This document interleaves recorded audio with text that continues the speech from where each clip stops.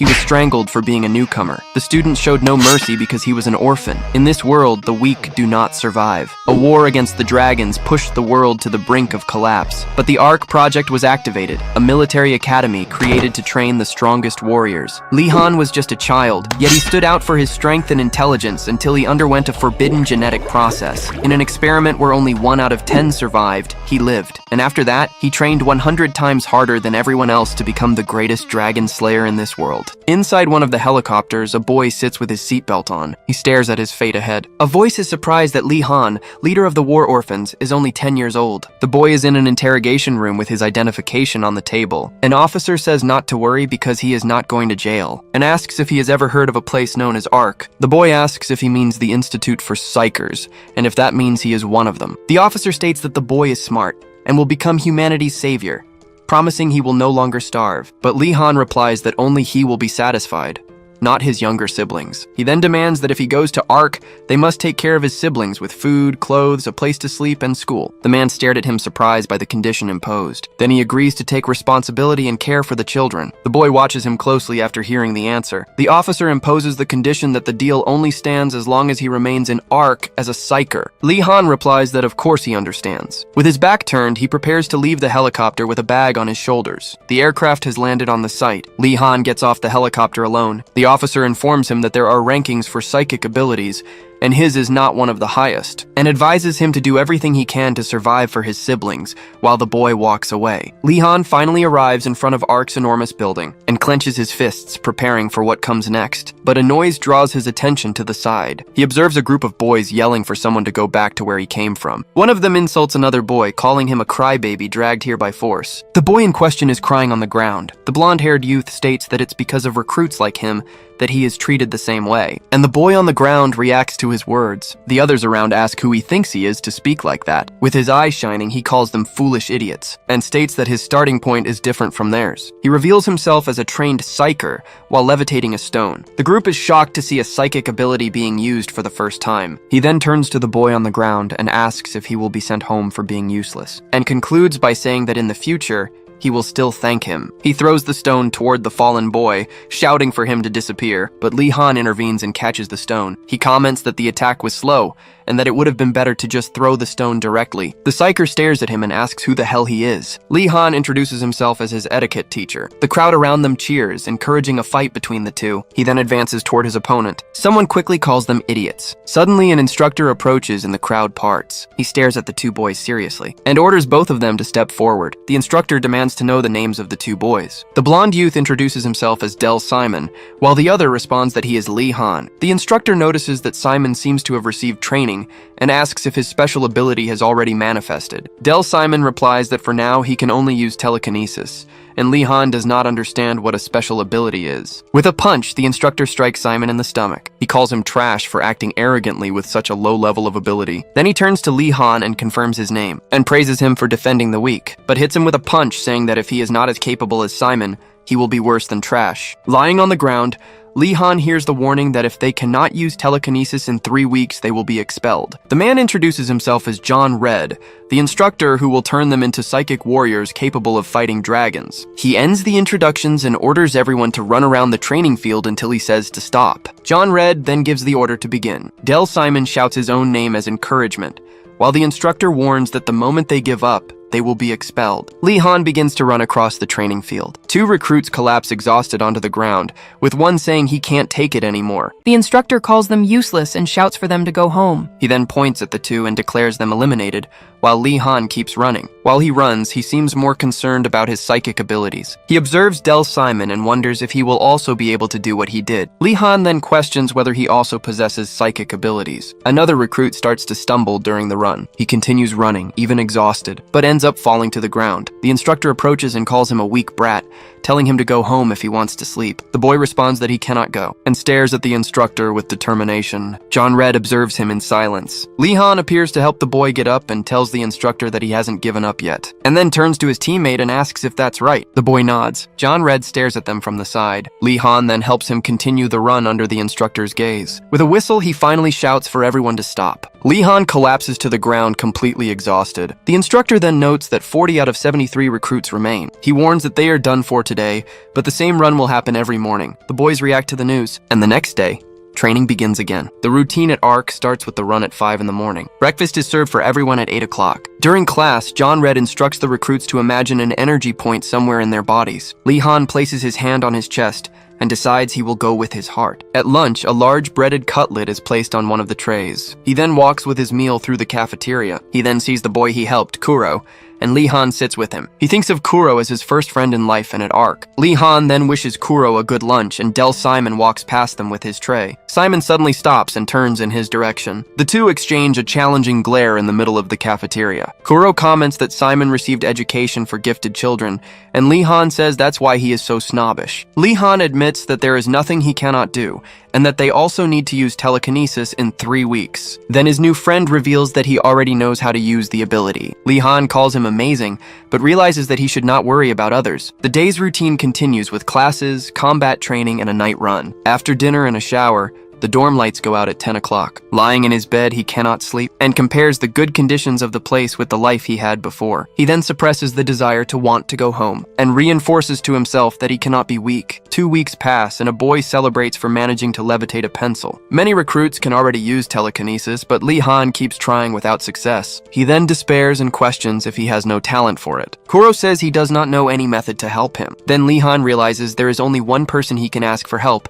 and goes to Del Simon. Simon sees him approaching and asks what the problem is. Lee Han stops in front of him. Simon deduces that he wants to know the secret to using the ability. He then mocks him, saying that he heard people in his country are educated, but that Lee Han is being arrogant. Lee Han kneels in front of him and asks him to teach him. Simon observes him for a moment before making a decision. He agrees to teach, but warns him not to complain about his methods and asks for a pencil. Then Simon strikes him in the chest with the pencil. Lee Han stares at him, not understanding what the hell just happened. John Red is at the window of his office. He comments that he can't believe it's already designation day, and reflects on how time flies while someone opens the door. A man enters the room and calls for Sergeant Red. John Red greets him, calling him Octo. The newcomer complains about the smell of cigarettes and asks what he is doing there. Octo sits down and asks about the new recruits. Red responds that they are all useless, but he corrects himself and says that maybe 1 or 2 are worth it. He then mentions that Del Simon isn't that bad and is already beyond a first-year level. Octo recognizes him as the last gifted child from the British Training Center and says he is looking forward to seeing him. Then the instructor begins talking about the other boy. He states that the other boy is loyal and has the best spirit out of all the recruits. He would be the perfect soldier. But ARC seeks superhumans, and if Han Lee cannot use psychic abilities, he will not be able to stay. Octo asks curiously what the boy's name is. He then questions the sergeant about what the boys call him, and Red assumes it must be something like son of a bitch. John Red prepares outside for the announcement. Already in front of the recruits, he announces that they will all join the ranks as first-year students, but only those prepared to become psychers will be admitted. He explains that the most basic psychic ability is external manifestation. The manifestation will be visible through the shine in the eyes, and everyone must be able to do that to remain. Those who succeed must go to the technician's side, and those who do not will be taken home by the agents waiting for them. Lee Han faces the challenge with determination. He then spots Major Kang among the agents. The recruits begin to move to form the lines. Lee Han remains still while the others pass him. Kuro looks back worried about his friend. With his hand on his chest, he focuses for the test. The memory of Simon hitting him in the chest with a pencil comes to his mind. With his hand over the wound, he questions if that was really the method, and asks if the boy wasn't trying to kill him. Simon explains that he didn't stab him that deep, and that the pain would help him focus. He then reveals that the wound is now his psychic path, and instructs him to gather his energy through that point, as it is not something achieved through concentration alone. Lee Han realizes that the boy already knew his energy core was his heart. Since that day, the psychic energy he faintly felt began to become clearer and clearer, but he still does not know how to release it. Instructor John Red calls his name, and warns him that he is the last one, telling him to hurry. While Kuro watches, Lee Han focuses, determined not to go back home. The instructor stares at him with his eye shining. All the other recruits step back at the same time. Then he releases an immense wave of power. The instructor states that a soldier obeys his commander's orders no matter what, and prepares to attack him because there are no exceptions. Lee Han panics, trying to think of a way to react. His eyes then fix on the pen in the instructor's pocket. He dodges the strike and slides across the ground. Already standing, he reveals the pen he grabbed and says he doesn't know any other way. John Red questions him in surprise about when he took it. The boy stares at the instructor as he concludes that his psychic path is too narrow. Then he decides that he just needs to make it bigger and stabs himself in the chest with the pen. Del, Simon, and Kuro watch the scene completely shocked. The instructor grabs him by the collar and asks if he truly wishes to die. The pen and the pencil fall to the ground beside a pool of blood. With shining eyes, Lee Han stares at John Red. The instructor releases Lee Han and throws him to the ground, stating that he has never seen a boy with so little talent. Sitting on the ground and wounded, Lee Han hears the instructor congratulating him. Lee Han finally feels that he has reached the starting line. He turns to Kuro and reassures him, saying it was just a scratch. Then Octo approaches and extends his hand to deliver a symbol of his acceptance. Lee Han looks at the device on his wrist as Octo explains that it is a high-tech communication bracelet. The device confirms Lee Han's registration as a new recruit. Impressed by the technology, the boy listens as Octo begins listing the other functions. But John Red interrupts, calling everyone's attention to gather in their designated classes. He informs them that at ARC, everyone is divided into 4 classes from A to D based on their abilities. The designation will depend on their performance over the last 3 weeks, with a chance to rise in class in the future. John Red congratulates the 25 remaining recruits and assumes they all consider him a bastard. Octo reacts discreetly to his statement. Then John Red corrects himself, stating that he is the worst of them all. He announces that Class A will have only 1 person, revealing Del Simon. Next, he points out that Class B consists of 4 boys, including Kuro. John Red then orders the 5 to come with him as he checks a device. John Red finishes the call, assigning 5 to Class C and the remaining 15 to Class D. He then orders the 20 remaining recruits to follow Instructor Wei Chen. Before them appears Instructor Wei Chen, a man with an imposing presence. The man's appearance makes the boys step back, considering him scarier than Sergeant Red. But Wei Chen introduces himself in a friendly manner as the weapons instructor, promising they will stay together until the end. His unexpected attitude leaves all the boys surprised. Meanwhile, Del, Simon, and Kuro begin to walk away with their group. But Del Simon stops for a moment and looks back. He passes quickly by Lee Han, who belongs to the other group. Lee Han watches the other boy walk away. Kuro cannot hold back his tears for having to separate. Lee Han reassures him, asking him not to worry. He turns, promising that he will catch up soon, and Kuro agrees. Wei Chen then calls his group to go to the gym. The group approaches a large gymnasium. Inside the gym, the instructor lifts a huge training spear. With a display of strength, Wei Chen spins the spear at high speed. He then stops the heavy object inches away from Lee Han, who raises his hand by reflex. Wei Chen continues spinning the weapon around him with agility. The fast movement brushes past Lee Han's face. After the demonstration, the instructor explains that the use of swords or spears is tied to the psychic equipment they will use. He reveals that dragon skin and bones are the only materials capable of storing and transmitting psychic energy. Thus, weapons made from dragon parts become lethal against the creatures themselves. Lee Han then asks how they fought dragons before these weapons existed. Wei Chen explains that at first it was all hand-to-hand combat, and hundreds of psychics died to kill a single dragon. Although some could attack from a distance, to kill a dragon, it was necessary to strike up close. One had to pierce the weapon into a vital point to release the psychic energy. Psychics with that ability are called strikers. Lee Han and his classmates are amazed by the revelation. Seeing their reaction, Wei Chen says that today they will find the weapon that suits each of them best. Lee Han then takes a training staff and prepares himself. Wei Chen asks Lee Han if he likes the spear, and the boy confirms that he does. Lee Han explains that he liked the breeze and the sound the weapon made during the demonstration. The instructor reflects that the boy's decisive action against Sergeant Red was not a common feat, suggesting he had a hard life. Setting pity aside, Wei Chen acknowledges that the boy has talent. He tells Lee Han that he is looking forward to working with him, and the boy agrees. The instructor then promises that he will do his best to help him. Lee Han grips the training staff more firmly. He and another boy named Jose train together in the gym. The 2 boys are panting from the intense exercise. Lee Han comments that Jose looks tired and says he can quit if he wants to, but Jose accuses him of being the one trying to stall for a break. He advances and asks if he is wrong. Lee Han blocks the attack with his staff, and the 2 face each other. Jose's staff breaks from the impact of the strike. Lee Han takes the opportunity and knocks the opponent to the ground. 2 weeks later, Lee Han finally manages to corner his opponent during training. With the victory, he defeats the class leader, Jose, who surrenders. Jose congratulates him, saying that he has learned a lot and that since he will rise to Class C, the leader position will be vacant. Then Jose pauses before continuing his speech. He suggests that Lee Han should be the next leader, but the boy responds that the decision is not his to make. But Jose assures him that everyone agrees with the decision, as they have already discussed it. Lee Han thanks Jose and all his classmates for their support. Later, he wonders if being class leader will help him rise to Class C, but John Red suddenly appears in front of him. The sergeant simply denies that possibility. In the academy, a recruit comments that Sergeant Red has a strong temper and has already assaulted him several times. He walks away, thinking the situation is terrible, while another recruit asks who the opponent will be. The news that the opponent is a rookie spreads among the other students. On the other side of the courtyard, Lee Han wields a spear while John Red prepares for the confrontation. He uses the power in his hand to light a cigar. From the windows, some students cheer for the rookie, telling him to hit the sergeant hard. John Red hears the comments and calls the students little bastards. Lee Han maintains a combat stance, gripping the spear firmly. Then the sergeant questions Class D if they really trust someone who doesn't even know how to use telekinesis to be their leader. All the boys in the class remain silent behind Lee Han. John Red calls them fools, but acknowledges that there must be a reason for their confidence before calling for Lee Han. The boy reacts to the sudden call. With a stomp,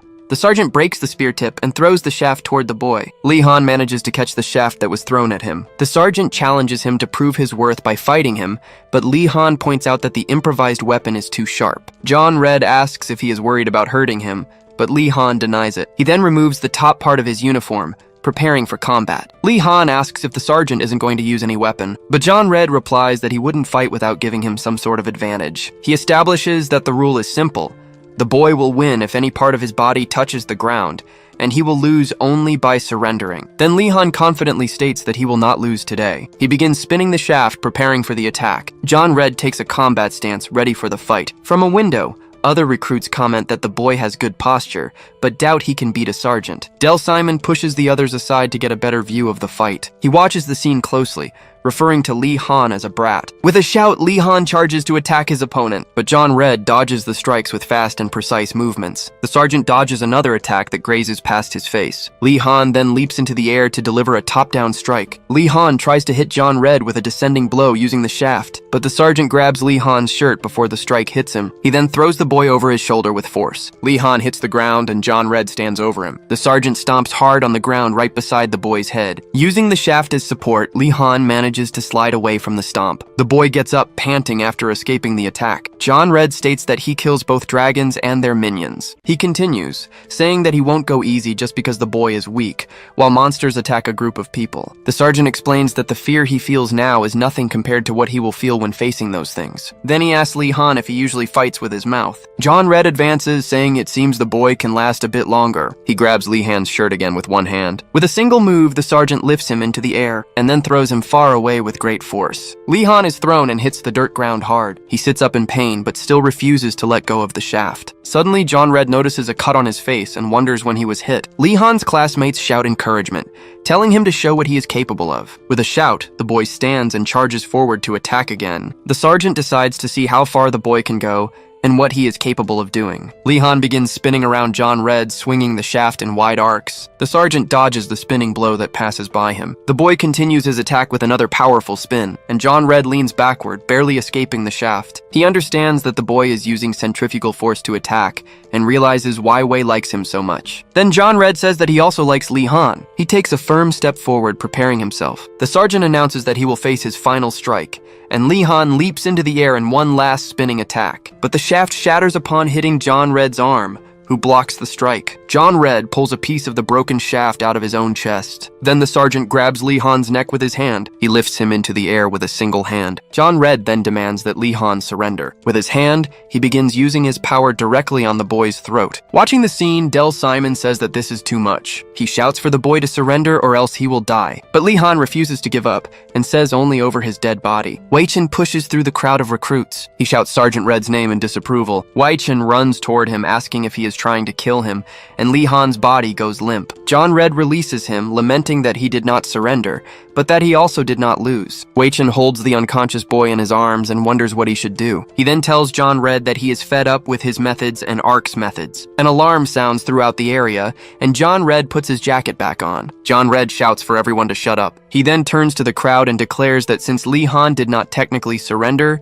they can just say that he won. As he walks away, He warns Wei Chen that nothing is achieved by pampering the boy. Del Simon watches the scene and states that the boy has overcome his hardships on his own and proved his worth. But John Red instructs him to send Li Han to Class B as soon as he is treated. Outside, the ARC facility shines under the morning sun. In one of the building's hallways, a door opens. A medical officer reacts with surprise upon hearing about the transfer to Class B. She walks beside John Red and questions whether the superiors will approve promoting a Class D recruit directly to B. He explains that the boy has potential for Class A, but his latent psychic abilities keep him stuck in the command's evaluation. But John Red states that they are completely mistaken. He begins explaining that what is necessary to hunt dragons is not psychic abilities. The most important thing is the ability to pierce the beast's hearts under unimaginable fear and pressure. John Red believes that, in that perspective, Li Han has the potential to become the best striker ARC has ever seen, and cannot be wasted. The officer comments that she has never seen him praise someone so much, and he adds that perhaps that boy could save the world. He then corrects her,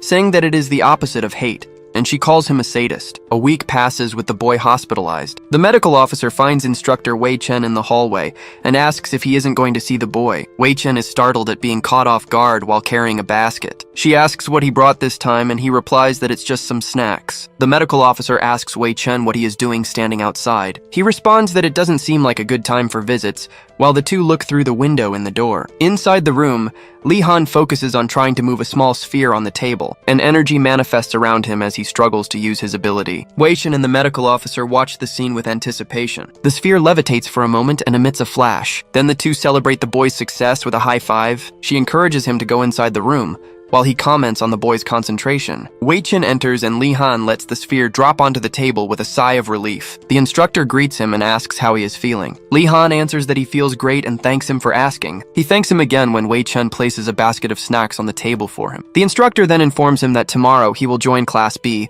and praises him for practicing his telekinesis. The boy explains that he felt he needed to learn some telekinesis before leaving, since his psychic scores are still low. While peeling an apple, Wei Chen agrees that it was a wise move, because a psyker needs telekinesis no matter how good he is with weapons. He explains that since most psychic battles happen in the air, one must be able to retrieve the weapon if they lose it. Then the instructor suddenly gets an idea. He asks a staff member for permission to take the boy for a moment despite the late hour. At night, they arrive at the facility's gym. Li Han follows the instructor inside and asks why they are at the gym. Wei Chen explains that judging by the speed of his psychic growth, the chances of his specialty manifesting are low. He says it's better for the boy not to dream about ignition or other special abilities, and also advises him not to expect teleportation like the others. The instructor then asks how he intends to fight. The answer is simple, and he must train his telekinesis until it reaches its maximum potential. Thus, telekinesis itself will become his specialty. Li Han is surprised to hear the term advanced psychokinesis. Wei Chen walks across floating bars,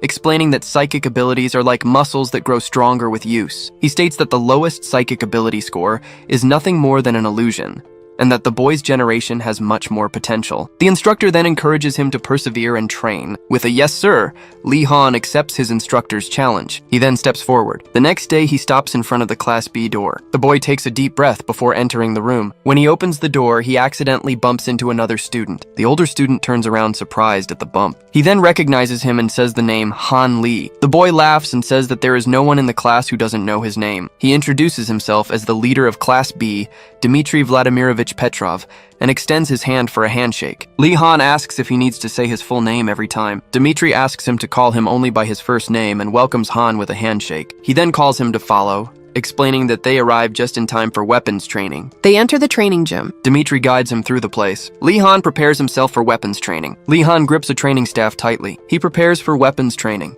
his favorite activity. He charges forward with the staff in hand, passing by Dmitry. Dmitry watches him as Li Han gets ready to attack. With the staff, he quickly defeats several of his classmates. Standing over the fallen boys, a voice asks if that is fun for him. Li Han turns and sees Kuro curled up on the floor. He asks if it is fun attacking Kuro's weakness, whose specialty is his psychic ability, and adds that they should be glad there is no psychic combat training. Dmitry watches the scene from afar. He then clenches his fist with a smile on his face. Fallen on the ground, Kuro stares at the wooden sword in front of him. Someone approaches and stops in front of him. Dimitri stares at him and asks why he isn't fighting back, but Del Simon touches his shoulder and says that now it's his turn. Another boy joins them, stating that he will be third in line. Far away, Lee Han abruptly stops in the middle of his path. The gym door is smashed open and the boys turn to see what is happening. Lee Han charges forward and strikes one of the attackers with the wooden sword. Then he rips the weapon from the other boy's hand. The two attackers are thrown far away. Kuro remains on the ground, looking up with tears in his eyes. In front of him, Lee Han holds the wooden sword ready for combat. Kuro calls his name in a low voice. Lee Han turns to Dimitri and asks if that is what he calls open training. Kuro continues calling him, reaching his hand toward him. Dimitri places a hand on his head and explains that this is the arc way because enemies won't go easy. He points at Lee Han and says that the strange one there is him for helping Kuro like that, then concludes that this attitude is only cornering him even more. Lee Han clenches his fist beside Kuro, but Dimitri admits that 3 against 1 was also a bit pathetic. The 3 attacking boys are sitting on the ground, just watching the scene. With a smile, he invites Lee Han to show them what real training looks like. Lee Han stares at him and asks if he's being challenged. Dimitri advances, striking downward with the wooden sword, but the attack is blocked by Lee Han's weapon. Dimitri attacks again, this time with a horizontal strike. Lee Han dodges the second attack by stepping backward. He lets the opponent spin from his own momentum and lose balance. Dimitri stumbles forward. Lee Han prepares for the counterattack. Lee Han spins and strikes Dimitri with a low blow. Dimitri plants his foot on the ground to push his body upward. Then Lee Han attacks, and Dimitri narrowly dodges and headbutts Lee Han, throwing him to the ground. Lee Han kneels and complains about a headbutt during weapons training. Dimitri stands up and reveals that he has trained Sambo since he learned to walk, stating that the other has no chance if he grabs him. Leaning on the wooden weapon,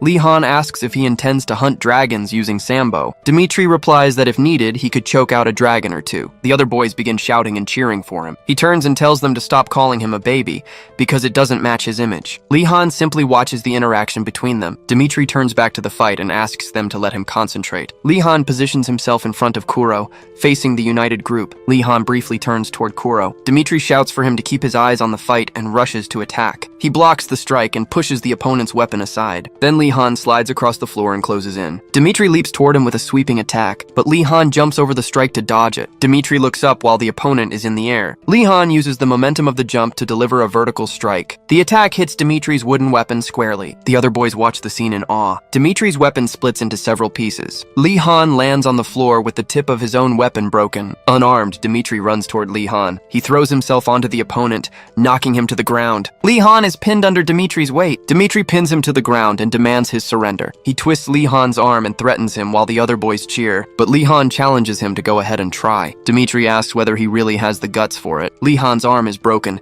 and the spectators react in shock. Lee Han falls to the ground, silently contorting in pain. Dimitri stands up, observing the result of his action. He stands over the fallen boy and says that he warned him to surrender. Kuro watches the scene with tears in his eyes. Dimitri turns and acknowledges the opponent's endurance for not screaming. Then he orders one of the boys to take Kuro to the infirmary, but Lee Han stands up and says that all his opponents so far must have been just a bunch of crybabies. He shouts for Dimitri to get up and finish the fight. Lee Han stands with the broken piece of weapon in his hand, while Dimitri is lying on the ground. Dimitri is unconscious and lying against the floor. Dimitri wakes up in the infirmary. He jumps to his feet and asks where he is. Beside him, Lee Han is watching a video message on his watch. On the screen, Major Kang says he is impressed with him and that the other children are fine thanks to him. The Major promises to send a video of them next time, and Lee Han smiles. The message ends with a photo of Major Kang with the children and a "see you soon." With tears in his eyes, Lee Han comments that they look well and even gained weight. He turns to Dimitri and asks him to swipe to the next picture. Dimitri agrees, still a bit confused. Then he questions why he should help him,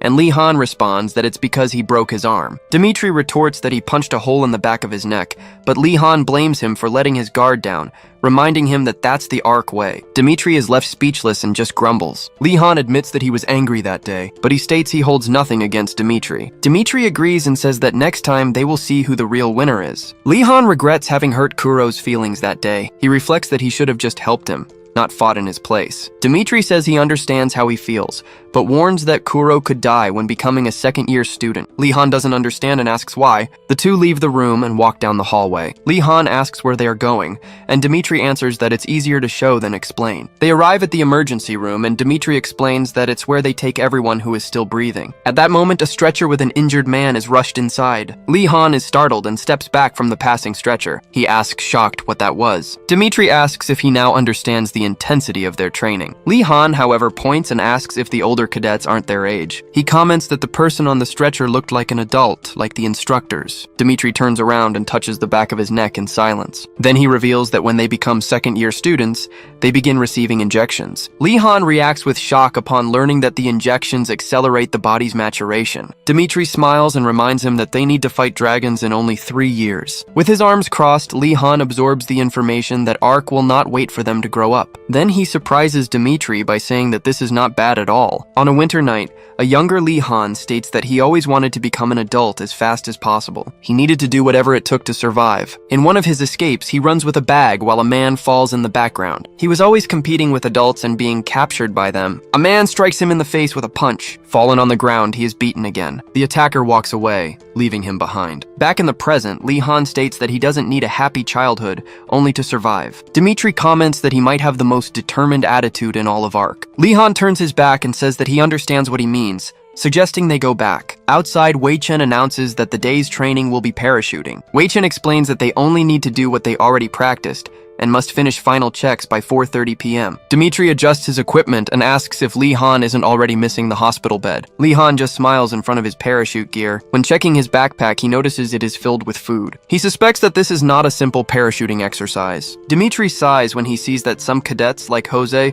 are already eating what they found. Suddenly, something catches his attention. He taps Lee-han's shoulder and points into the distance. The person he points at is Del Simon. Dimitri approaches Lee-han and asks if that isn't the gifted boy from England, saying he would love to fight him. Del Simon notices the stare and turns in their direction. He questions what is wrong with that boy. Sitting next to Lee-han, Kuro keeps his head down. Lee-han observes the situation with a serious expression. Wei-chen shouts for everyone to hurry and board the helicopters. The cadets run in line with their helmets and parachute backpacks. Everyone boards a large military helicopter. Once on board, Wei-chen watches the boys seated, ready for takeoff. The fleet of helicopters flies over the area, and Wei-chen announces that they are departing as well. On the ground, John Red and 2 other instructors watch the aircraft moving away. John Red comments that, finally, the cleanup of those bastards has come to an end. Kuro narrates that he does not remember when it all began, but he saw certain images before Lee-han appeared, and every time he saw them, the boy really came to the rescue. Lee-han always arrived running to save him, but now, no matter how long he waits, Kuro can no longer see him. He assumes that this time his friend will not come. 1 hour earlier, the helicopters were flying over the ocean. On board, the cadets look out the window and Lee-han wonders where they are going. A message on the watches informs them that they are flying over a deserted island. The order is for them to descend immediately and begin survival training. From a submarine, John Red explains that there is food for 2 days in the backpacks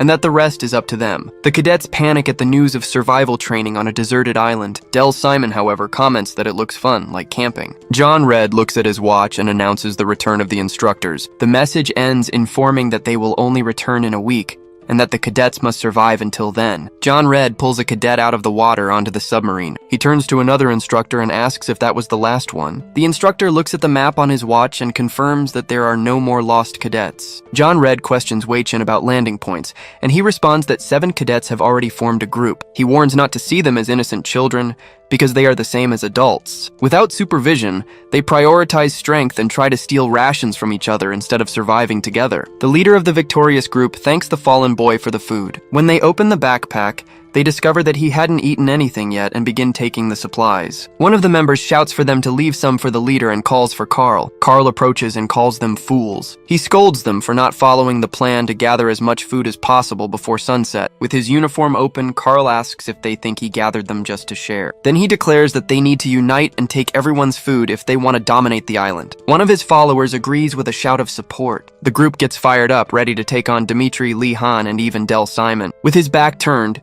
Carl stops when he hears a cry for help coming from somewhere. He quickly turns toward the sound. Then he looks up at the trees and asks his group if they heard that. With a smile, he points upward and announces that that is their next target. Far away, Lee-han comes out of the water and walks along the beach. He steps on the sand and laments having wasted too much time. As he walks, he complains about having landed in the ocean. He looks around and concludes that the place is too conspicuous. Then he follows the shoreline in search of a place to camp. Lee-han enters the forest, pushing through the bushes. He runs through the woods, aware that the rations will not be enough for the others. Stopping for a moment, he reflects that if cornered, the others may resort to stealing. In another part of the forest, Del Simon walks alone. He stops and turns to Dimitri, asking why he is being followed. Dimitri stares at him and challenges him to a fight. Del Simon turns away and says he does not want to waste his energy on him. Dimitri reaches out and asks him to wait, saying he did not mean it in a bad way. He explains that he just wanted to fight him once, nothing more. Then Dimitri suggests that they could get to know each other first, since they have plenty of time. Del Simon keeps walking while Dimitri follows him. The sun begins to set on the island. Someone walks through the tall grass, stating that it must be around there. Carl stops and looks up with a smile. The group finds Kuro hanging from a tree,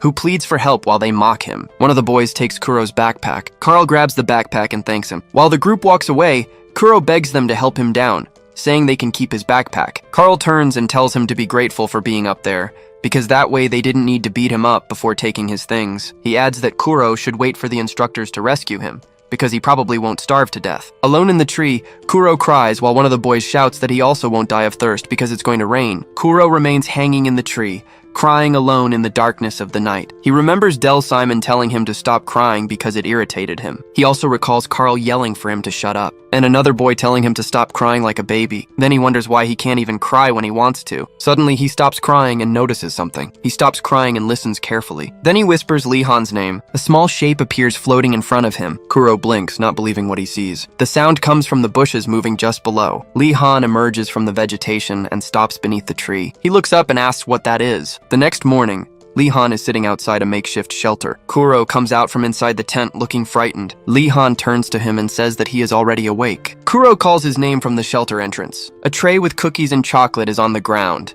and Lee-han announces that breakfast is served. Already inside the tent, he explains that he did not find Kuro's backpack, so they will have to share his. Kuro holds the tray but hesitates to eat, not wanting to be a burden to his friend. With tears in his eyes, he thanks him and starts eating hurriedly. Kuro continues eating while Lee-han watches silently. Lee-han suggests they look for water after eating, while small drones fly over the camp. Surveillance drones follow the cadet groups through the forest. In a dark room, John Red watches everything on multiple screens. Octo appears in the doorway and scolds him for smoking inside, but is told to shut up. He enters and asks what John is doing in the dark and if any cadet has caught his attention. John points at one of the screens and tells Octo to come look at a completely ridiculous kid. Knut Meyer from Norway finds it absurd to spend a week on the island, but concludes he only needs to survive. He then builds a raft to try to return to Ark. Lee-han drinks some water from his bottle. He offers the bottle to Kuro and says the water is drinkable, suggesting they fill it before leaving. As they walk back to the camp, Lee-han comments on the intense heat of the day. He tells Kuro they will need more food to survive the rest of the week. Lee-han wonders what they can eat on the island, but Kuro suddenly stops behind him. Kuro grabs him by the shoulder and shouts for him to stop. He is pulled back at the exact moment his foot almost steps on a branch. The two look down into a trap, and Lee-han comments that they would have been stuck there for days. Lee-han kneels and asks Kuro how he knew the trap was there. Then he asks him if he managed to see the trap. Kuro confirms that he did, with a nervous expression. He tries to describe what he saw, and Lee-han realizes he literally predicted what would happen. Lee-han concludes that Kuro possesses short-term premonition, a rare and notable trait. Lee-han and Kuro walk together along the forest trail. He turns to Kuro, seeing an opportunity in this survival training. The silhouettes of two boys approach the makeshift shelter. Carl lifts the shelter tarp and looks inside. He finds only empty ration packages. One of the boys suggests destroying the shelter, but Carl states they must have gone to get water. With a smile, he decides they will come back later to get them while they sleep. Kuro returns exhausted to the camp, announcing that they finally arrived. Lee-han agrees and invites him to go inside and rest a little, but as he approaches, he suddenly stops and tells Kuro to wait. He kneels when he finds a small stone on the ground and states that someone was there. The stone he had placed at the shelter entrance is now outside. Then he points to the various footprints around the area. Lee-han decides to break down the shelter and move, because the group will probably return to rob them. The two boys set out to find a new place to camp as the sun sets. Lee-han says they need to find a suitable place before it gets dark. He asks if Kuro can see anything, but the boy says he can barely keep his eyes open. Kuro suddenly stops in the middle of the path, and Lee-han calls his name. Kuro's heart races as he has a vision. He sees a large creature resembling a panther. Then he sees Lee Han in a combat stance with his spear. The creature charges toward him. Kuro then throws himself toward Lee Han. He pushes his friend out of the way. A black panther leaps past them, striking Kuro in the process. Lee Han falls to the ground from the force of the shove. The animal stops in front of him, while Kuro lies farther behind. Lee Han notices that his spear is far out of reach. The panther opens its mouth, ready to attack. Lee Han closes his eyes, preparing for the impact. A projectile suddenly cuts through the darkness. The attack hits the panther directly, throwing it to the side. The animal then retreats and leaps into the forest. Jose appears and asks Lee Han if he is all right. Lee Han stares at him and whispers his name. Jose finds Han Lee and Kuro in the middle of the vegetation. He then places his hand over his bandaged leg. Lee Han points at his injury, but Jose just looks. He explains that some guys set up a trap and that he can barely stand. Then Jose falls to the ground, saying he is happy to have found them. Lee Han comments that they also saw a trap earlier, and Kuro believes it may be the work of the same people. Jose assumes there must be a group looting, but states he has nothing for them to take. Then he says that as soon as he got hurt, he ate everything he had before someone could take it. Lee Han watches him silently. He then suggests they first find a place to rest. Far away, Carl is sitting alone in front of a campfire during the night. He looks up at the stars. In a memory, he turns to the side and questions him. A man reveals to Carl that the airport detectors reacted when he arrived, suggesting he has psychic abilities. He then offers Carl the chance to enlist in ARC, but the boy questions him about the movie he is filming. The man grabs Carl and states that if he becomes a psyker, he will have fame and fortune far greater than as an actor. He then says that when the war ends, the psykers will become the military power of the nation and Carl will dominate everyone. Carl turns and walks toward a building. He then says, "Damn." In another part of the forest, Dimitri does push-ups while Del Simon watches from afar. Del Simon then asks if he isn't tired, but the boy is just sitting under the shade of a tree, eating. He comments that they also don't have much food left. Dimitri stands up, cracks his shoulder, and asks how he will survive the next 5 days. He then slaps his own arm, stating that it is pure muscle. Dimitri explains that if he wants to be a good attacker, he needs to keep training.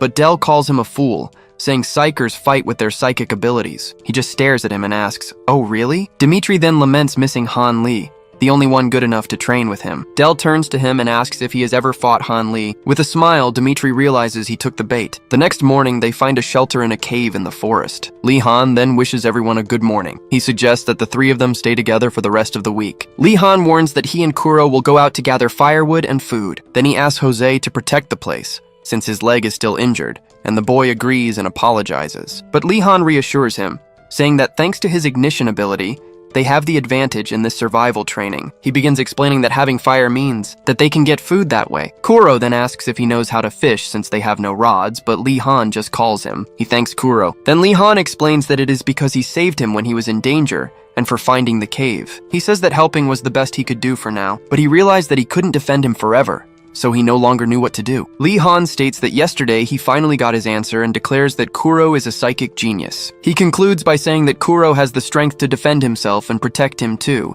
and that from now on they can count on each other to survive. Lee Han reminds him that after all, they are friends. Kuro then remembers when he was just a lonely child in an orphanage in Japan. Without a name, he was called Kuro because of his skin. He was constantly insulted by the others, but now he had a friend who believed in him. Lee Han says that his ability is much more powerful than he thought, and asks what they will do now. The two then look at the fish in the water. Kuro uses his ability to see one of the fish. He is able to know where the fish will move. Lee Han explains that if he uses his premonition with telekinesis, they will be able to fish without any tools. At Lee Han's request, Kuro then activates his ability. He lifts a fish out of the water, and Lee Han celebrates his friend's achievement. They manage to catch enough fish for a meal. On the third day of training, the two return with full baskets, and Lee Han praises Kuro for having caught 8 fish. Kuro says that Jose will love it, and Lee Han adds that he is getting very good at cleaning the fish. As they approach the cave, the two hear a noise coming from inside. Lee Han reacts to the sound. He then shouts for Kuro to wait and runs down a slope.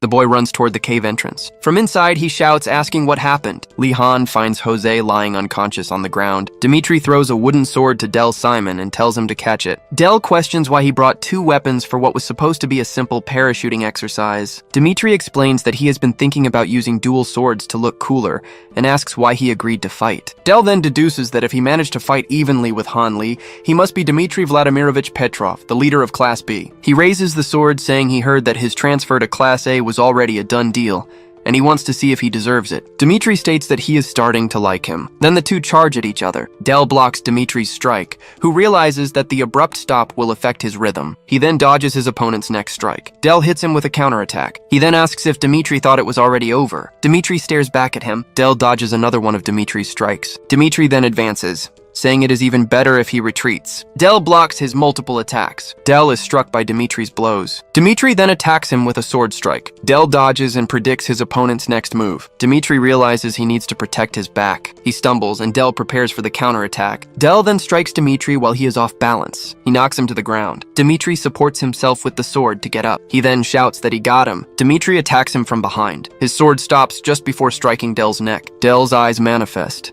Dimitri is immobilized with a blade at his back. Del says he won the weapon fight, but that they are psychers. He then wonders if that means Han Li is stronger than Dimitri. Li Han holds Jose in his arms and shouts for him to wake up. He then stops for a moment, panting. Jose wakes up and tells Han that he is not dead, asking him to stop shouting. Now around the campfire, Li Han asks who did that to him. Jose reveals that it was Karl Heinz and his group of 7 people. He says they took all the food and will probably come back, so he suggests they move. But Li Han refuses. He tells Jose that he is not calm enough to let some guys who hurt his friend get away so easily. Jose just watches him. Li Han then decides that they must first find a new place to camp and let the other group keep the area for now. He declares that when the sun sets, they will attack them. Later, Li Han and Kuro hide in the vegetation. They watch Karl's group from afar in their old cave, and Li Han says he knew they would take it for themselves. He then tells Kuro that when he is ready, they will begin. Li Han states that it would be impossible to do this alone, but that together they can defeat those guys easily. Kuro focuses, remembering that Han is his only friend who ever believed in him. He then activates his ability, determined not to disappoint him. Then he launches several stones in the direction of the enemies. One of the stones hits one of the men in the chest.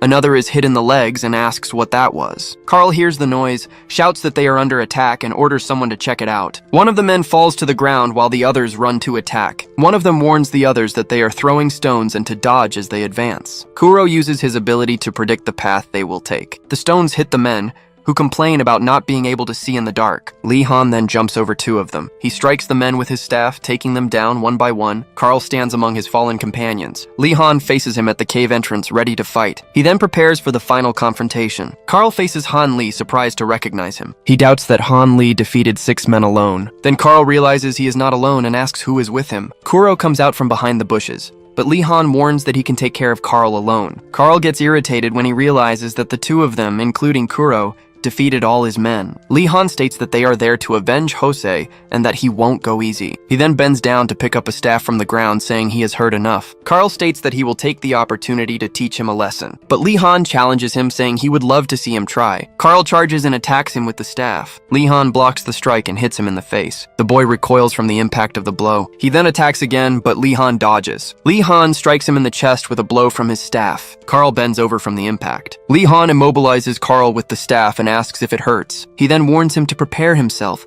because he is just getting started. Karl shouts for him to stop bragging and attacks. Li Han defends against his opponent's strikes. He then breaks Karl's staff and throws him to the ground. Karl cannot believe that Han Li is that strong. Li Han approaches, saying that Jose was already injured and that he did not need to hurt him so much. He stops in front of Karl, who tells him not to underestimate him. The boy then shouts for him not to dare underestimate him. He remembers when he was an acting prodigy in Germany and how his father used his popularity for his own career. His father encouraged him to become a psycher so they could dominate the country and crush anyone in their way. Back in the present, Karl stands up, saying that he has come too far to be defeated by someone like him, and throws dirt into his face. Karl then charges at Li Han. He hits him with a punch to the face. Kuro runs toward them and shouts Han's name. He rushes forward as Karl continues to punch Li Han. Karl turns to him and tells him not to approach. He then goes back to attacking Li Han. Kuro watches the scene. Karl stands over Li Han, who is lying on the ground. He then picks up Li Han's staff. Karl says he will make sure he never tries something like that again. A stone hits the staff he was holding. He faces Kuro. Kuro activates his ability and shouts for him to leave Han alone. Karl asks if he also wants to face him. He then grabs Kuro, saying that he never liked him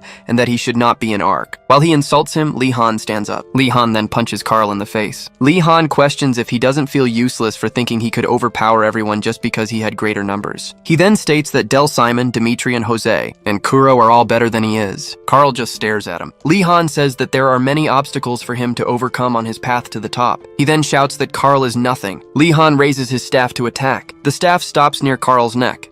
as Lee Han says that everyone has a reason to reach the top. He advises him to find another path if he wants to climb, and warns him not to hurt his friends again. Fallen, Carl remembers his father and how he never wanted to be a psyker. He then lies on the forest floor. Later, it was discovered that Karl Heinz left Ark voluntarily. The 3 remaining days on the island pass. The rescue helicopters finally arrive. Reunited, Jose and Kuro comment that they never want to go through that again. A group of cadets gathers around Han Li, Kuro, and Jose to thank them. Then one of the boys asks Kuro how he caught all those fish, while another asks Jose about hiding his ignition ability. But Jose points at Lee Han, saying that he is the one they should truly thank. A holographic message announces the end of survival training, congratulating everyone for the good work. Sitting next to Del Simon, Dimitri comments that he never thought he would be happy to hear Sergeant Red's voice. The message then instructs them to board the helicopters in the order their names are called. The rescue helicopters fly over the island. Inside one of the aircraft, Sergeant Red faces them. He reveals that the instructors watched them throughout the training and agreed unanimously about the 4. The sergeant explains that the training was not only about survival,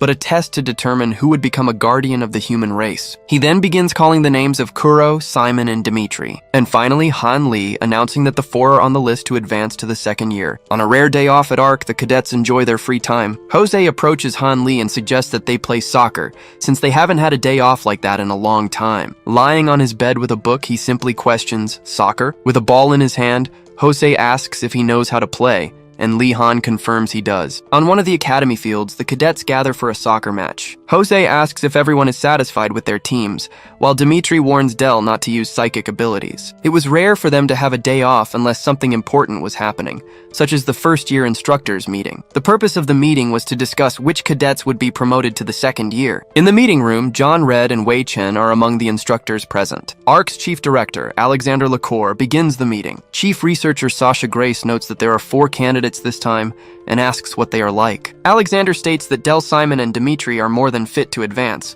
but suggests they first discuss the other 2, starting with Han Li. Since he entered Ark, he has been ranked among the lowest in psychic ability. One of the instructors questions how he is on the list, saying that if it weren't for Red's special treatment, he would be stuck in Class D. Alexander then asks them to explain why a boy like that should be promoted. As witnessed in the training fight with Sergeant Red, Wei Chen explains that Han Li is not only remarkable in weapons training, but also has patience and a strong mentality, possessing everything a soldier needs. Alexander comments that he has never heard Wei speak so well of someone. John Red adds that regardless of his psychic potential, his telekinesis is quite sophisticated and that he used it to reinforce his spine. He continues, saying that the most impressive thing is that he acquired that ability on his own. No one taught him how to do that. After a moment of silence, Alexander decides to proceed. On the field, Jose praises Han Li for having some skill even without ever being trained, but he simply says he doesn't know. Nearby, Dimitri asks Del if the British aren't supposed to be good at soccer, but he questions what that has to do with him. Back in the meeting room,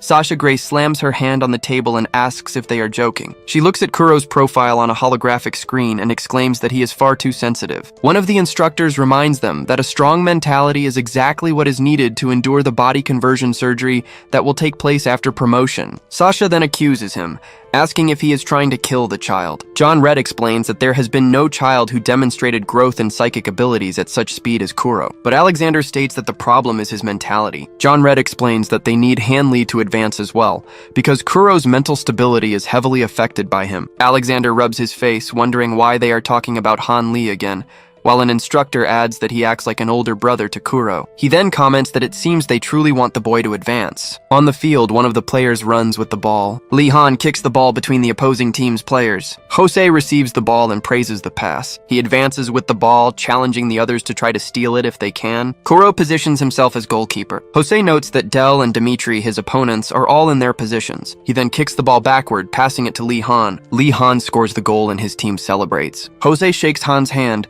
saying that the plan worked and that they make a great team. A shadow suddenly appears over the 2 boys. John Red approaches and says that the meeting is over, but since they are all there, he will tell them the results now. He announces that all 4 will advance, to the surprise of Dimitri, Del, and Kuro. Jose taps Han Li's shoulder. He then asks why he has that look on his face, and congratulates him for advancing to the 2nd year. Jose asks him to go ahead and save a spot for him, but Lee Han extends his hand and says that they will meet again. John Red interrupts them and orders them to return to their dormitories. He then orders those who will advance to pack their things. Lee Han turns and thanks the sergeant. He says he owes everything to him for having been elected class leader and for the outcome of the meeting. John Red warns him that now he will no longer be able to quit, and that they will meet again after second-year training. He then wishes that Han Li comes out of there alive. The boy simply salutes. John Red watches him from afar. At dusk, the four boys walk toward the dormitory. Dimitri asks if they should go already, while Del Simon stares at him. Kuro then confirms with Han Li if they should meet at the secondary infirmary. Li Han holds Kuro's shoulder and tells him not to worry because they will have each other. But Kuro confesses that he is very afraid,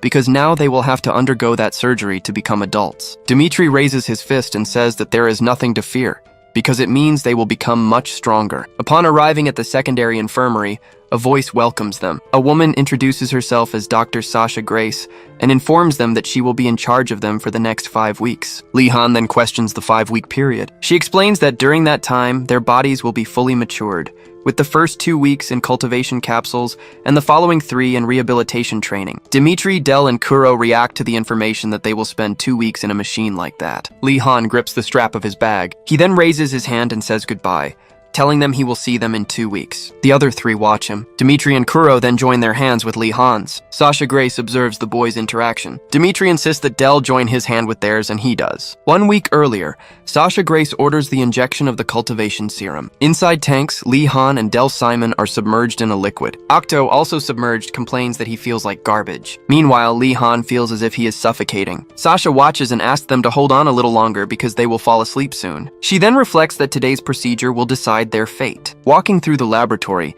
the scientist questions whether saving the human race with so much effort is worth it. Her assistant comments that Professor Grace seems exhausted. Then, she suggests that the researcher should take a break. Sasha Grace approaches a break room. There, John Red asks why she is always in the secondary infirmary since she said she didn't care about the children. He stares at her intently. John then explains that he would be in trouble if she accidentally killed all of them. Sasha closes her eyes for a moment. She sits down and informs that since there were no problems, they are applying the second round of cultivation serum. Sasha explains that the second round is a concentrated formula of the dragon's psychic core, also known as Dragon Heart. John Red reflects that this will force their hearts to resonate with the core, generating a natural affinity with psychic abilities. Then, an alert sounds from Sasha's wrist device and the two turn. She runs hurriedly down the hallway. As she advances, the researcher asks what is happening. Inside the tank, Li Han thrashes around. The assistant arrives and warns that he regained consciousness and is likely in great pain. Sasha reaches out and says they need to get him out of there. She then tries to pull the tank lever, but her hand is stopped before reaching the control. John Red grabs her by the wrist and she asks why he is stopping her. He states that she cannot stop now,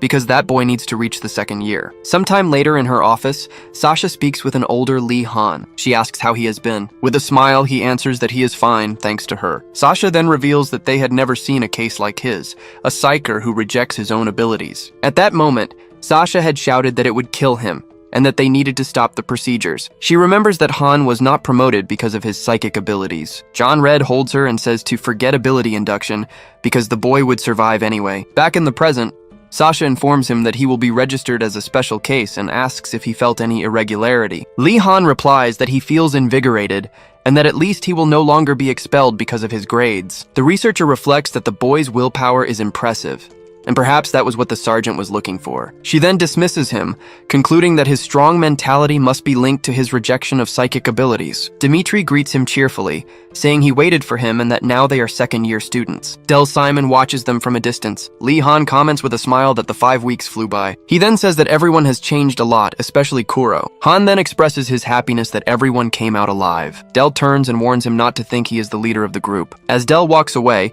Dimitri asks Han not to provoke him, explaining that he is just in his rebellious phase. The second-year facilities are similar to the first, but the cadets are divided into squads. Each squad has 4 to 10 members, with 12 squads existing in the second year. Li Han enters his room and reflects that he will need time to get used to an individual space. A boy introduces himself as Kato Suki, the leader of Squad 7, and confirms the identities of Han and Kuro. Gathered with the team, he informs them that although there is a lot of training, the focus will be on firearms, aerial combat, and simulations. Kato asks the reason for weapons training, and Han answers that it is to fight against minions. The leader explains that the identified minions are ogres, grunts, and werewolves, all with low intelligence. But those who act as commanders are the Elu, who possess high intellect and use psychic abilities. He then confirms that an Elu can use those abilities to defend against physical attacks. But unlike dragons, their psychic energy is limited and runs out. Kato highlights that aerial combat and battle simulations are important because they are a competition competition between squads. The simulations are reduced-scale trainings that take place in Ark's artificial forest. In the main event,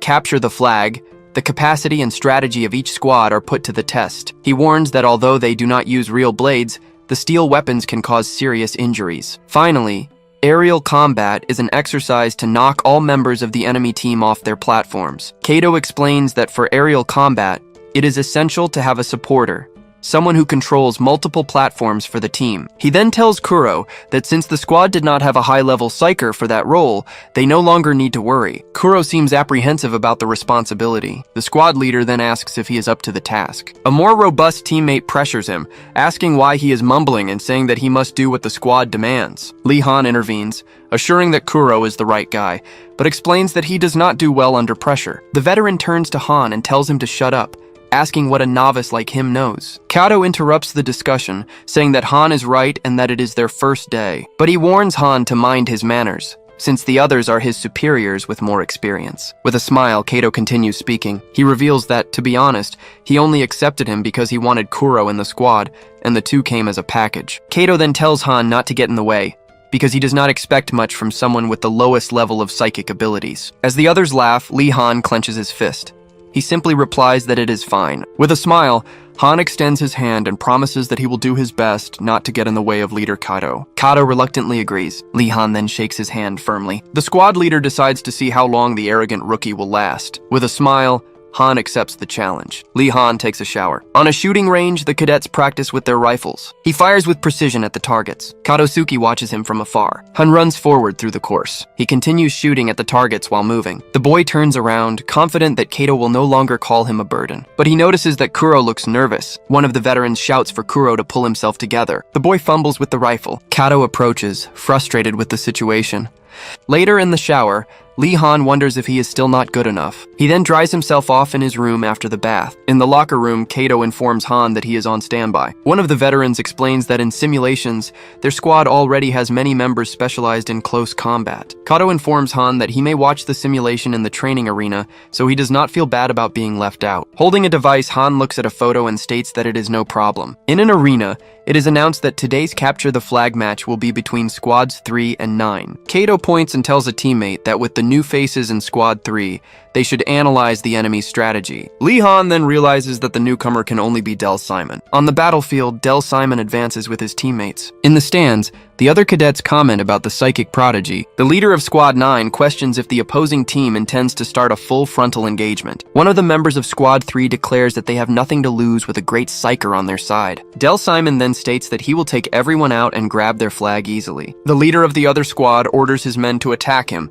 before he can use his abilities. But the members of Squad 9 notice that their weapons have disappeared. Del extends his hand toward them. The swords then float above their heads to everyone's astonishment. With a single gesture, he launches the weapons at the opponents, who are hit. The leader of Squad 3 shouts for his team to advance. While Del Simon watches, his teammates charge into the attack. In a direct confrontation, Squad 3 overwhelms their opponents. The leader then raises the flag and celebrates the crushing victory. Back in the arena, Kato explains to Kuro that a talented psyker is essential, and that their strategy will be similar. Kuro remains apprehensive about the idea. Lee Han approaches and tells Kato that he does not think it is a good idea. He points out that Squad 9 did not use tactics, relying only on individual combat skill. Han begins to speak but hesitates. Kato then pressures him to continue. The squad leader questions him if he was going to suggest that he would be a better leader. Lee Han finally understands the reason for his superior's disdain. A veteran calls Han and gives him a thumbs up. The two then walk out of the arena together. The teammate says that although he is a talented recruit,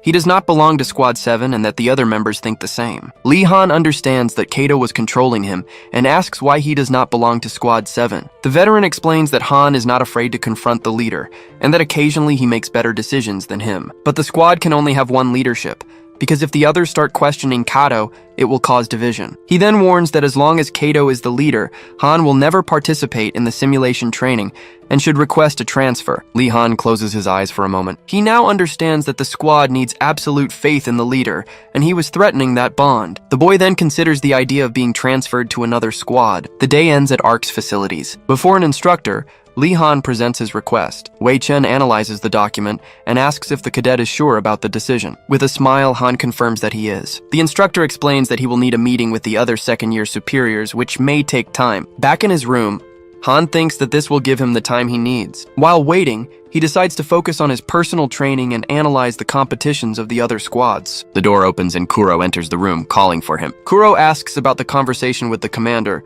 but Han only wants to know if he is ready for the aerial combat tomorrow. He then reveals that he can now move 4 platforms simultaneously. Kuro confirms that he can move them with people on them. Impressed, Han says that this growth puts him at the top of all second-year students. He then encourages Kuro not to be nervous, because he will be cheering for him. The friend simply thanks him for the support. In the arena, the other cadets comment about the amazing recruit from Squad 7 and cannot wait to see him in action. From within the crowd, Han watches Kuro on the big screen. On the platform, Kato tells the team to advance, because they are counting on their supporter. Kuro then focuses for the start of the combat. The aerial combat battle between Squad 1 and Squad 7 begins. Aerial combat is crucial, since most dragons can fly, and the platforms are used together with other equipment. In competitions, each person controls 2 platforms to move or directly attack the opponent. But the most important position is the supporter, who controls multiple platforms to minimize the team's energy consumption. Han watches the screen, knowing that the position is perfect for Kuro, who can control 4 platforms at once. Kato orders Squad 7 to advance, confident that victory is certain if they follow the plan. He then commands the vanguard to take their positions. Squad 1 advances to attack. A member of Squad 7's vanguard advances, noticing that the opponent moved exactly as Kato predicted. 2 members of Squad 1 exchange a look and prepare themselves. They then separate and move to the sides. An opponent leaps toward one of the vanguard members. The Squad 7 cadet is hit and knocked off his platform. Meanwhile, Kato strikes one of the opponents with a blow. With a smile, he watches the opponent fall, satisfied that everything is going as planned. In the stands, the cadets comment that Squad 7 seems to know exactly where the enemy team would move. In a previous meeting, Kato explained that since Squad 1 did not have a strong supporter, Kuro would be crucial for the strategy. Han then instructed his friend to use his premonition to move the platforms according to the enemy team's actions. The veteran agreed, saying that they could knock everyone out if they focused on close combat. Watching the match, Lee Han concludes that for now Kato's plan is working. In the arena, the 2 veterans prepare to continue. Kuro concentrates to the maximum, knowing that one mistake could cost the team the victory. He then uses his ability to predict the movements of the battle. A member of Squad 1 attacks and knocks down one of Squad 7's cadets. The last 2 members of the enemy team realize that only they remain. Squad 7 positions themselves to face the 2 opponents, with Kuro in the rear. The enemies realize they cannot win if they do not eliminate the supporter. The leader of Squad 1 signals to his teammate, indicating that they will use Plan A. The other cadet understands the signal. He then advances at high speed. Kato prepares for what seems to be a simple frontal battle and warns that the enemy is coming, but the opponent uses his fallen teammate as a springboard to jump over the vanguard. He then flies between the 2 members of Squad 7. The other enemy grabs them from behind, and Kato shouts for his men to block him. The first attacker manages to pass and moves forward, leaving the others behind. Kato turns around and watches the opponent approach Kuro. A teammate shouts for him to stop chasing him, since the other enemy is determined to knock them down. From the stands, Han realizes that they should have protected Kuro so that he would not be separated from the squad. In a previous conversation, Kato instructed Kuro to keep platforms 4 and 8 always by his side. The opponent flies directly toward Kuro. The boy then remembers platforms 4 and 8. He summons both platforms and uses them to defend against the attack. The enemy prepares to attack again with his sword. Kuro appears exhausted after the effort. The other member of Squad 1 is finally defeated and falls. The remaining members of Squad 7 watch the fallen enemy. Kato then advances and asks what is happening in the rear. The last member of Squad 1 stands over Kuro's body. With a smile, he stares at the opposing team. The enemy flies through and knocks the last members of Squad 7 off their platforms. In the stands, the spectators comment that although his abilities were amazing, he lacked combat capability. Lee Han understands that Kato's plan relied solely on Kuro's psychic abilities. Fallen on the ground, Kuro tries to use his powers, but the opponent strikes the platform in front of him. The platform explodes and the enemy watches Kuro on the ground. Kuro remains down, panting. The opponent raises his weapon and laments the situation. The pressure on Kuro led him to make a mistake. The screen announces Squad 1's victory and the crowd cheers. Han then reflects that if it were him, he would not have left Kuro alone. 3 weeks later, Wei Chen calls Han to discuss the documents he submitted. The instructor informs him that his request to form a new squad has been approved. Han receives the unexpected news. Wei Chen explains that due to his high aptitude for leadership, the instructors decided to test his popularity and charisma. He then hands him the conditions, which require at least 4 members and allow recruiting only 1 person from each squad. With these rules, Han knows that the other leaders will do everything to stop him from taking their main members. But he clenches his fist, determined to form the squad if he can recruit the members. Wei Chen says goodbye, saying he is looking forward to seeing what he will do. and Han leaves the room. As he walks, the boy remembers Jose and Kuro, the first people he thought of. Since Jose is not around, he decides to speak with Kuro first. Han stops for a moment in the hallway, but suddenly he remembers that there is one more person. He then goes to Dimitri's door and knocks. Dimitri opens the door with a smile and asks what he wants. A young man holds his head and complains aloud. He tells a teammate that their win rate keeps dropping because of Kuro, and that they should have recruited Simon, even if it was hard. Then he praises Del Simon's abilities, who not only fights well, but also defeated several enemies alone with his powers. Kuro listens from a distance to the comment that he can't do anything alone, and that his abilities are overrated. He remains listening as the men say they only use him in battles because they have no one else to fill the position. Elsewhere, Dmitry Vladimirovich Petrov asks if a new squad is being formed, and who else is being considered besides him. Li Han replies that he started all of this to have Kuro on his team, but Dmitry doubts any leader would simply hand over their member. He then points at Dmitry, reminding him that his question still hasn't been answered. Dmitry thanks him for the offer but refuses directly, saying his answer is no. He explains that he is next in line to become the Squad 5 leader and cannot simply abandon his teammates. Li Han reacts for a moment and then closes his eyes, saying he understands. Dmitry turns and stretches his neck, saying there is one more thing. He then states that he finds it more fun to be an opponent than an ally. With a tap on the shoulder, Dmitry warns him not to cry next time, and Li Han replies that he'll break both his arms. As Li Han walks away, two people comment about his desire to become a leader. As Li Han walks away, other guys comment that he is a cocky punk, but he ignores them. Then he stops, since the announcement of his squad formation made all the leaders evaluate him. One of them stares at him and asks if that is how Li Han repays him. He says he doesn't care if he leaves or forms a new squad, but he cannot take Kuro. The leader and his teammates stand in front of Li Han, but Li Han states that Kuro will not reach his full potential under his leadership. The leader argues back, telling him not to be arrogant, because Kuro will become a great member of Squad 7. Then Li Han asks if he would also wait for the enemy in a war, assuring that he can take Kuro to his maximum potential now. He adds that a commander's duty is to lead his team to victory despite limitations, and blaming others doesn't change the result. The leader grabs him by the collar, shouting that no matter what he says, he cannot take Kuro. Li Han simply replies that the decision is not his, but Kuro's. Then the other guy turns and looks toward Kuro, calling his name. He threatens him, saying that if he decides to leave, he will kill him. Kuro reacts to the direct threat from his leader, but Li Han provokes him, saying he is all talk and would keep talking even while they buried him. The leader punches Li Han, who falls to the ground. As he recovers, the leader grumbles, and Li Han wipes the corner of his mouth, saying he'll let it go because he doesn't want to be called in because of that. Li Han then turns and begins to walk away while the other watches him. He stops next to Kuro and says he will be waiting for him. One of the guys comments that no one would betray their squad to join a leader who hasn't even proven himself, and another adds that he might not even be able to form the team. Kuro remains silent with a worried expression. Li Han walks down a hallway, thinking that he has already reached out to everyone he had in mind. He wonders what else he can do, because at this rate he might really fail. Distracted, he bumps into a person wearing a skull mask and apologizes. The person walks away quickly,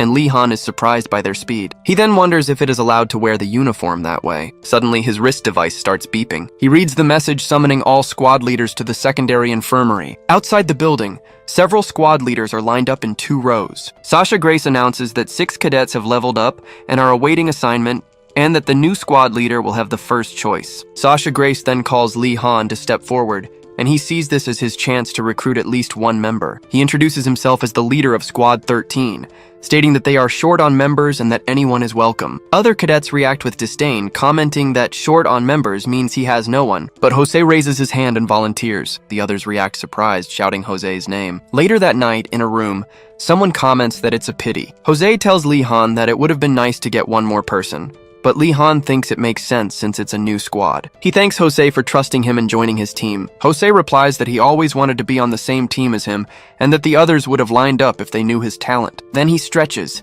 saying they can continue recruiting tomorrow, and that he's going back to his room. Just as he prepares to leave, someone knocks on the door. The door opens and Kuro appears in the doorway, surprising Li Han, who calls his name. Li Han asks what happened to his face as Kuro, covered in bandages, scratches his head. He says he told Kato about leaving Squad 7, and that in the end, the leader didn't have the guts to kill him. Li Han says that's amazing, and asks if he is the same Kuro he knew, but he replies it was nothing. Jose celebrates that the island team is together again, and that with the 3 of them, no one will be able to stop them. Then a 4th person approaches, saying they look like they are having fun and asking if there is room for one more. He addresses Li Han, stating that everyone considers him a traitor, which is why Squad 13 will be the most interesting. Jose reminds Lee Han that the newcomer was in Class B, and Lee Han agrees that they need him in the squad. The boy named Knuth makes a hand gesture. He says he is looking forward to working with Squad 13, and asks if that means they can officially form the new squad. Lee Han confirms, but warns that now they are enemies of everyone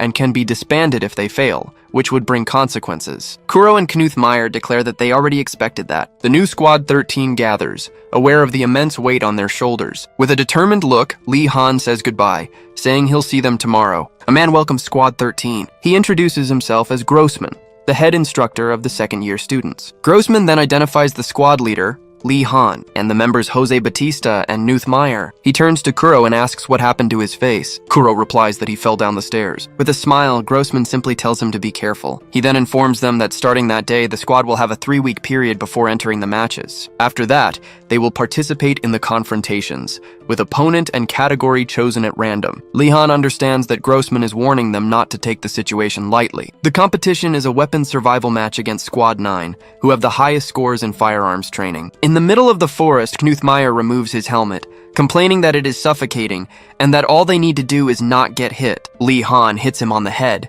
asking if he is trying to get himself killed. He then grabs him and orders him to never take off the helmet under any circumstances. Lee Han states that he will not let anyone in his squad die and announces that the name of the operation is Mobile Bunker, asking them not to laugh. The squad members question the name Mobile Bunker. Then a signal sounds, announcing the start of the weapons survival match between Squad 9 and Squad 13. Squad 9 prepares, with their leader stating they will finish everything quickly and easily, but Lee Han gathers his team, telling them to show what they are capable of. Elsewhere, a crowd watches the broadcast and yells for Squad 9 to eliminate the traitors. Dimitri watches the crowd and comments on their popularity. Del Simon also watches and wonders what Lee Han's plan will be, since a direct firefight is a shot in the dark. In the forest, Squad 9 advances and notices there is no sign of the opponents, who seem to be waiting at the starting line. A member decides to approach them, but realizes they are faster than he expected. Knuth touches his device and reports that Squad 9 is at 660 feet and that he is on his way. The overview of the battlefield shows the positions of both teams. A member of Squad 9 hides behind a tree, realizing they are already coming in his direction. Jose and Kuro catch their breath, with Jose commenting that Squad 9 gives them no time to breathe. They manage to prepare everything but need time to recover their strength. Lee Han watches from a distance, saying that Knuth probably already knows that and should be doing something else instead of joining them. A gunshot echoes through the forest. Then Knuth is shot in the leg while running. He reacts to the wound but keeps moving. He points in a direction and shouts, drawing the enemy squad while dragging himself. Then he turns to face his pursuers. He fires his weapon repeatedly, determined to take at least one of them with him. But the members of Squad 9 dodge the shots, saying no one would get hit by that. Knuth falls to the ground after the recoil of his shots. He is hit by more shots while lying on the ground. Even wounded, he gets up and decides that it is wiser to buy time for his team. Squad 9 questions why there is only one of them, and why they would need a lookout for a group of 4. One of the members volunteers to go ahead, asking his teammates for cover. The remaining 3 members of the squad prepare to provide cover. Far away, Lee Han warns that it is time to move, as Knuth has bought them enough time. Jose assumes he must be wounded, and Lee Han concludes that he decided it was better to buy time than join them immediately. Jose explains that thanks to Knuth, they recovered a lot of strength since they used their powers to knock down a tree. They combined their abilities to cut the trunk. Lee Han declares that now it is their turn to show what they can do, with the tree trunk floating in front of them. The crowd watches Squad 13 moving with the fallen tree and wonders if they are using it as a shield. Dimitri and Del Simon observe, and Dimitri comments that the strategy was only possible because of Kuro. Meanwhile, Knuth keeps shooting to buy time. His weapon runs out of ammunition, and a Squad 9 member surprises him. The enemy soldier asks if he is alone and says the tactic was pathetic. Dimitri comments that one member of Squad 13 has been eliminated, and questions if they can win with just the tree shield. But Del Simon states there is a critical disadvantage in that tactic, and that Lee Han must already know that. Squad 9 shoots at the trunk, realizing it is getting closer and that they cannot stop it. Their leader realizes that since he chose only shooters, there is no one with psychic ability to push the object away. He understands that Lee Han discovered this weakness and keeps advancing with the suppressing fire. One of the members is hit, and the leader shouts for everyone to hide behind the trees. He orders his team to buy time, since their psychic will eventually get tired. Lee Han knows the plan is not perfect, but explains that the tree shield is only a way to get close. Then Jose uses his ability to ignite the vegetation ahead, creating a barrier of fire and smoke. The members of Squad 9 are caught off guard by the fire and the smoke spreading quickly. The crowd reacts to the tactic, questioning the ignition ability and the smoke covering the enemy squad. Jose informs Lee Han about the smoke cover, and he instructs him to eliminate anyone who tries to escape. Two members of the enemy squad remain disoriented in the smoke. One of them is then hit and eliminated from the match. The leader of Squad 9 realizes that two of his men have been eliminated and tells the last teammate to remain calm. Suddenly, the last two members are hit by an object. It is revealed that they are equipped with vision capable of seeing through anything. Lee Han then fires his weapon with precision. Squad 13's victory is announced, and the crowd celebrates, impressed with Lee Han's aim and Kuro's strategy. Dimitri celebrates the victory, while Del Simon watches the result. On the battlefield, the members of Squad 13 celebrate the success of the mission. A man watches the crowd and the broadcast of the match. Grossman observes the scene, mentioning Lee Han's name. Squad 13 toasts in celebration. One of them comments that he can't believe they got a special meal for the victory. Lee Han says that all the work was worth it, and Jose reminds them that Knuth even got shot, but he says Jose has no idea what it's like. In the middle of the meal, someone suggests a toast. Jose then points at Lee Han, asking for a toast from the leader who led them to victory. He thanks everyone and says that although the tactic was risky, they won because each person played their role. The squad members listen attentively to their leader, but Kuro disagrees, stating that it wasn't risky, but rather a great plan. Lee Han explains that they were lucky because Squad 9's strength made them easier to predict, since it was obvious they would face the best shooters. Knuth praises Lee Han's ability to read the other team's tactics, saying he knew he wasn't wrong to choose him. Suddenly, Knuth doubles over in pain, and Jose asks if he shouldn't be resting. He insists it's nothing and that he can't miss a meal like that even if he dies. Laughter echoes from their room late into the night. In a dark room, Grossman is sitting at his desk. He reflects that he didn't imagine they would defeat Squad 9, which he himself had chosen, and decides he needs to contain them before they think they're special. Grossman analyzes the options on his screen, considering Squad 7 for the next match. He reflects that Squad 7 would do anything to defeat Squad 13, but wonders about the possibility of another victory for them. Then he decides that all he needs to do is make sure Squad 7 cannot lose. That night, Lee Han lies in his bed unable to sleep. He sits up and compares the situation to the worry of being expelled, but reassures himself by thinking that now he has the best members on his team. With determination, he states that they will win again, no matter who the opponent is. The next challenge is announced: Squad 1 versus Squad 13 in a mission to defeat the captain. Gathered with his team, the leader of Squad 1 asks if everyone remembers the strategy. He instructs them to be careful with Kuro and Jose, who are unmatched in their psychic abilities among the second-year students. The leader tells a teammate that those two will be marked to break their concentration, and the other agrees. He ties a headband, stating that although he doesn't know the ability of the other two, it won't matter. A bulky team member declares that they will make their captain the strongest man in the arc. In the audience, Dimitri comments to Del Simon that they must have angered the instructor to face Squad 1 right after the previous battle. The mission rule is clear.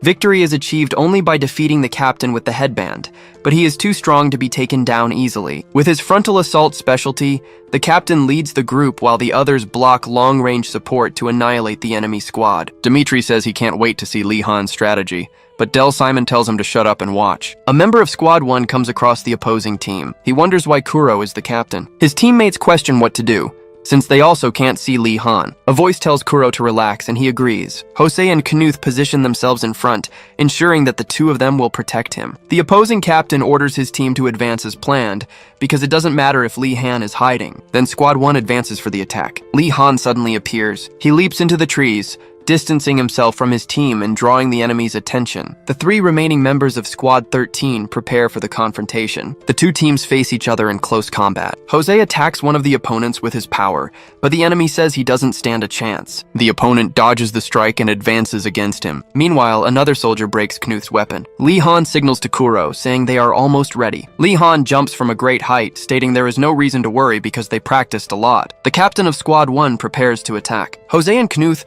then throw themselves on top of the captain to immobilize him. Their leader orders his teammates to hold them, declaring the maneuver perfect. Lee Han flies toward Kuro as the enemy squad approaches. The two soldiers advance to attack Kuro with their weapons, declaring certain victory, but Kuro raises his arms using his ability. The soldier stops the attack, confused about where Kuro is looking. Then a strong impact hits the ground behind him. The two enemies turn toward the direction of the impact. Kuro takes advantage of the distraction to raise a cloud of dust around him. The enemy soldier questions what is happening as Kuro recovers from the effort. The captain is thrown violently against the ground, while Jose and Knuth catch their breath. Kuro kneels over the defeated captain, surrounded by the remaining members of Squad 1. Lee Han then appears holding the headband and states that they captured the captain. The match ends with the announcement of Squad 13's victory. leaving the audience in silence. Then the crowd begins questioning Lee Han's jump, which was higher than a 5-story building, and erupts in celebration. Dimitri comments that everyone was rooting for his death, but understands the reaction, since Lee Han has shown one spectacular strategy after another. They wonder who that incredible leader is, and why Squad 7's leader never made use of such talent. The former leader of Squad 7 clenches his fist upon realizing that he obviously failed to recognize Lee Han's talent. One day before the battle against Squad 1, Lee Han is hurled high into the air during training. Kuro then tries to control his teammates' descent with his hands, but the boy ends up colliding with the ground. Kuro comments that they will have no problems in the real battle, and Lee Han praises him for being amazing. He then questions Lee Han's courage, saying he would only risk breaking his nose in training instead of his own life the next day. Lee Han explains that controlling a living person with telekinesis is extremely difficult, otherwise every psychic would be able to fly. He details his plan to jump from a high place, asking Kuro to control the speed of his fall. Back in the present, Kuro apologizes repeatedly for his teammate's broken arm. With his arm already immobilized, Lee Han reassures him, stating that he did well in a difficult task. During the meal, Knuth Meyer tells Kuro not to blame himself, because without him, the beast would not have been defeated. Jose then asks if they will have no more scheduled battles until Lee Han recovers. Suddenly, a battle notification for 2 days from now appears for everyone. Lee Han then stands up and walks with determination. He approaches a large double door. On the other side, Instructor Grossman awaits him. The door opens and Grossman comments that he did not expect that visit. But in truth, the one who enters the room is Kato Suki. Outside, Jose is outraged at the situation, saying that with an injured teammate, the battle against Squad 7 is a guaranteed loss. He goes on complaining, stating that the situation is unfair and that they should protest. Grossman explains to Kato that the intention is to make Squad 7 win and asks if he is not confident. He then states that they would win anyway and orders the squad leader to ensure victory. Already outside, Kato realizes that the instructor did not listen to him. He then walks down the hallway. Meanwhile, Lee Han tells his teammates that crying will not change anything, and that all they need to do is win. He admits that he has not yet thought of a strategy, but assures them he will find a way for them to win before the battle. From afar, Kato finds the scene fascinating. He then approaches Lee Han and hopes he is not just bluffing, asking if he will be okay with his arm in that state. Lee Han states that, although it is a bit much at the moment, his right arm should be enough to defeat Squad 7. Kato steps closer to him and warns that he will be humiliated to death if he does not do his best. He then points at the boy and threatens to kill both him and Kuro. Kato glares back at him. Lee Han warns him not to make threats he cannot carry out. Then Kato walks away, shouting for them to just wait and see. Jose calls him a resentful bastard. Lee Han admits they will not be easy opponents and suggests that for now they head to the gym. They then make their way there. In the gym, Lee Han uses his ability to levitate an air bit. The device floats in the air in front of him. He explains that in his best condition he can control 2 air bits at most, but now he can barely manage one. He then watches his teammates training. It does not seem easy for Jose to control 2 air bits while using his combustion ability. Lee Han thinks they could rely only on Kuro, but does not want to place such a heavy psychological burden on him. He considers that Squad 7 is well balanced, and their teamwork, strengthened by Kato, makes them even stronger. In light of that, he concludes that they cannot beat them in a direct confrontation. Jose then approaches and tells Lee Han that there is a problem. Jose demonstrates his combustion ability. He explains that with nothing flammable in the air, his power does not pose a great threat. And since everyone will be flying quickly, it will not be easy to aim at them either. Lee Han listens to his teammates' analysis. From a distance, a member of the enemy squad mocks their skill level. He tells Kato there is nothing to worry about, and the leader agrees. Lee Han then realizes there is no way for them to win, nor any reason for their opponents to lose. On the day of the confrontation, the other cadets comment on Squad 13's battle even with Lee Han injured and lacking aerial experience. Dimitri comments that they were basically lined up to lose, calling Instructor Grossman a horrible man. Del Simon is at his side. Dimitri then pulls him closer, saying it is disgusting, and that he should just stay by his side. Del explains that Grossman decides the matchups based on data analysis to keep everyone's win probability at 50%. He concludes that it will be difficult to win this battle, thinking of Lee Han. In the arena, Squad 7 waits in formation. On the other side, Squad 13 positions themselves for the start of the battle. Kato orders them to completely destroy their opponents, and his teammate reinforces that they must show what happens to traitors. Lee Han asks Jose about his condition, and he replies that he could not be better and will burn everything. The The boy then asks Jose to take good care of them, since he is the core of the strategy. The battle begins, and a voice announces for both teams to launch their air bits. Squad 7 then launches 6 air bits in total, but Squad 13 surprises everyone by launching a much larger number of devices. Kato reacts upon noting his own team's count of 6 air bits. He then realizes that their opponents have launched 16 air bits in total. His teammate states that it is impossible for Kuro to control 10 air bits alone, and asks for orders. Lee Han tells Kato that he looks perplexed and offers to clear his thoughts in an instant. 16 air bits float above Squad 13. 2 members of Squad 7 question whether that is really possible. Kato then says not to be shaken by it. He orders them to follow the plan and destroy them calmly one by one. The members of Squad 13 advance on their air bits. Lee Han explains that they did not rest while training their telekinesis. And even with his telekinesis below average, he learned to concentrate his powers wherever he wanted. Using that ability, he can do more than just control objects with telekinesis. He can send them flying even faster. A single air bit shoots forward at high speed, forcing Squad 7 to scatter. Kato is surprised by the speed and by the way they are using all of their air bits. But he states that as long as it does not come straight at him, he can always react. During training, Jose had explained that his combustion ability was not very useful without flammable material in the air. Jose then unleashes his combustion ability. Lee Han then reveals that he came up with something that could be burned during the aerial battle. The flammable material was the air bit itself, which explodes in the middle of Squad 7. The explosion spreads across the arena. From the stands, Dimitri and Del Simon react to the scene. The crowd cheers at the explosions, shouting for them to blow up all the devices. Lee Han and Jose continue their combined attack. A series of explosions lights up the combat arena. Kato orders his teammates to block the attack, but they fear being caught in the explosion. Instructor Grossman runs across the arena. He orders them to stop immediately. In the chaos, Kato shouts Lee Han's name. Lee Han recalls the moment when Grossman stared at him for 10 minutes in his office. The instructor breaks the silence, saying he knows it is strange to start that way. He then asks Lee Han if he knows how much each air bit costs. The boy replies that he is aware they are expensive. Grossman states that if he were not a member of ARC,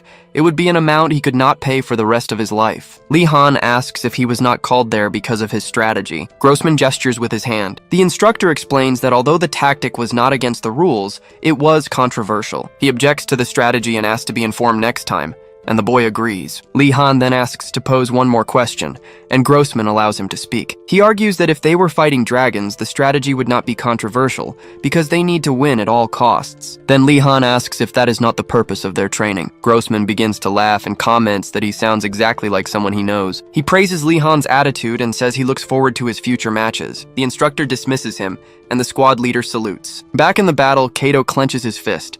He charges toward Lee Han on his air bit. Then an explosion hits him in midair. He realizes that his opponent intends to fall alongside him. Already on the ground, Kato points at the fallen opponents and states that no one will value him for winning with such a cowardly strategy. Lee Han states that will be decided later and asks if Kato waited just to tell him that, but he denies it. He walks away, promising to crush him anyway, and warns him not to lose to anyone else until then. The sun sets over the dormitory. Back in their room, the team welcomes their leader with a meal. With his arm still in a sling, Lee Han greets them. They discuss the victory, with Kuro confirming the decision, and Knuth commenting that although it was not against the rules, it was a strange win. Kuro then asks Jose what bothers him, and he replies that something always happens during their banquets. He then points at his watch with a mischievous grin. As expected, the same happens with the others. Suddenly, everyone looks at their watches in shock. A notification for a Capture the Flag match against Squad 5 in 7 days is displayed. Elsewhere, Dimitri strains under the bench press, thinking it is to fight the strongest in that format. Lee Han comments that it is exactly like Instructor Grossman,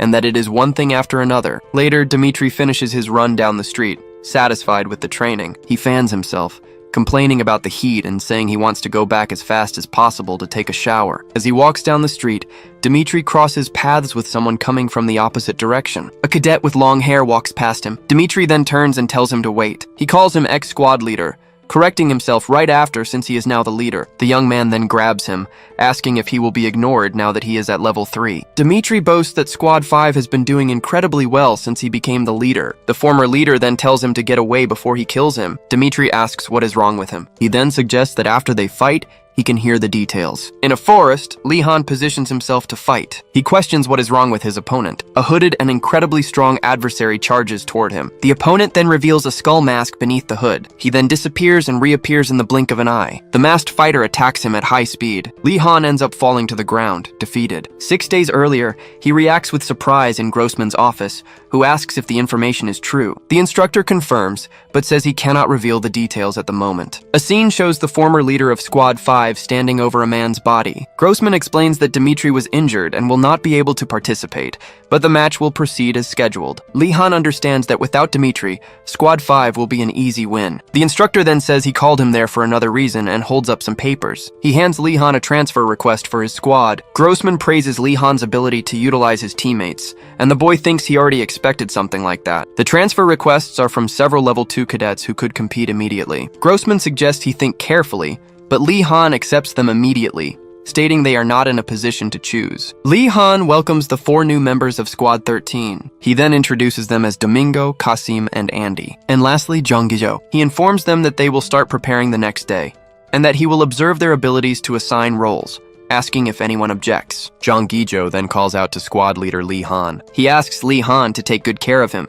because he is also Korean. Lee Han replies that nationality is irrelevant in the arc, and that he must prove his worth with his abilities, causing Jung Gijo to retreat. The leader dismisses them, and Jung Gijo quietly insults him for being so strict. He then turns and mutters an offense. Andy asks Kasim what the word means, and he explains it is a Korean curse word he heard in a drama. On the day of the match, the arena dome closes, creating a nighttime environment for the Capture the Flag match. The members of Squad 13 complain about the cheap trick to make them lose. Lee Han calms them, saying not to get worked up because the opponent is in the same environment, and suggests waiting for their eyes to adjust. Lee Han assigns Knuth's team to lead while Jose's team acts as reinforcements. He, Gijo, and Kuro will flank from the side. Lee Han states that without Dmitri, Squad 5 will be the easiest opponent they have faced, but instructs them not to lower their guard. 10 minutes earlier, the lead and reinforcement teams took their positions. Lee Han then announces that his group will also advance. 5 minutes earlier, Knuth's team advances against a member of Squad 5. With the enemies defeated, one member questions if all were eliminated, but another points to the flag. Knuth Meyer points at a lone opponent near the flag. The hooded figure remains seated beside the objective. He then stands to face them, and the team questions if he merely watched while his teammates were defeated. The lone opponent charges and attacks several team members simultaneously. Suddenly, Lee Han is grabbed from behind. Kuro shoves him out of the way, shouting for him to be careful. He then takes the hit in his place, being thrown far away. Lee Han watches the scene. Lee Han realizes the opponent possesses a teleportation ability. With no time to be surprised, he immediately moves to counterattack. But the masked opponent retreats with agility as Lee Han strikes. Jung Gijo questions if they will even be able to get close enough to touch him. He then charges with a swing of his weapon. The opponent leaps over him, dodging the attack. Gijo expresses his frustration at the failed strike. The opponent hits him with a precise kick. With Jung Gijo defeated on the ground, the masked opponent turns to the next one. In the stands, cadets wonder who the masked fighter is, and one suggests the name Silence. The name Silence spreads through the crowd amid surprised whispers. Del Simon reacts upon hearing the name. He explains that after an incident, Silence lost his voice, but his battle abilities developed abnormally,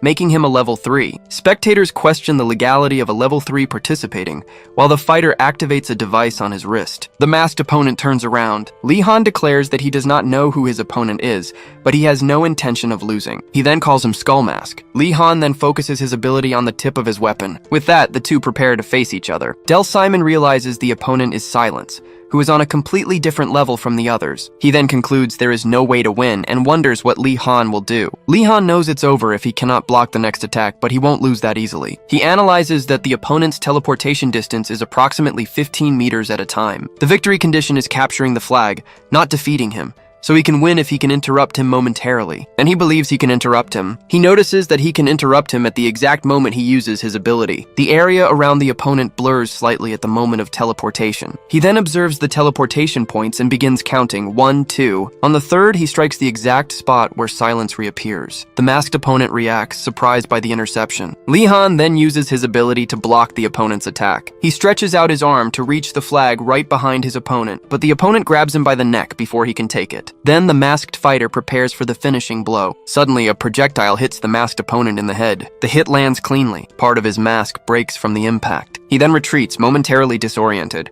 His mask then shatters. Lee Han, already back on his feet, says that recovering consciousness in 3 seconds was impressive, but it was enough time for him to capture the flag. He then turns and declares his win to Skull Mask. In the stands, the crowd reacts to Lee Han's victory against a level 3. Del Simon grits his teeth. Elsewhere, Kuro calls a cat while holding a piece of wood. He then feeds it, commenting that there was a similar cat near the orphanage. Kuro explains that he had no friends because he wasn't good at anything and looked different. He then states that now he has something he is good at, and also has friends. Junggijo approaches and asks Kuro what he is doing there. He then explains that he thought they could discuss something on their day off. Junggijo steps closer to Kuro and says that their squad does not have a vice leader at the moment. He then volunteers for the position and asks for his teammates' support. Annoyed by the cat rubbing on his leg, Gijo kicks it away for interrupting his conversation. Kuro reacts to his teammates' behavior. He then tells Junggijo to get out of his way. The two face each other in the courtyard. Kuro then releases his ability. Gijo watches in fear as a nearby trash can begins to tremble. The trash can is then completely crushed by force. A stone floating in the air is also pulverized. The fragments fly past Gijo's face. Kuro warns him to never do that again, and Gijo agrees, terrified. After the confrontation, Kuro runs off, leaving his teammate exhausted on the ground. The cat that was kicked earlier calmly jumps. It walks in front of the hospital room where Lee Han is visiting Dimitri. Dimitri, his head bandaged, asks Lee Han what brings him there. Certain it isn't for fun, Lee Han listens attentively. Dimitri says he can only make assumptions since the Ark he keeps it secret. But now that he sees him, everything makes sense. The boy then asks if it was a level 3 that put him in that condition. He confirms it was his former squad leader, admitting that a level 3 is on a completely different level. Dimitri grips his bedsheet and corrects himself, saying it's not just a different level. He reveals he couldn't make a single move before being defeated. Then he adds that his attacker didn't seem like himself, acting as if he had gone insane. Lee Han suggests that if he wasn't like that before, it may be related to level 3 activities. His friend then points out that there is more than enough to complete the training up to level 2, making Lee Han realize something. Lee Han concludes that they will fight in real combat before reaching level 3, and Dimitri questions what happens upon reaching that stage. In an unknown place, a figure wearing advanced armor approaches a bright light. The light reveals a long corridor ahead. On the other side of the corridor, the cat strolls calmly down the sidewalk. Kuro then runs toward the feline, saying he finally found it. Kuro picks up the cat, apologizes, and invites it to come back and eat more snacks. Suddenly, he is startled by something in front of him while holding the cat. A figure in imposing armor appears before him, and Kuro asks who he is. Kuro asks who the mysterious figure is, but recognizes the voice. The armor helmet opens, revealing the person's identity. Sergeant Red greets Kuro, commenting that he changed so much he barely recognized him. He then mentions that the boy is far from his quarters in the Ark Development Center. Red grabs 2 cans from a vending machine and offers one to Kuro, telling him to wait for a car. Kuro accepts the drink and asks if the sergeant isn't angry. The man then asks why he would ask that. Red explains that there's no problem with him discovering the Psycho Frame, since level 2s cannot leave Ark. Kuro then understands that they are considered assets and cannot leave until they become unable to fight. The sergeant confirms the information. He then states that people who get angry for no reason are just lunatics, making Kuro flinch. Suddenly, an older man appears behind Kuro. The newcomer asks Red how the test went, and he answers that the response rate to psychic abilities was great. The man suggests lowering the amount of dragon material in the system to make control easier. Red then comments that, unlike the first generation, the new ones can manifest their abilities as easily as breathing. The man introduces himself as Charlie Smith, the chief of Team 1. Red introduces him as the legend who designed the Psycho Frame, and Kuro introduces himself formally. Charlie explains that the first generation Psycho Frame was rustic, but the second generation will be the best equipment. Red comments that the suit was designed for them since he can barely maneuver it, making Kuro realize he will have to use it. He then imagines the suit being used to face hordes of monstrous creatures. The thought of having to wear that suit and enter real battles terrifies him. As a car approaches, Red bids farewell to Kuro. The sergeant then asks what will happen to the mainframe he tested earlier. Charlie replies that it will have to be dismantled and recycled due to the rarity of the dragon material, but Red suggests leaving it for now, since you never know if someone might be able to use that suit. Daily routine at Ark begins at 5 in the morning, but Lee Han always wakes up at 4. He writes down strategies and records his squad mates' abilities, evaluating them objectively. His psychic powers are still below average, and he can't use the supreme telekinesis instructor Wei told him about. But he discovered an ability that only he, among boys his age, can use. It is absolute precision in using his psychic abilities,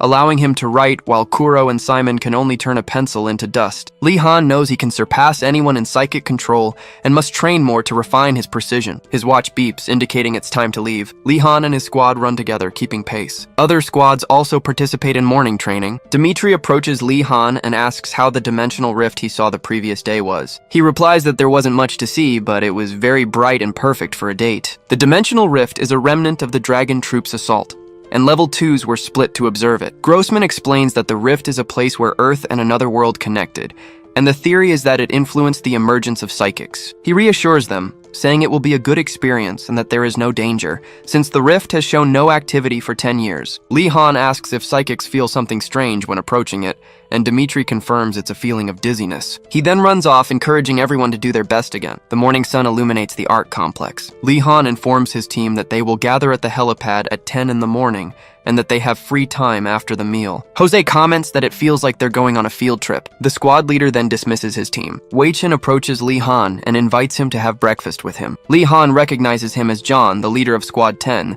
who feels honored to be remembered. After Silence's defeat, Squad 10 was one of the few that managed to beat Squad 13. John says he learns a lot from Lee Han's strategies and wanted a chance to talk, but his colleague says he is nothing compared to him. On the way to their destination, a helicopter flies over the ocean. Major Kang explains that they are headed to Sinuiju, one of the places where the gates opened, and that North Korea turned the region into a land of the dead. He continues, saying that South Korea had to accept the refugees, which caused social and financial chaos. Kasim asks if South Korea is Lee Han's homeland, and he confirms that it is for both him and Gijo. As they approach the dimensional rift, the pilot announces they have arrived in Sinuiju. The rear hatch of the helicopter opens as they approach the rift. Andy and the other cadets feel a crushing pressure coming from the rift. He feels as though he could be swallowed whole at any moment. All squad members struggle to withstand the force emanating from the place. Other helicopters also fly in formation around the dimensional rift area. On the flight back, squad members complain about the exhaustion and horrible sensation the place caused them. Lee Han watches the landscape through the helicopter window in silence. He then spots another aircraft flying beside theirs and identifies it as Squad 10. From the window of the other helicopter, John gives a thumbs up. Lee Han returns the gesture with a smile. Suddenly, an attack hits Squad 10's aircraft. Lee Han watches the scene, shocked by what just happened. The aircraft carrying his comrades explodes in midair. Kato wonders what that light just now was. Then he hears through the comms that Squad 10 was completely annihilated. He remembers greeting Jung Gijo for the first time that morning. Meanwhile, a voice repeatedly calls for Lee Han. Grossman grabs him and urgently orders all squad members to parachute out. He warns that the aircraft will crash soon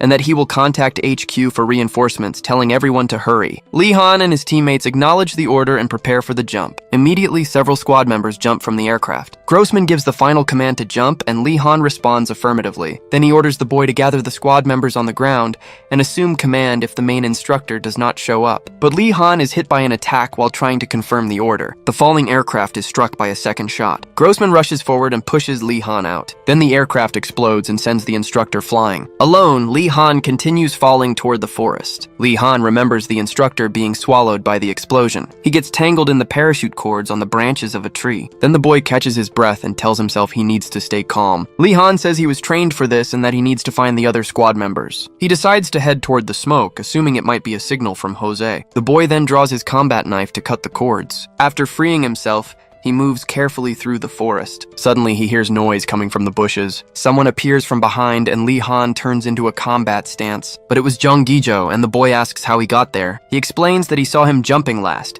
and that in situations like this, they need to regroup with the leader. Lee Han then says they need to regroup as fast as possible, surprising Jung Gijo with his judgment. The two run through the forest, marking their trail so they won't get lost. They finally reach the location of the smoke and find the wreckage of an aircraft. Lee Han identifies the craft as Unit 2 and concludes that Squad 8 must have been aboard. Inside the aircraft, they find the bodies of the other squad members. Jung Gijo reacts in horror at the sight. He says that if they hadn't escaped, they would have ended up like them. Then Jung Gijo turns and vomits while Lee Han remains still. He turns to Lee Han and asks if nothing affects him, but the boy replies that it isn't the first time he has seen a corpse, and that they need to hurry. Lee Han looks forward with determination. A huge creature appears over the wreckage of the aircraft. He identifies it as a werewolf. Lee Han tells Jung Gijo to look for something useful inside the aircraft while he distracts it, but his companion suggests they flee. He explains that if they turn their backs, they will die, and that they need to kill the creature right there. The werewolf leaps toward them. Its tail wraps around Lee Han's arm. He shouts for Junggijo to get out of the way. Immediately, his companion throws himself aside. Lee Han is dragged by the creature's tail while Junggijo runs toward the aircraft. Junggijo expresses his desire to keep running and escape. Then Lee Han uses his knife to cut the tail that was holding him. "Free!" He shouts for Junggijo to get inside the aircraft. But the werewolf charges toward the boy again. A burning branch falls and strikes the creature's head,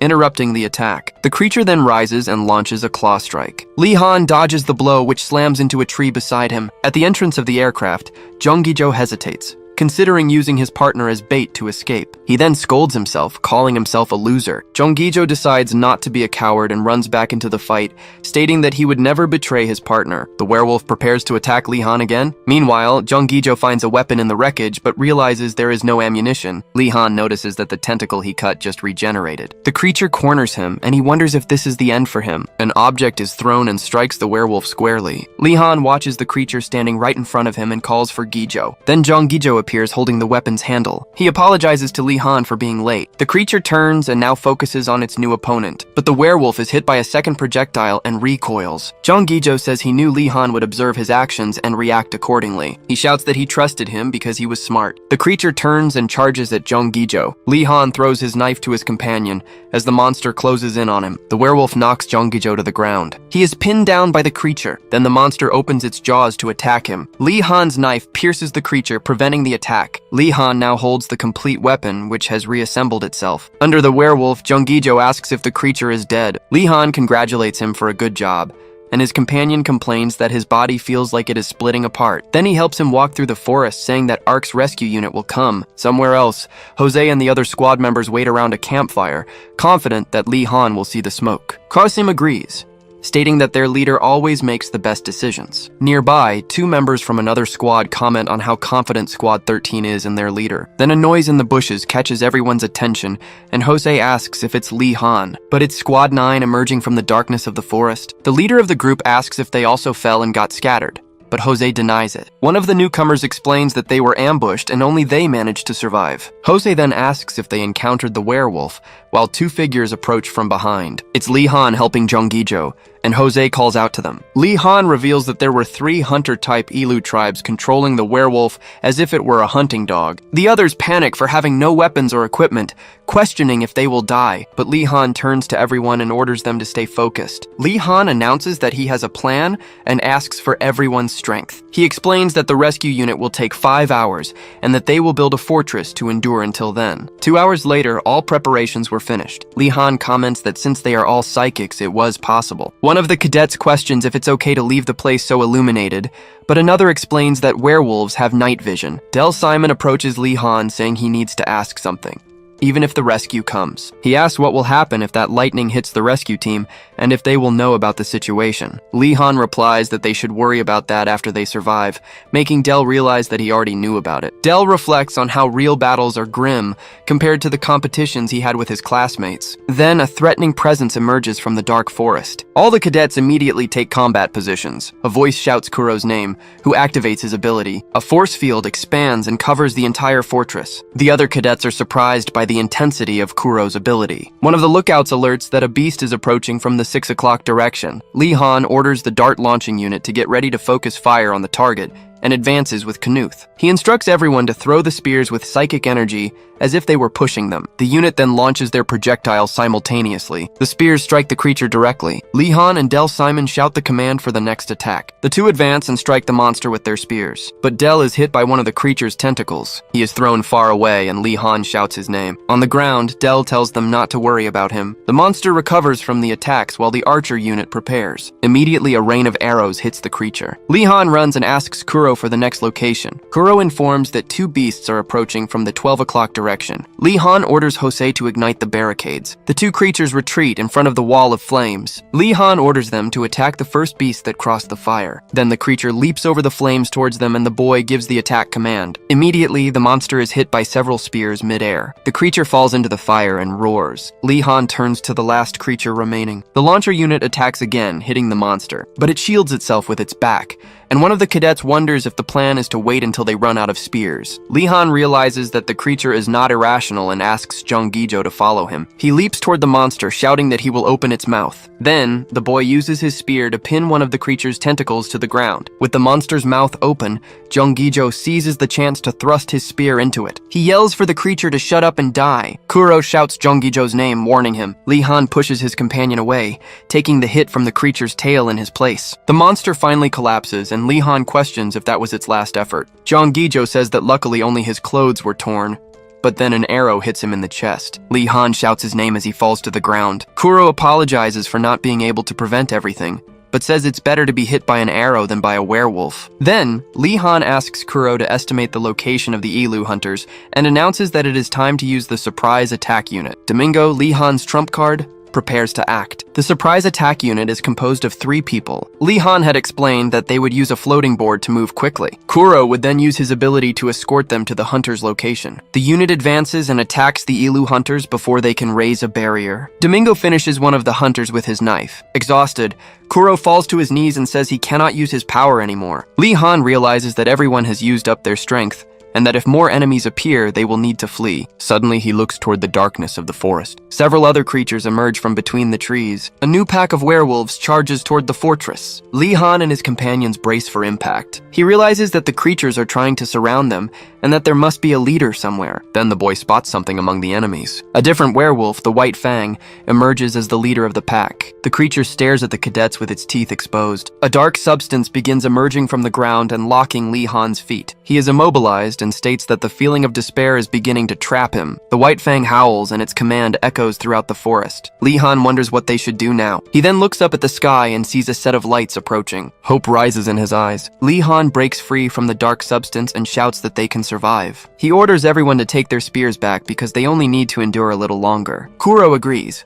saying that there is only a little more left. Kuro prepares for the imminent attack. The pack of werewolves, led by the White Fang, charges the cadets. Lee-han shouts that they are coming. Then, a massive rescue craft emerges from the skies and fires a container. The strike hits the ground, causing a massive explosion in the middle of the pack. The shockwave of the explosion throws the cadets backward. A soldier in mechanized armor emerges from the container, stepping on the remains of a werewolf. He states that it is a miracle they survived for so long. Jose stretches his hand toward the sunlight. He looks at the sky and says it was a miracle. Sitting on a bench next to Del Simon, Jose comments that half of the troops died, but they survived. He continues, saying that the psycho frame was incredible. Jose recalls how the armor's weapon annihilated the werewolves with ease, but he remembers that despite the terrifying moment, everyone was celebrating and shouting for having survived. Del Simon looks at Lee-han, who remains silent. Even during the celebration, he seemed to be thinking about something. Ever since they returned from the dimensional rift, the small rivalries between squads became insignificant. In the psychiatric ward,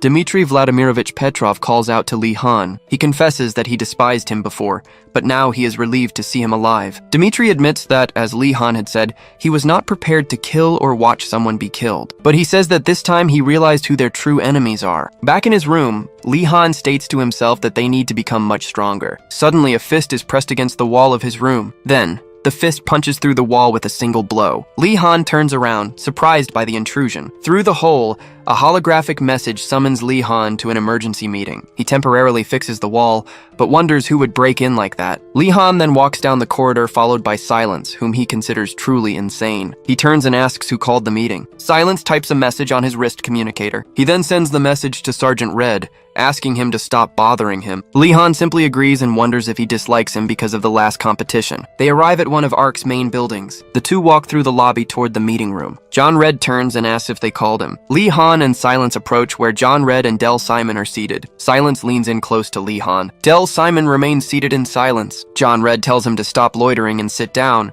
warning that this will take a while. In a meeting room, an officer reports that a quarter of Level 2 died in the incident during training. Alexander Lacour, ARC's head of state, states that they must interrogate the commander responsible to reveal the truth. He informs them that the Supreme Council's final decision was to blame Chief Instructor Grossman for everything. John Red and the other officers in the room prepare to discuss the incident. The officer explains that based on the recordings, the attack appears to have been organized by Elu mages, not just low-ranking werewolves and hunters. An officer comments that it is the first time the Elu mages have appeared since the war, and that they are also capable of opening portals. He continues, saying that the war may happen sooner than the prophecy predicted. Another officer then asks if they should not awaken the oracle. John Red informs them that the only letter remaining for the team code is W, and gives them the choice between white or whiskey. Del Simon, Lee Han, and Silence sit together, waiting for the decision. Lee Han and Del are surprised to learn they will form a temporary squad for special operations. Silence types on his communicator and chooses the option white. Del Simon and Lee Han agree and also choose the same option. John Red then announces that the squad's codename will be Whiskey. He leans back comfortably on the sofa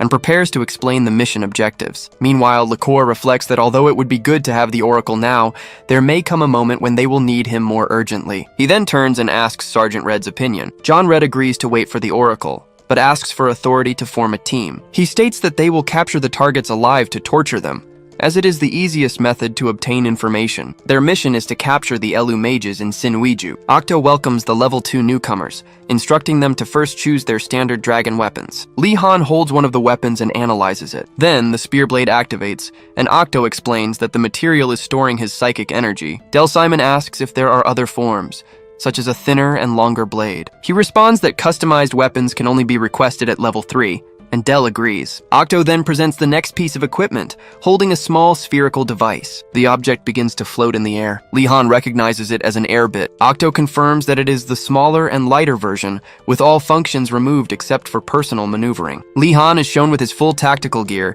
activating the device on his back. The man wishes the squad good luck, who run toward a helicopter. Their destination is the Shinuiju Dimensional Rift. To avoid bombardment, they will walk from that area to the operation zone. Del Simon informs them that the name of the operation is Mage Hunt. He concludes by saying that the goal is to capture the target alive and return as they advance through the terrain. Lee Han defines the searchline order as Silence, himself, and Simon, respectively. John Red questions him about the reason for his inclusion in that operation. In a flashback, Lee Han says that there are much stronger level 3 members, and John agrees, if he were only looking at overall combat ability. But he explains that from a strategic perspective, the group led by Lee Han managed to survive without equipment while fighting the minions. John Red continues, saying that this is not his only strength, since most who return from the dimensional rift suffer from psychological trauma. He states that when placed in an irrational environment like a battlefield, humans are bound to break at some point. John concludes that from that perspective, Lee Han is a monster, and that at one point he thought he was a psychopath. Back in the present, Del Simon reflects that the only thing Lee Han lacks is real-life experience. It is for this experience that Sergeant Red selected Simon and him. A memory shows a crowd celebrating Lee Han's victory against a level 3 opponent. Del Simon was in the middle of the group, celebrating the feat. In the present, he observes Silence and Lee Han, determined to show who is superior during the operation. The squad leader announces that they will take a break and split into 2 teams. The group finds themselves in a destroyed area near a forest. The 2 teams separate to rest among the rubble. Lee Han observes the forest right in front of him. He remembers the members of his squad who did not return, believing that they are somewhere around there. Then he turns and sees Silence putting on his helmet. Silence adjusts the equipment on his head. Lee Han offers to turn his back, suggesting that he take off the helmet for a moment. But Silence gestures with his hands, refusing the offer. The helmet visor displays the message, "I am not hot," and Lee Han simply agrees. A moment later, the leader warns that normal communication devices will not work past that point. He informs them that they will switch to a squad local network as the group enters the woods. Silence moves stealthily through the trees. His interface alerts him about the presence of 2 Elu scouts ahead. The 2 targets are seen getting closer and closer. The rest of the team points their weapons, but the leader orders them not to shoot. He then asks Silence to take care of the situation. Silence rushes forward and attacks the 2 scouts at once. The message "End" appears on Silence's helmet, and Lee Han comments that his ability is a cheating tool made for assassination. In a fast simulation, Silence positions himself crouched in the forest near one of the scouts. Back to reality, he observes the 2 targets moving through the trees. Then he prepares to attack the scouts, but a voice asks Silence to wait. Lee Han suggests that it would be better to follow them instead of killing them, and Del Simon questions the reason. He explains that because they are walking toward the rift with their guard down, they are probably returning from a reconnaissance mission. John Red praises Lee Han's logic and orders Silence to follow them at a distance. Del Simon becomes frustrated, as he had only thought of killing them, and promises himself that he will still defeat Lee Han. Silence then begins running through the forest. His camera records the 2 scouts as they move away. The group follows them to a place where several figures are gathered in front of the dimensional rift. There they spot the Elu mage. The target of the mission. The team leader points to the gem on the mage's staff. He then explains that it is a psychic crystal,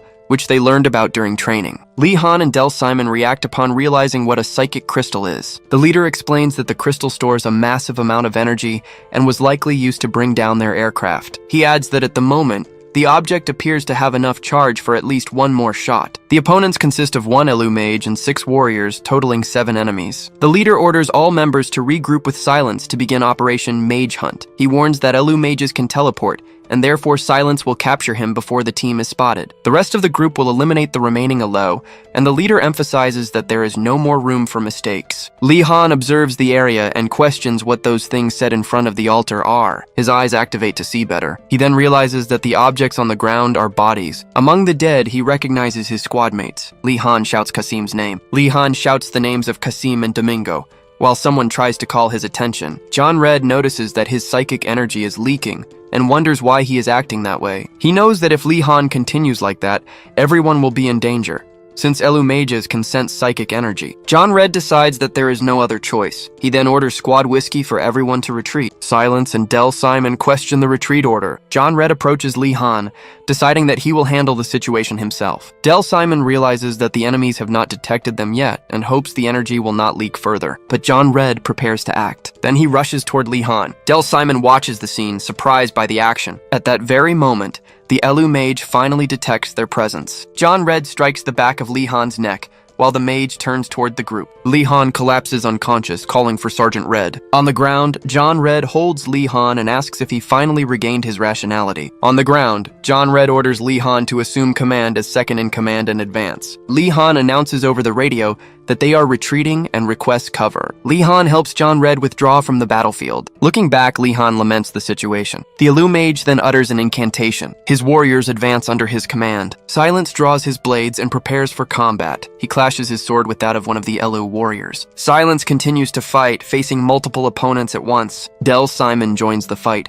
blocking the attack of another warrior. He fires an attack at one of the enemies while another strikes from behind. A warrior throws him to the ground, and Del realizes it is too late to react. The enemy corners him, ready to deliver the final blow. The warrior raises his axe and questions if that is the end. But at the last moment, a figure appears and blocks the attack that would have been fatal. Del Simon looks at the wound on his chest. He sees Silence standing over a defeated enemy and wonders how Lee Han managed to beat him. The Elu mage shouts a command to his troops. The remaining warriors then retreat toward the dimensional rift. Del Simon asks if they gave up chasing them. As the group approaches, Lee Han takes responsibility for the error in strategy. Silence then punches Lee Han in the face. He knocks him to the ground with the impact of the blow. Next, Del Simon touches Silence's shoulder and says, "That is enough." John Red, wounded, states that it is now impossible to follow the plan, as the enemies will strengthen their vigilance. Lee Han stands up and insists that they must continue with the strategy. Silence grabs Lee Han's head. He strikes him again in the face. Del Simon yells at Silence, pointing his weapon at him. He warns him that Lee Han is the commander,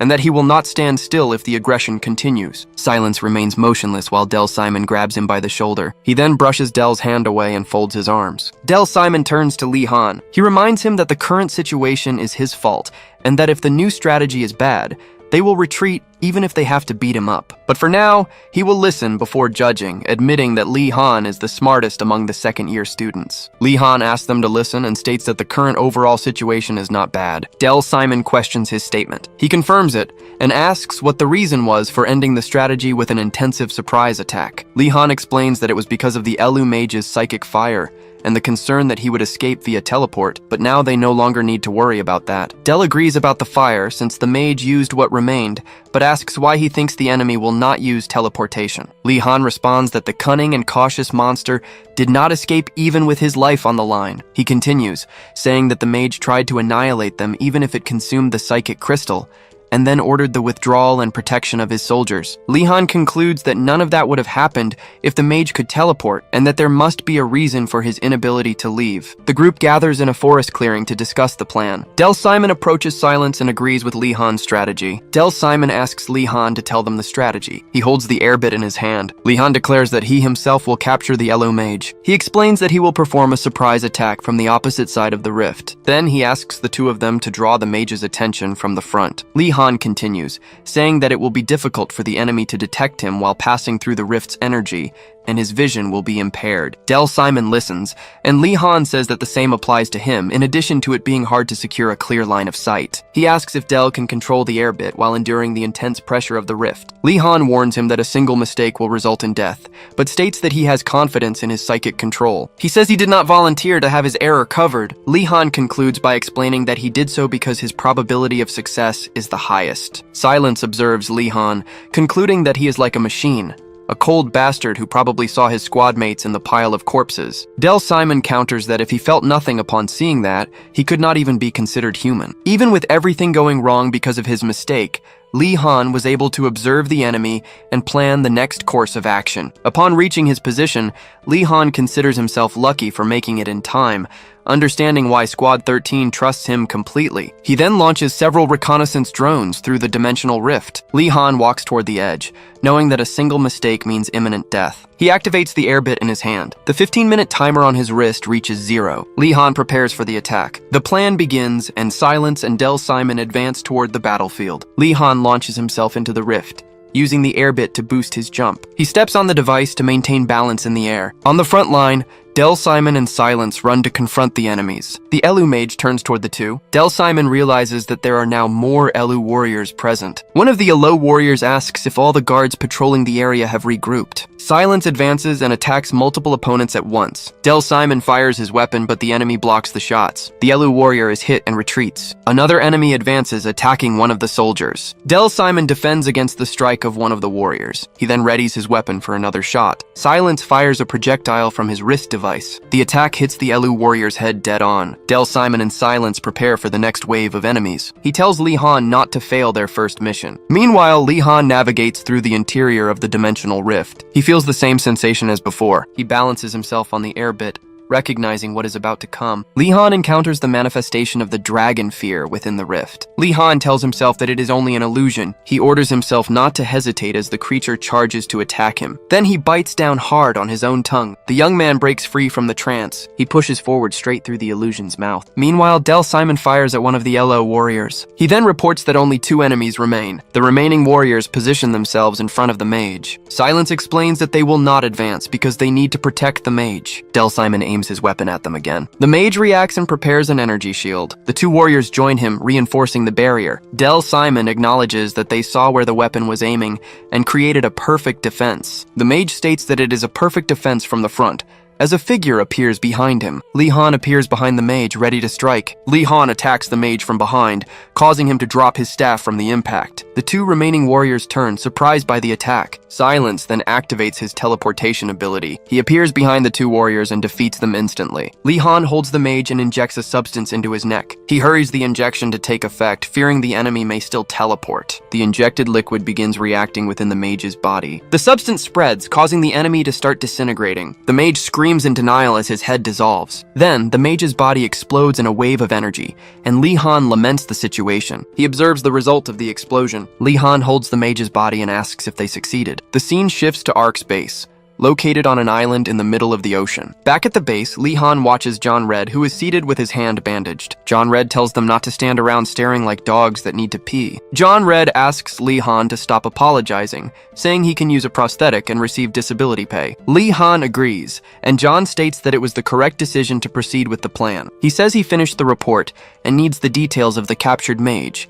and Lee Han asks if beings from another world can be interrogated. John Red explains that in Ark there is a person with telepathy, the only one in the world. Then Silence appears at the doorway. John invites him in, saying they have finished talking. Silence approaches and asks through his device if he is feeling well. John Red jokes that he was thinking of going on a diet, but now he doesn't need to anymore since his body is lighter. Lee Han reacts upon noticing that Silence is laughing. The 2 continue laughing together. He observes the scene, finding it hard to believe that Sergeant Red is one of the few people capable of talking with Silence. John then dismisses them, calling them old man and fake ninja. He says he will reminisce about his lost leg and drown in deep thoughts. Once outside, Silence sends a message apologizing for hitting him, saying he would have done the same. Lee Han replies that he deserved it for putting everyone in danger, but Silence concludes that he overcame the situation and now understands Sergeant Red's high expectations. As they walk, Lee Han comments that he does not think Sergeant Red can distinguish what he likes from what he dislikes. He adds that regardless, the sergeant still intimidates them. Upon reaching a fork, Lee Han says goodbye to Silence. The two wave at each other in farewell. Lee Han starts walking away,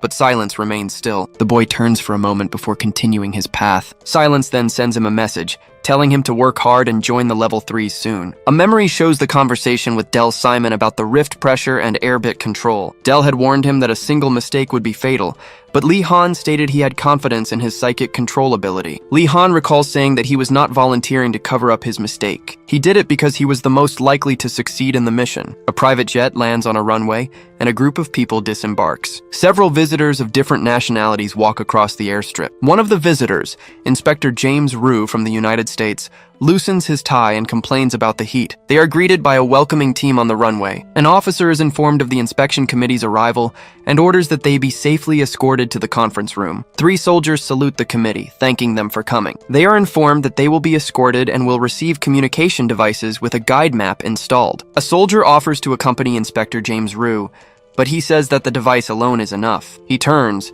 stating that he will take care of himself, since inspectors have that authority. The soldier reluctantly agrees while James Rue walks away. Suddenly, the inspector stops walking, which surprises the soldier. He turns with a smile and asks where the bastard named Lee Han is. James Rue finds Squad 13 and offers them a handful of candies. He says he is giving them treats because they are like nephews to him. Lee Han informs him that they need to continue training, and the inspector agrees not to interrupt them further. Lee Han orders everyone to gear up and head to the shooting range, while Inspector James Rue identifies him. James Rue recalls that, based on level 1 data, he was nothing special, but became famous for his achievements. He then waits outside the shooting range. The man stretches against the fence. James complains that there have been no competitions since the Rift incident, and that while others rest, that squad trains relentlessly. He keeps observing the training through the fence. Then the squad exits the area, and the inspector wonders if they are done. The leader announces that everyone is heading to the weapons facility. James Rue watches them leave, commenting that they are really persistent bastards. The scene shifts to the training gym. Lee Han approaches Kuro and says that today he will train with him. Kuro reacts to the news. Lee Han instructs him to take position for combat. Kuro wonders why Lee Han wants to fight him. He realizes that this does not seem like normal training. Lee Han explains that in the dimensional rift, he learned something extremely important. He states that it is impossible to fight using only psychic abilities,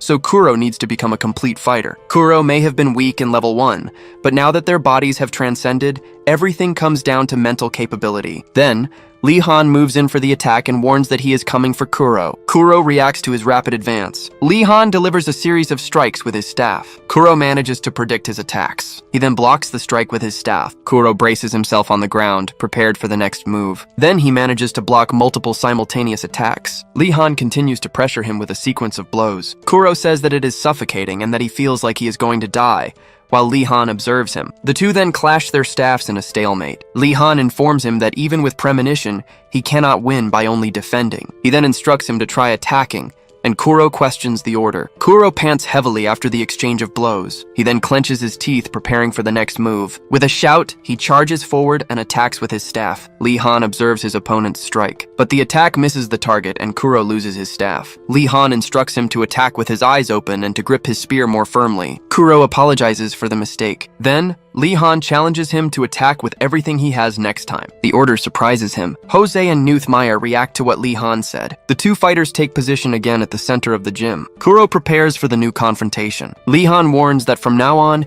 he will attack with everything he has, and that Kuro must do the same. The other members comment that if they judged by weapon handling alone, Lee Han would win, but with psychic abilities, the result is uncertain. Lee Han asks what the problem is, and whether he is worried about getting hurt, irritating Kuro. Kuro admits that he honestly does not know why Lee Han is acting that way and apologizes, but he states that he is sure there is a reason, simply because it is him. Then, Kuro declares that he will do exactly what was asked. Multiple spears then fly around him, because he believes in Lee Han. Wei Chen asks Lee Han what brings him there today. He offers him oolong tea and invites him to try it. Lee Han tastes the drink and thanks him, saying that it is delicious. Wei Chen finds his reaction cute, and comments that it is nice when they can act like people their age. Lee Han then explains that he actually came because he is worried about Kuro. Wei Chen repeats his name, surprised by the reason for the visit. The boy reveals his concern, saying that Kuro hesitates to attack and that this could kill him someday. Wei Chen explains that humans adjust their psychological distance based on the weapons they receive, and Li Han questions the term. He clarifies that it is the resistance to harming others, which is difficult even for soldiers in close combat, but they can easily kill civilians with a remote detonator. Li Han states that it is too brutal for Kuro to kill under command, and that he seems to need an opportunity. Wei-chan suggests that it should be like on the deserted island, when he acted because he had complete faith in Li Han. Back in the gym, Kuro is surrounded by dozens of floating spears. Li Han opens his jacket, understanding what psychological distance is. Jose and Knuth Meyer observe the scene, commenting that Kuro has no middle ground and wondering if they should stop them. James Rue watches the fight from afar and wonders if that is the power of a rank A. Li Han admits that Kuro's ability is incredible, but also very characteristic of him. Knuth Meyer comments that Kuro can predict Li Han's movements, and Jose adds that it will be impossible to approach without being hit. Kuro launches one of his spears in Li Han's direction. Li Han manages to dodge the attack. He realizes that even when launched with telekinesis, the spear has the same level of power as when he throws it directly. Jose questions whether Li Han will have to parry the attacks instead of dodging, and Knuth Meyer responds that it is not something just anyone can do. Li Han provokes him, asking if he is trying to belittle him for launching only one spear, and asks if he will be able to launch them all by the end of the day. Kuro reacts to his provocation. Li Han reminds him that eventually he will have to attack him with the spear in his hand. Then he advances to attack Kuro directly, but the attack is intercepted by one of the floating spears. Li Han warns him that there are not many floating weapons left. With a shout, Kuro prepares for the final attack. He jumps into the air and launches all of his remaining spears at once. Li Han uses his jacket as a shield. He manages to block all the spears at once. The impact of the attacks throws him backward. Knuth Meyer and Jose are surprised to see that he used telekinesis on his jacket, and Li Han shouts for Kuro to extend his spear. The two approach one another rapidly. Li Han breaks Kuro's staff with his bare hands. He then stands face to face with his opponent. Li Han flicks Kuro's forehead. He praises him for keeping his eyes open during the attack. Then he squeezes Kuro's hand firmly. Jose and Knuth Meyer call him a bloodless, tearless battle machine,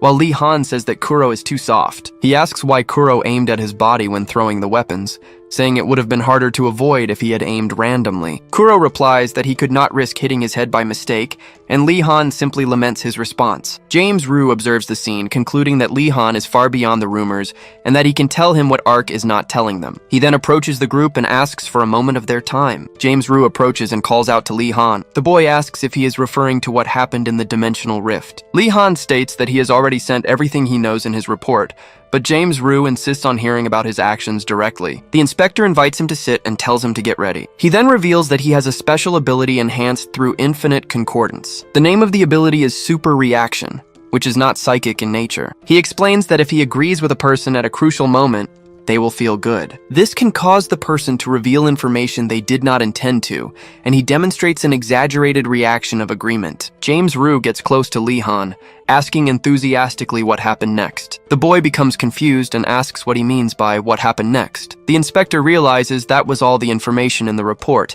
and asks if there is nothing more to the story. Li Han confirms that all other details are in the report, leaving James Rue frustrated with his cunning. He then says goodbye, saying he will go train a bit more, and walks away. Li Han reflects that he received orders to keep his mouth shut about squad whiskey, and that Inspector Rue will get nothing out of him. As the boy walks away, James Rue takes out his phone and makes a call. On the phone, James Rue asks them to check if Li Han has been at Ark since the Dimensional Rift incident. Meanwhile, Li Han and his squad are in their morning training. Other squad members run right behind him. The whole group exercises together on the track. They keep the running pace in sync. Dimitri runs with great intensity. He approaches Li Han to greet him, and Li Han comments on his usual energy. Dimitri responds that he needs to keep himself busy at any cost. He then points to an inspector from Russia who is observing the training. Dimitri says that the man bothered them for days, saying that they need to fight for their nation after the war. Li Han questions what they would fight against, and Dimitri reveals that Ark will be dissolved when the war ends. The group continues running on the track. With a serious expression, Dimitri calls out to Li Han again. He reveals that the higher-ups plan to start a war to dominate the world after they defeat the dragons. The news leaves Li Han completely shocked. In the training room, Jose swings his staff,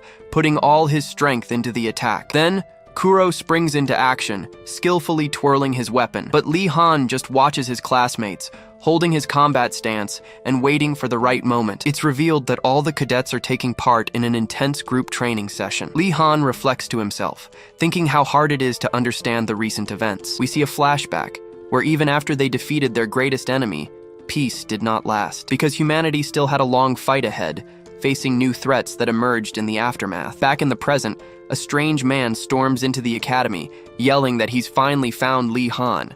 He starts shouting, saying he knows Lee Han has been missing since the Shinjuku incident. With this, he accuses the boy of taking part in a secret mission during that time. The man then declares he'll turn his strong suspicions into hard evidence today. Bringing 2 security guards with him, he says he doesn't mind scaring him a little to get what he wants. The other cadets go on alert at the commotion, while one of them glares at Lee Han angrily. But suddenly, the man's expression changes to pure shock, unable to understand what just happened. In an instant, Lee Han appears behind him and grabs him, terrifying the man. Seeing this, the 2 guards draw their weapons, ready to shoot the boy. But then a cadet uses his power, completely dismantling the guns in midair. The guards feel a terrible pain in their hands, screaming without understanding the attack. Lee Han then informs the man that he's placing him under immediate protection. He explains that he was just following orders, but the inspector keeps shouting, demanding a reason. Suddenly, the boy looks to the side, as if he's waiting for something. With a serious look, he reveals this is an enemy attack, shocking the inspector. An alert message pops up, making the man realize there's a traitor among them. Lee Han then tells Jose to watch the inspector, while Giho and Knuth get the weapons. The white-haired cadet looks confused, asking if the enemies are the Elu monsters. But Lee Han replies coldly, saying that this time the enemies are human. The scene changes, and the invaders are already tied up as the cadets receive their ammunition. Now equipped with rifles, the young warriors prepare for the coming fight. Looking at his device, he asks how many targets each of them can protect on their own. Kuro, Dimitri, and Del answer, showing that together they can protect 12 people. The inspector watches everything, thinking how the others accept Lee Han as their leader without question. With a plan in mind, Lee Han orders everyone to regroup at the 4th battlefield. The entire squad then starts to move, taking the prisoners with them. Along the way, he asks the inspector if he knows anything about the enemies. Lee Han says he doesn't think he's the traitor, since he seemed to recognize the alert message. The man then reveals the name of the group that attacked them, calling them the Purists. Jose is confused by the name, and the inspector confirms that's what they call themselves. It's explained that this group wants to kill all psychics because they don't consider them human. Del is outraged, but the man explains they blame psychics for the future dragon invasion. Their crazy belief is that the dragons will disappear if there are no more psychics on Earth. But at that moment, several enemy helicopters appear, completely surrounding the Ark Academy. One of the terrorists shouts from above, saying he's found the monsters who go against Providence, and right after, multiple shots are fired at high speed. The base's defenses activate, blasting the enemies with a powerful and precise attack. The base's defenses continue firing non-stop, destroying several helicopters in the sky. But an explosion happens near the ground, and Allied soldiers begin to advance. However, the enemy attack continues at full force, with dozens of soldiers descending. Lee Han realizes the battle is getting closer and closer, so he needs to act. Suddenly, he turns his head, as if he heard something important from far away. An overhead view shows that a helicopter has crashed, and the smoke catches the group's attention. One of the cadets reports that the enemy aircraft made a forced landing nearby. Lee Han asks Del if he could see how many enemies were on board the craft. It's explained that he wanted to go to the battlefield to avoid combat, but now he understands there's no way to escape the coming confrontation. With that, he tells everyone they need to prepare for what they must do now. With a dark look, he says what they need to do is assassinate. The scene changes, and we see ARC soldiers being brutally eliminated by the terrorists. Despite all their bravery, the base's troops seem to be no match for the attack. The enemy shows no mercy, finishing off soldiers who are already on the ground. The firefight begins in earnest, with terrorists shooting everywhere without pity. An ARC soldier is hit head-on, thrown back by the force of the shot. With a look of pure hatred, the fanatic screams that Earth belongs to humans. Lee Han repeats with a dark look that what they need to do now is murder. The cadets and the inspector grow anxious, analyzing the tense situation that has formed. The inspector then thinks that most of the prisoners won't be useful, with one exception. With that, Lee Han calls Knut, telling him that the 2 of them need to go on ahead. As the 2 walk away, the inspector explains that these guys are stronger than the Purists. He warns that the big difference is that these opponents are veterans when it comes to killing. The scene changes, and now Lee Han and Knuth are running armed through a hallway in the base. Worried,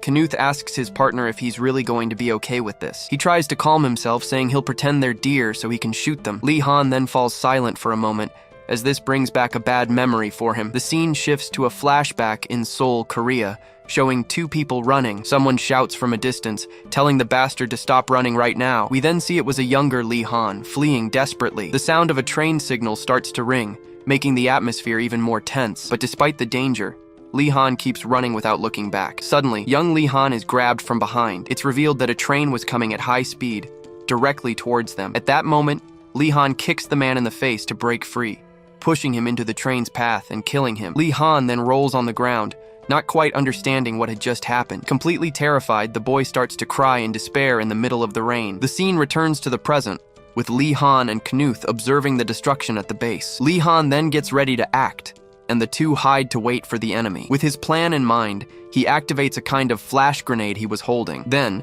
he throws his jacket to attract the attention of the approaching terrorist. The tactic works, and the enemy shoots non-stop, thinking he hit someone. The terrorist is confused, wondering what he just shot at. But then the grenade explodes, releasing a blue light that blinds nearby enemies. Knuth seizes the chance and shoots the terrorist, who drops dead. Another terrorist prepares to retaliate, cursing with rage for being tricked, but he ends up taking a clean headshot. Li Han was already aiming, providing cover for his friend. Seeing the man's body on the ground, Knuth is deeply shaken by the situation. He then approaches the terrorist, saying he needs to make sure it's over. With his face in a cold sweat, he stares at the man, who looks back at him in pure terror. Then he tells himself to open his eyes, and without a second thought, he fires the final shot, settling the matter right there. Li Han appears from behind, seeing the state of shock that has taken over Knuth. But the boy just replies that he's fine, despite the grim look on his face. The scene shifts to the rest of the group, waiting anxiously in the middle of the battlefield. The white-haired cadet thinks the inspector is in a pitiful state,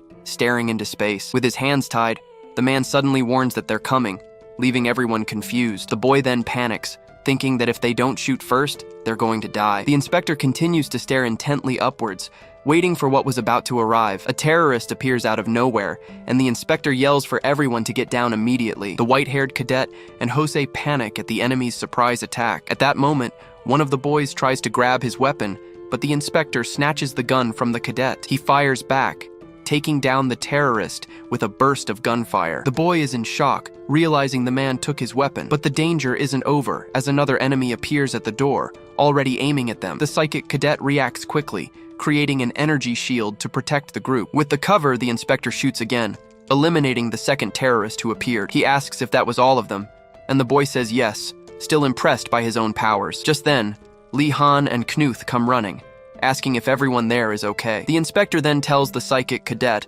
that he's smart and has already figured out the situation. Li Han just nods, agreeing with what the man just said. He then tells everyone they need to keep moving forward, without stopping. But suddenly, a massive explosion occurs. Amidst the fire, the leader of the terrorists observes the destruction he has just caused. He sees that the explosion has cleared the way, saying that the rat's hole has finally opened. With that, he raises his weapon and gives the order for his soldiers to finish them all. The terrorist leader then shouts that Ark is deceiving the entire world with lies. With a hateful glare, he says the dragons will no longer invade Earth. He accuses Ark of using psychics to try and dominate the entire human race. And then, the villain orders his soldiers to begin the purification in the name of humanity. The scene changes, and we see battlefield number 4, where the cadets were sent. They are all gathered there, awaiting further orders from their leader, Li Han. We're then told that all the level 2 cadets have been gathered there. Suddenly, one of the inspectors rebels, shouting that they will pay dearly for this. But before he can finish his sentence, the inspector is grabbed forcefully by the neck. It was Simon, who furiously tells the old man to shut up before he kills him. With his eyes glowing with rage, he screams that one of the inspectors is the traitor. He continues, saying that because of this traitor, he was forced to take a life. The boy trembles with hatred, having never felt anything so disgusting in his entire life. But then Li Han intervenes in the fight, telling Simon to stop at once. Simon then calms down and ties up the other inspectors along with the prisoners. The main trio then prepares to advance, following leader Li Han's plan. Jose is surprised, wondering how the famous Simon obeyed the order so easily. The scene shifts to the level 1 training facility, now under enemy attack. Inside, a pool of blood on the floor shows that the situation has gotten ugly. We then see that Wei Chen, despite being injured, took down one of the terrorists with his bare hands. The instructor managed to defeat several enemies, protecting the younger cadets, but he eventually feels the pain from his wounds, clutching his injured arm. Just then, he uses his communicator to send an urgent message directly to Li Han. With this new information, Li Han and his squad run as fast as they can. He instantly understands that the bastard's target is the level 1 cadets. Wei Chen then reports that the only ones who can stop them are the level 2 cadets. With his last bit of strength, he says he is entrusting this important mission to Lee Han. The group knows that if they are late, it will be the end for their comrades. The scene shows a soldier being gunned down, revealing the massacre has already begun. The terrorists then corner one of the instructors, gunning the man down without mercy. Their leader just watches from a distance, finding the whole situation very irritating. He complains about the shelter's complicated layout, which makes it difficult for his men to invade. Just then, one of his squads finds a door, reporting the discovery over the radio. Meanwhile, the other terrorist team prepares to engage in battle outside. The two groups finally meet with the cadets running towards the enemy. Lee Han then shouts that there's no more time and that they will fight head-on. He asks Simon if he can block the shots, since they aren't using heavy weapons. Simon replies with a shout, saying he'll show them something new and to fire on his signal. Lee Han orders Simon to go first, telling everyone to gather behind him. The terrorists start shooting, but the cadets keep advancing without any fear. Using his power, Simon creates several energy barriers that block all the shots. With his eyes glowing with power, he screams with all his might for them to fire. At that, a wave of psychic energy is unleashed, rushing straight towards the enemies. The terrorists are hit head-on, thrown back by the power of the attack. The terrorist is terrified by the power, wondering what the hell that was. With the opening created, the other cadets fire non-stop, hitting the enemies. Fallen on the ground, the terrorist glares at the boys, calling them monstrous bastards. With his last breath, he says they should truly be eradicated from the world. But Knuth gets enraged by this, yelling that they are the real monsters. At this, Lee Han calms him down, reminding him there are still enemies inside the base. He then turns to the other cadets, the ones he personally chose for the mission. Lee Han explains that he formed this task force because he thought they were similar. With a serious look, he prepares to give the most important order of all. We're told that he felt in his bones the punishment for letting emotions take over. Therefore, he warns them to either control their feelings or the entire task force will fail. Lee Han draws the plan in the dirt, saying they know the terrain best. With the strategy set, he orders the leaders to move out with their squads. The cadets then split into smaller groups, following Lee Han's orders. But suddenly, Dmitri turns around, seeming to have another goal in mind. He asks Lee Han for permission, saying he needs to take care of something quickly. The leader agrees, so Dmitri runs off to confirm his suspicion. The scene shifts to the psychiatric ward, showing the door to one of the rooms. Inside, several bloodied bodies are already lying on the hallway floor. Just then, Dmitri arrives, his face filling with immense rage. He then comes face to face with the traitor, who was in the middle of the massacre. The long-haired man turns, recognizing Dmitri, and asking what he's doing there. Dmitri yells at him, saying he's holding an ally and telling him to snap out of it. But the traitor questions if Ark is really on their side, grabbing the hostage. He begins to explain that in the third year, cadets are sent into real battles. It's revealed that he was overcome by fear, feeling he could never defeat the enemy. Dmitri thinks about the dragon's fear, as the traitor says Ark sends them to fight it. He explains that to Ark, they are just disposable, and he is one of them who broke. He then reveals they tried to recycle him,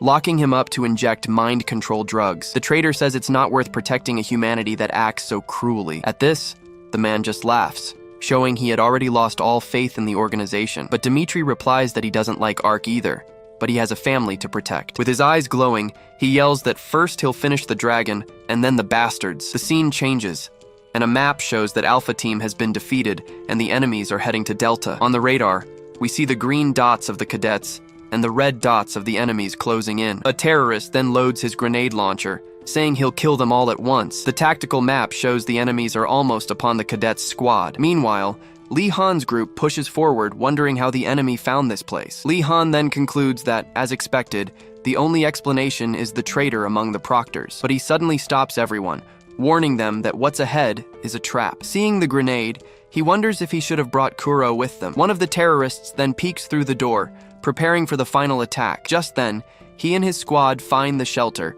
saying they've finally found them. The leader orders them to eliminate everyone, but a soldier hesitates to shoot at children. But the chief tells him to forget pity, because those monsters will dominate the future. The soldier is terrified by the order, thinking that this is an insane massacre. Losing patience, another terrorist shoots the soldier who questioned the order to kill. The leader then says they just do what's necessary, without thinking about right or wrong. Suddenly, a loud shot rings out, and Lee Han is shocked by what happened. He screams in despair as Knuth threw himself in front of him and took the hit. He drags his wounded friend away, while the others try to provide cover. Lee Han yells for Simon to go ahead, and the group retreats to save their friend. The two then run down the hallway, trying to escape the enemy's hail of bullets. But as they turn a corner, They come face to face with more terrorists, ready to attack. One of them aims a grenade launcher, firing a projectile straight at them. Simon panics, knowing he won't have time to create a barrier. Lee Han realizes the barrier won't be enough, and his eyes glow with power. Using his telekinesis, he reaches out his hand to try and stop the grenade in midair. He concentrates,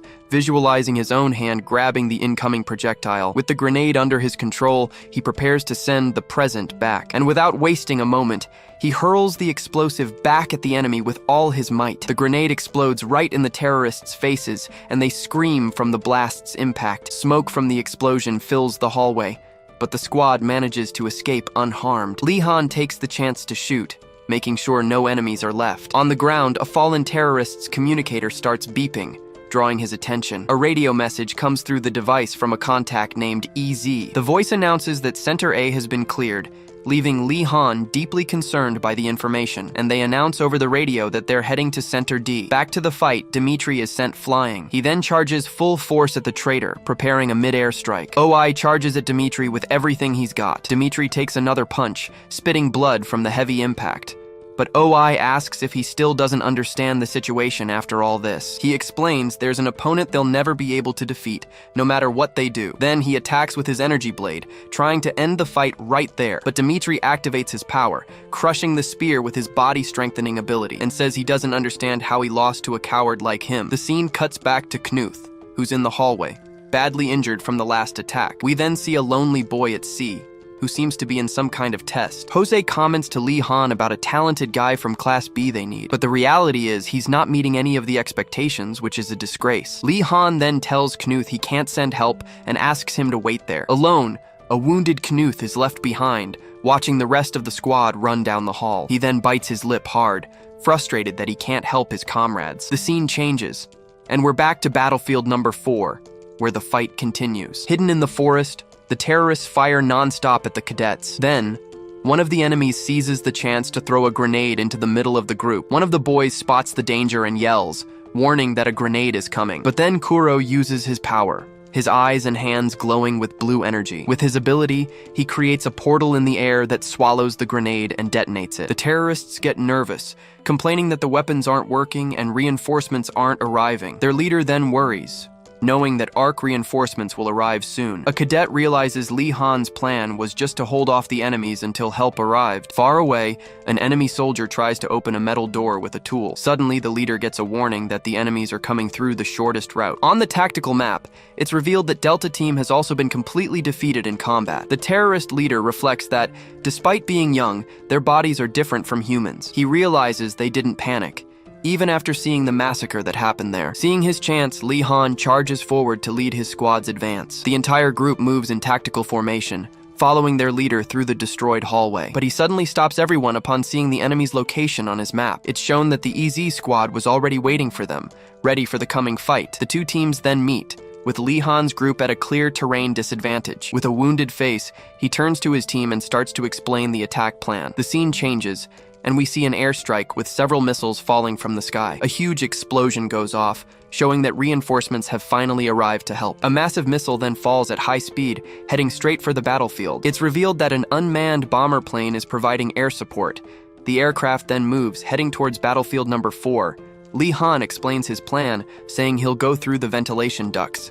He'll get into the room before them so he can attack the enemy from the rear. Simon questions the plan, saying the risk of dying on this mission is too high. But Lee Han replies that they don't have time to think of another way. Just then, Knuth suddenly appears, saying he thinks he can be useful here. He shows that his leg is already healed, leaving everyone quite surprised. Simon comments that the healing ability suits him, and Knuth accepts the compliment. So Knuth enters the ventilation duct, which was much wider than he thought. Even so, he's very nervous about the mission, breaking into a cold sweat inside the duct. Lee Han explains that he and Simon will go first, to attack together when the focus is on Knuth. With the plan in mind, the boy peeks around the corner, waiting for the right moment to act. Suddenly, a noise on the ceiling catches the attention of the terrorists below. One of the enemies then yells that there's something above, telling everyone to fire, and Lee Han yells to Simon that it's time to move in. The two then run down the hallway while the enemies are distracted by the attack. The terrorists fire non-stop at the ceiling, trying to hit the noise they heard. With an opening, Lee Han fights back with everything he's got, landing a direct hit on one of the enemies. One of the terrorists opens fire, but Simon is already preparing to defend against the attack. Using his psychic power, he creates an energy barrier, blocking all the shots. Then, a powerful explosion hits Knuth. One of the terrorists then reports that they've been taken care of, but the danger isn't over yet. Seeing the door being opened, the leader asks if the path is finally clear. He then yells for his squad to charge in, firing in all directions, but Lee Han doesn't let them in and yells for everyone to move. In the middle of the smoke, Knuth appears on the floor, covered in blood and almost powerless. The two look back, worried about Knuth's condition, but suddenly, a dark green energy starts to emanate from his body. As his face heals, he asks the bastards where they think they're going. He says he was tired of always getting hurt and being dead weight for the team. Then he shouts that this is incredible, because a healing factor has to be this strong. And up in the sky, the bomber plane finally arrives to provide air support. But Kuro looks down, terrified by a red energy that appears out of nowhere. Jose gets desperate, shouting Kuro's name as he suddenly falls to the ground. Then, the boy's eyes glow an intense red, releasing a frightening energy. The red energy rises into the sky, taking complete control of the bomber plane. With that, a gigantic bomb stops in midair, right above everyone's heads. Kuro then thinks of Lee Han, feeling relieved that he isn't there to see this. And in the next instant, a massive red explosion destroys the entire battlefield. The bomber plane then unleashes a barrage of missiles, destroying everything below. In a panic, the group watches the attack, wondering if it's a bombing run. The inspectors start to panic, screaming that they're all going to die right there. But Kuro just stares at the sky, his eyes glowing in a strange way. In a flashback, we're shown that life at ARC was tough and full of training. All the cadets went through hard times, having to push past their limits. But Kuro thanks Lee Han, because he didn't want to go back to his old life. Back in the present, Kuro looks up, determined to do something about it. He thinks it's a good thing Lee Han isn't there to see what's about to happen. With a tear in his eye, he tells himself that his friend can't die like this. He remembers that Lee Han would never give up, and is filled with a new courage. With that, Kuro unleashes an immense power, and his eyes glow with blue energy. His aura then soars into the sky, preparing to stop the falling missile. One of the inspectors stands there, mouth agape, asking in fear what that thing in the sky is. Just then, a giant hand of energy forms, surprising everyone with its appearance. With his energy hand, Kuro manages to stop the barrage of missiles in midair. The force is so great that the projectiles begin to shatter in the sky. And then, a fiery explosion lights up everything, showing the boy's power. The inspectors are shocked, as they've never seen anyone project psychic energy like that. One of them despairs, saying they are monsters that shouldn't exist. In an act of madness, he pulls out a gun, thinking of taking out at least one of them. The man then takes aim right at Kuro, who is exhausted and has his back turned after the attack. Meanwhile, Lee Han is trying to wake up Knuth, who's lying on the ground. The boy is unconscious with a serious head wound from the battle, but then his healing power kicks in, regenerating the wound instantly. Knuth then wakes up and answers that he is Lee Han, leaving his friend relieved. Lee Han scolds him, but the boy complains that he's already lecturing. With help from the others, he reports that evacuation zone level 1 is secure. Radio messages start coming in, confirming the situation has been resolved in other zones. And in the end,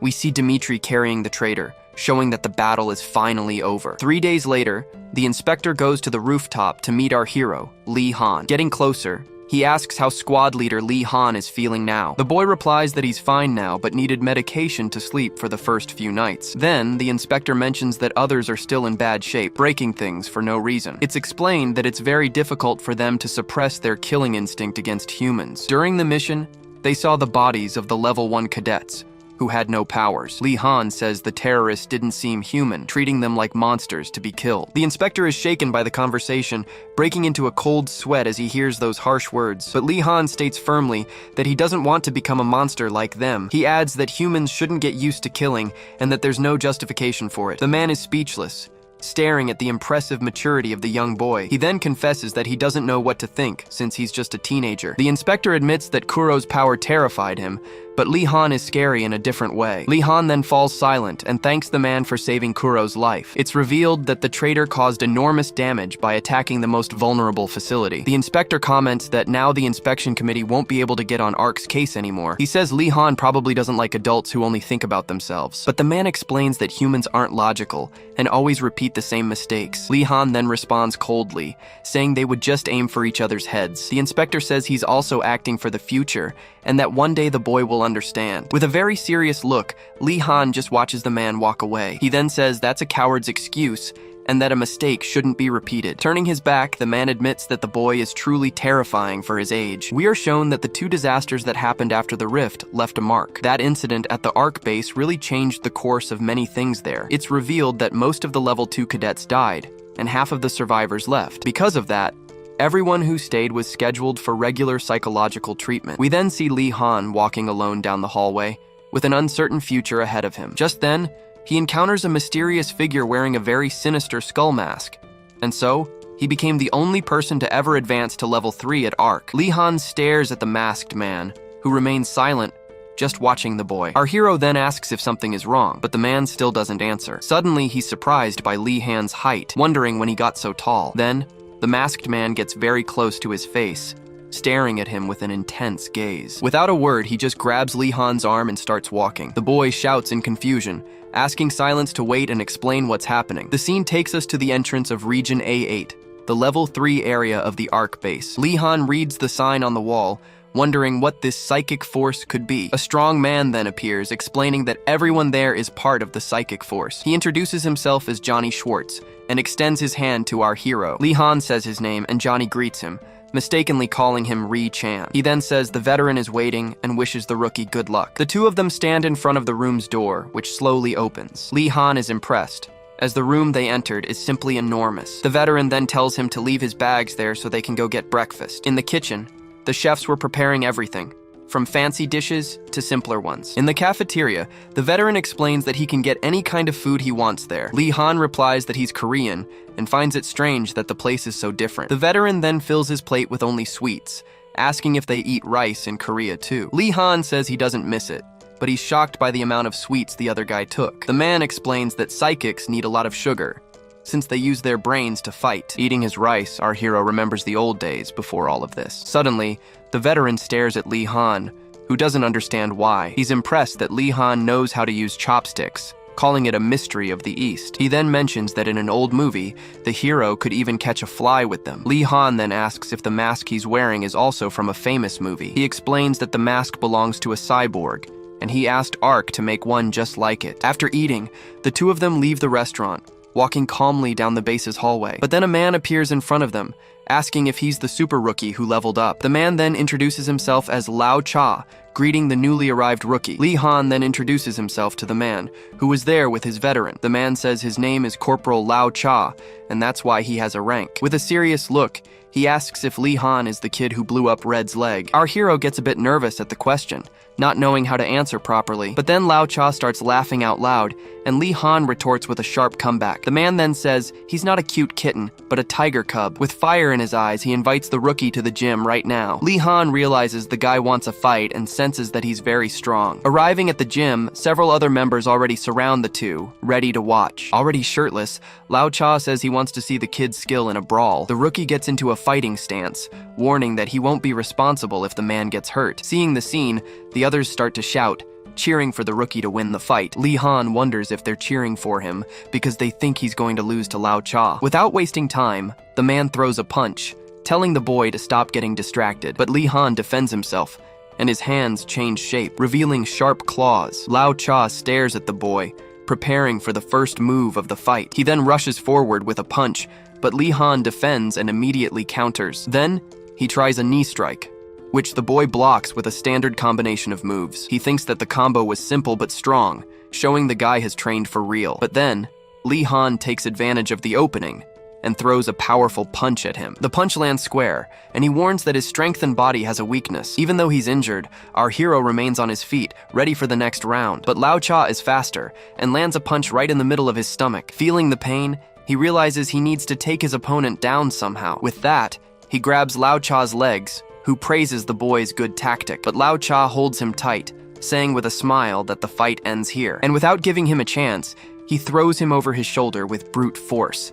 The boy flies across the gym, crashing into everything. Lao Cha then lands, observing the result of his devastating blow. Lao Cha thinks that if he were normal, that blow would have been a serious injury. With the boy on the ground, he asks if the kid is okay after the fall. But suddenly, Lee Han shoots up, his eyes glowing with power. Seeing the energy staff, the man smiles and says, this is where it ends. With tears in his eyes, our hero prepares to attack with his weapon, but then he bows and apologizes, surprising Lao Cha with his attitude. The veteran hands him a towel, asking if he noticed his body's weakness. He explains that with the strength, the body becomes hard as iron, but also very heavy. He then says the strategy was good, but he should have used grappling techniques. And then, he says that's enough for today, but to come back tomorrow at the same time. Li Han is speechless, wondering if he'll have to go through this again. The next day, Lao Cha is already at the gym, welcoming the newbie. The boy arrives with a smile, greeting his new training mentor. The veteran then points to a guy who's training, and Li Han recognizes him instantly. It was Johnny Schwartz, the guy who welcomed him when he reached level 3 of the base. The veteran explains that he's a first-generation psychic,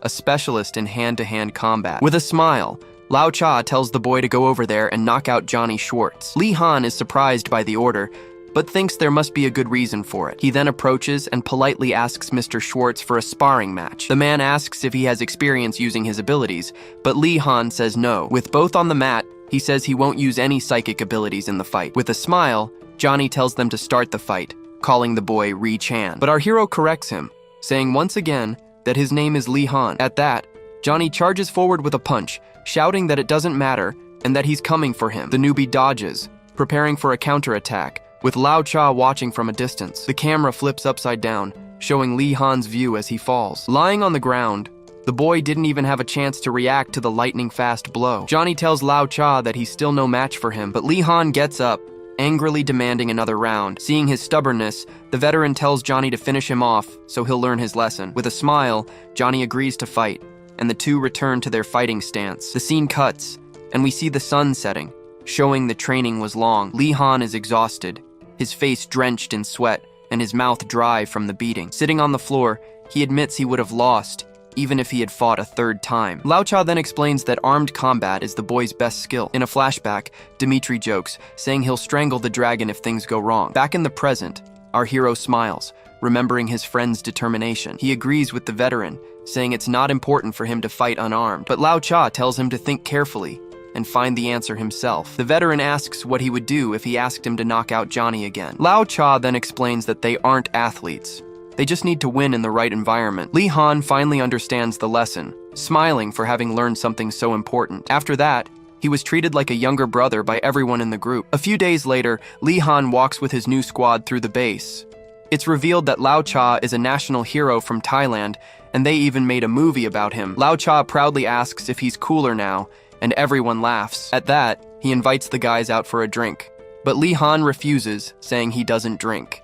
So our hero says goodbye to the group, walking back alone through the base's hallway. But when he gets to his room, he finds Silence standing at the door, waiting for him. Li Han then asks if it's already been 3 days since he returned from his tasks. The veteran replies that he watched a movie called Lao Cha the Jungle Hunter. The scene then shows us a preview of the movie, which seems to have a lot of action. The movie's hero yells in anger, telling the bastards to come at him, and the enemies were a bunch of giant monsters who charge forward to attack with full force. The hero then rushes into the fight, facing the monsters with his machete in hand. Silence is disappointed, saying he wanted to see a movie, not Lao Cha in action. With that, he says that if it's a movie he wants, he can show him one right now. The veteran then touches a device, wishing our confused hero a good night. In an instant, Silence vanishes, leaving Li Han completely speechless. He's impressed by the veteran's speed and cracks a small smile. Li Han remembers how powerful and threatening Silence seemed at first, but now he understands that Silence is just a kid, like him. In the training room, Li Han faces his opponent, firmly gripping the metal staff. Lao Cha then challenges him to a rematch, but this time with armed combat. Just then, Johnny Schwartz shows up, doubting the kid is ready to beat him. He unleashes his purple aura, looking like a giant, furious bear. He's even more threatening with a weapon. Johnny charges forward, yelling the wrong name, and the kid corrects him, saying it's Li Han. For the past 3 days, the big guy trained non-stop, unleashing brutal blows. Li Han defends the attack, as he has memorized all of his opponent's fighting patterns. He can predict every future move, blocking all attacks perfectly. It's as if the kid has the power of clairvoyance, dodging with ease. Finding an opening, Li Han lands a powerful blow right in the brute's stomach. Johnny feels the impact, spitting and unable to believe the strength of the attack. He wonders how someone who just reached level 3 can be so strong. Li Han doesn't give him time to think and moves in to end the fight. With one last, precise strike, the kid finally manages to take down the giant. Johnny wonders if this is the end, but Lee Han tells him the fight is over. With his opponent off balance, the kid moves in to deliver the final blow with his staff. He raises the weapon, but at the last second, he stops the attack, leaving Johnny surprised. Johnny blocks the attack with his hand. With a smile, the kid then admits that he was the one who lost the fight, but Johnny had his katana at his opponent's face the whole time. Johnny realizes he hesitated on purpose and praises the kid, calling him by the wrong name again. Lee Han corrects him again, but the big guy doesn't care and invites him to get something to eat. As he walks away, Lao Cha congratulates Lee Han on a job well done. He explains that winning isn't always the best solution, and that he's gained a friend. Lee Han understands that he didn't need to humiliate a colleague, as he could learn a lot from him. Suddenly, someone calls his name, and we see Silence standing in the doorway, waiting for him. Octo formally introduces himself as Chief Engineer Siegfried, shaking his hand. He explains that his nickname comes from his agility, as if he had 8 arms. Lee Han is a bit confused by the explanation, thinking it's just his own interpretation. As they walk, Octo mentions that Lee Han is the first person to join the PF with such a low rank. Just then, the engineer points to something up ahead and asks if he's noticed it yet. He then reveals a giant robot, a veteran warrior from the last war. The kid's jaw drops as he instantly recognizes the psycho frame, but he notices that, by the looks of it, only the armor's skeleton remains. Octo then explains that he restructured the old model purely for training purposes. From now on, Lee Han will train every single day to be able to activate the robot. The scene changes, and we're told that a monster has defeated 2 Chinese teams. At this, a soldier becomes worried, finding the situation more dangerous than expected. The creature seems to use a psychic shield,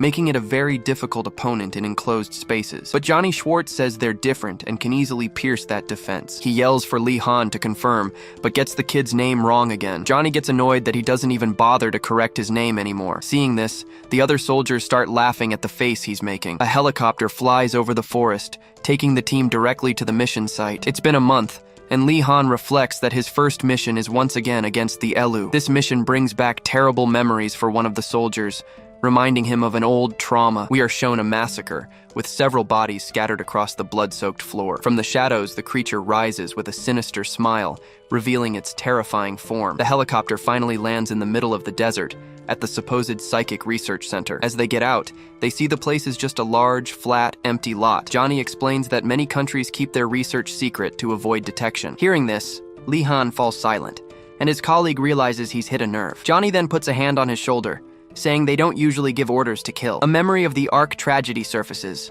a shameful event with no other options. He asks the kid to please never get used to taking another person's life. But to break the tension, Johnny calls him by the wrong name and starts laughing loudly. Suddenly, the sound of approaching cars catches everyone's attention. Several vehicles arrive kicking up dust, a sign that the people in charge have appeared. Armed men and researchers in lab coats get out of the cars, their demeanor very serious. The Ark team watches the convoy, preparing for first contact. The group approaches and one of the researchers welcomes the Ark team.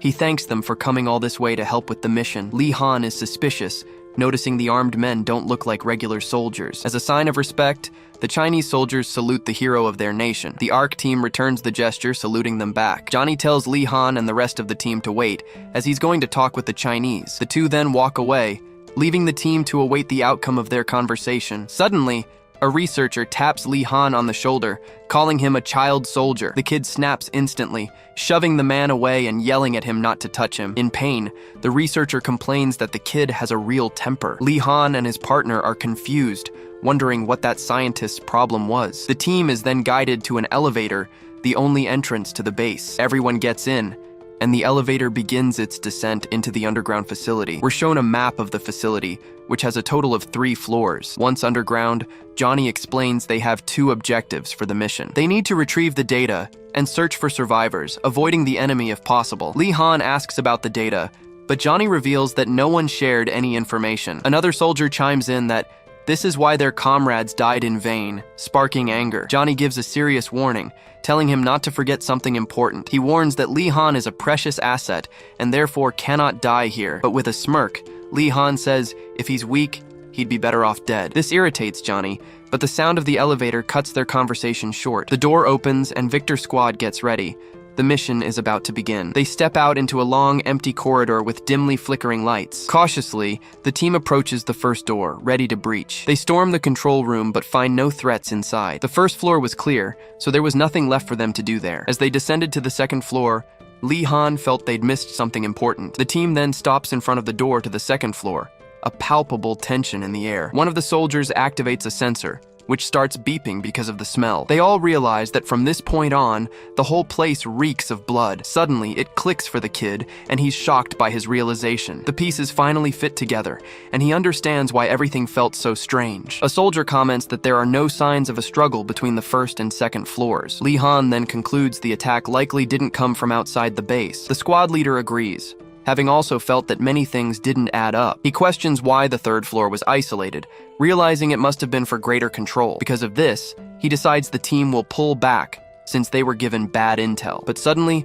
the lights in the hallway go out, catching everyone by surprise. The power cut out at a very suspicious moment, as if someone was listening to their conversation. Lee Han remains silent, starting to connect all the pieces of the puzzle. He remembers the moment the researcher touched his shoulder earlier. That touch wasn't a simple gesture, and now he finally understands why. Johnny notices the kid's reaction and asks what's wrong, getting his name wrong again. Lee Han then shows them a small device he found, a bug planted on his vest. He warns them that they've been bugged, and the leader says that was to be expected. With no other choice, Johnny announces they have to proceed with the mission. The gruesome scene reveals bodies hanging from the ceiling, dripping blood onto the floor. Johnny and his companion are horrified, their faces filled with hatred for the brutality. Down the hall, the carnage continues, with more bodies scattered everywhere. Lee Han freezes in fear, breaking into a cold sweat as an old trauma resurfaces. One of the soldiers curses, calling the whole trap a treacherous, disgusting setup. His partner shakes him and asks if he's okay, but Lee Han can't answer. His mind throws him into a dark memory,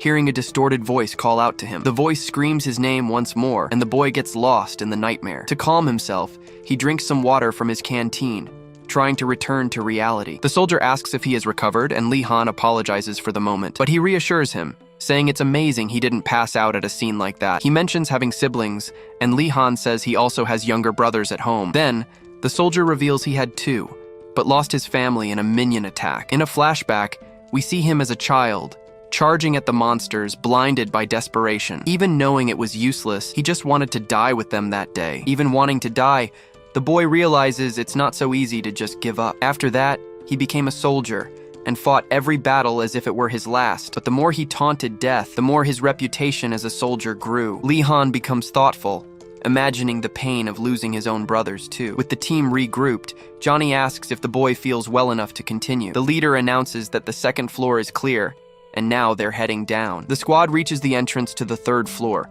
the only one with an electronic door. With no power, the door was completely sealed, but Johnny tells them to wait. His eyes then glow, showing he's about to use his power to solve this. He focuses his energy and unleashes a golden aura, preparing a powerful strike. Lee Han is shocked, as this was his physical enhancement ability. With his brute force, Johnny manages to open the door, revealing a dark room, and inside, a mysterious man points a gun at the entire team. The leader wonders if he's a soldier, maybe one of the massacre's survivors. But in reality, it was a sinister figure with a macabre smile and red eyes. The creature lets out a crazy laugh, and the leader yells for everyone to take cover now. Without warning, the monster starts firing everywhere with a heavy machine gun. The team dives for cover, dodging the hail of bullets coming at them. Even when hit, the creature doesn't flinch and keeps firing relentlessly in their direction.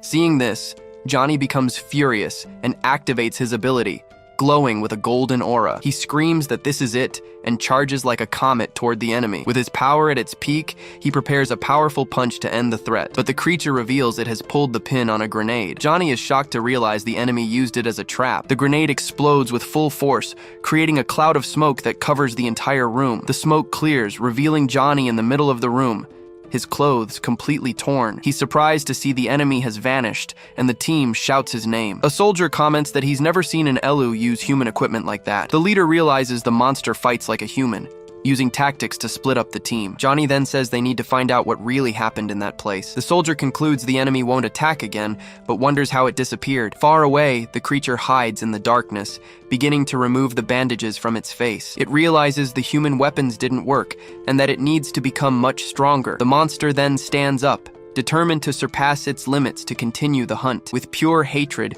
it screams that it wants more power to tear them all apart. To do this, the creature begins to absorb the life energy from the bodies hanging from the ceiling. A dense purple aura flows from the bodies, heading straight to the center of the ritual. All the energy is channeled into the monster's head, initiating a bizarre transformation. The process ends, and it stands there, feeling the power it has just received. And with a sinister laugh, the creature shows that its evolution was a success. Suddenly, the emergency lights flicker on, illuminating the base's dark corridor. With their vision restored, the soldiers prepare to advance cautiously. Johnny then puts on his glasses, and Lee Han finds it strange he'd do that in a situation like this. They reach a place that wasn't on the map, ready to see what was hidden there. Filled with rage, Johnny realizes the Chinese used them to retrieve the research data. The team concludes they were training a captured Alu for military purposes. The group presses on and finds a fork in the path, one way to the right and another to the left. A soldier asks if they should split up, but Johnny says it's not necessary. He points to the bodies on the floor, which serve as a trail to follow. The team enters a destroyed laboratory, with more scientists' bodies scattered on the floor. They discover the researchers made the Alu too strong, and it lost control. A soldier explains that by regulation, countries were supposed to report this kind of psychic research. Lee Han grows weary, realizing that once again, the fight is just between humans. Johnny orders them to copy the important files, because their superiors won't let them leave otherwise. But suddenly, Lee Han yells a warning, having spotted the enemy approaching. The team braces for an attack as the monster emerges from the lab's shadows. The leader then yells to open fire, and everyone unloads their weapons on the enemy. But the creature uses a psychic shield, effortlessly blocking all the bullets. Lee Han realizes he needs to use his spear to neutralize the threat. Just then, Johnny tells him to fall back, announcing that it's his turn to fight. The monster scoffs, but Johnny lunges forward with a cutting blow of blue energy. He screams that he'll tear the scrawny thing in half, swinging his blade with force. But the creature simply dodges, using a blink to evade the attack. Lee Han is in shock, realizing the monster used a teleport to attack. The creature then appears behind another soldier, instantly taking him hostage. The hostage soldier screams in desperation, telling the team to attack the monster without hesitation. With courage, he tries to stab himself to create an opening for the team to attack. Seeing this, Lee Han is certain that the decision to attack was the right one. Without hesitating, Lee Han pierces through the monster and his teammate with a single spear thrust. But in a memory, we see a soldier freezing up when faced with a difficult decision. He couldn't bring himself to attack, lacking the courage to sacrifice his teammate. Seizing the opening, another soldier shoots the monster right in the head without a second thought. The creature then screams in pain, feeling the bullet's impact right in the middle of its skull. Johnny yells at Lee Han to focus because the battle wasn't over yet. The kid notices a psychic crystal on the creature's forehead, revealing its power source. Wounded, the monster flees at high speed, leaving a trail of energy behind it. Johnny rushes to help the wounded soldier and asks Zai how he is. The man can barely respond, showing he's already dead. With hatred in their eyes, the pair decides they won't let the enemy escape. Lee Han closes his eyes, concentrating for the chase that will follow. He then says they need to go after it and kill the creature once and for all. Johnny questions him, asking if he's just doing this for revenge. But Lee Han explains that now is the best time, since the creature is weak and wounded. With a determined look, Johnny agrees to the plan and announces that the hunt is on. The three of them head down the corridor together, following the wounded enemy's trail. Johnny takes the opportunity to ask what the kid learned from the last fight. Lee Han explains that the creature can't use its teleport and shield at the same time. That's why it used Herald as a shield, a risky ambush that thankfully worked out. But luckily, they managed to wound the monster, creating the perfect opportunity to strike. Reaching the fork, they decide to split up to corner the target faster. Johnny warns that it doesn't matter who finds it.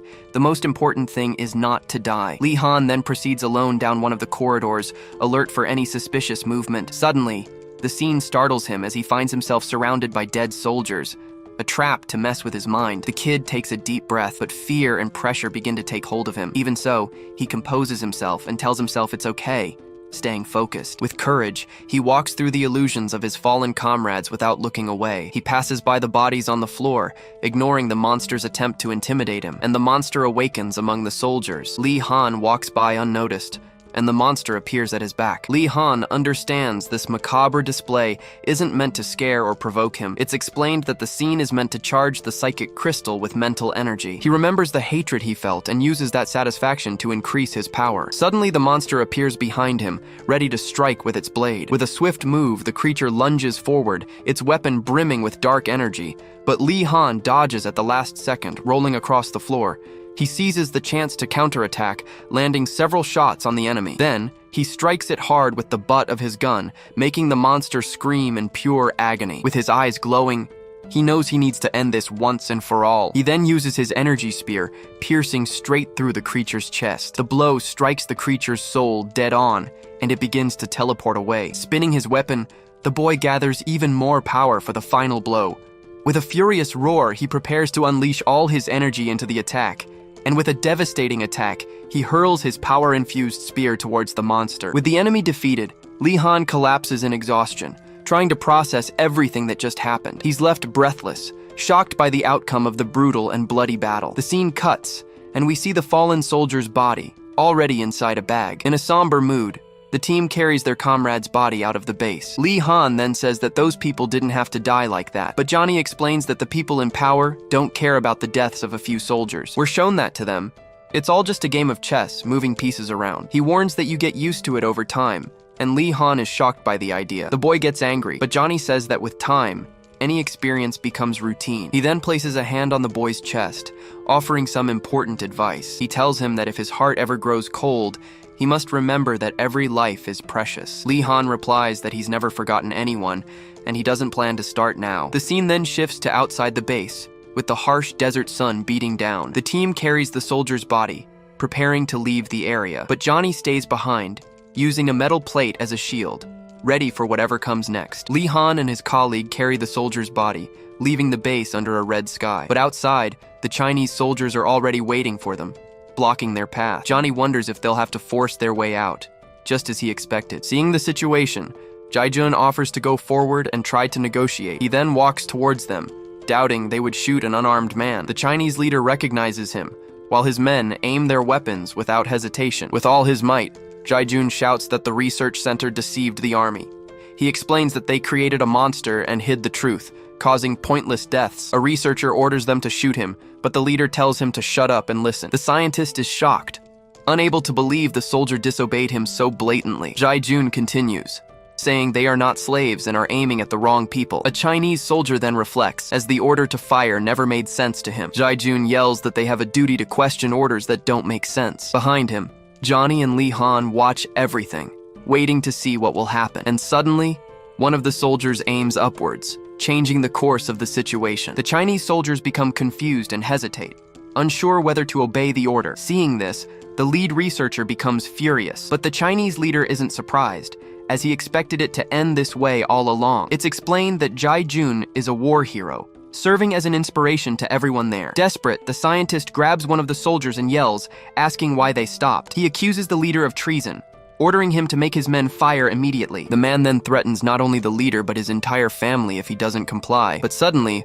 the sound of a gunshot echoes through the desert, cutting the argument short. The ARC team watches the scene, completely surprised by this turn of events, and we see that it was the Chinese leader who fired the shot. With the researcher on the ground, the soldiers turn and aim their weapons at the other scientists. Night falls and the ARC team departs, receiving a salute from the Chinese soldiers. Lee Han asks if they'll be okay, and the leader warns they will be punished for disobedience. But he explains that all the blame will fall on the researchers, avoiding a larger scandal. The leader thanks Jaijun, but he says the credit belongs to his brave soldiers. The Chinese leader says he'll lose his rank at most, praising Jaijun's courage. With that, the ARC team boards the helicopter and finally heads back to their base. Inside the aircraft, Lee Han passes out from exhaustion, sleeping soundly after so much fighting. Johnny then approaches silently, watching the boy rest for the first time. He remarks that it's strange to see him sleep, but his colleague says it's normal. At that, Johnny keeps watching, perhaps reflecting on everything they've been through together. Lee Han sleeps peacefully,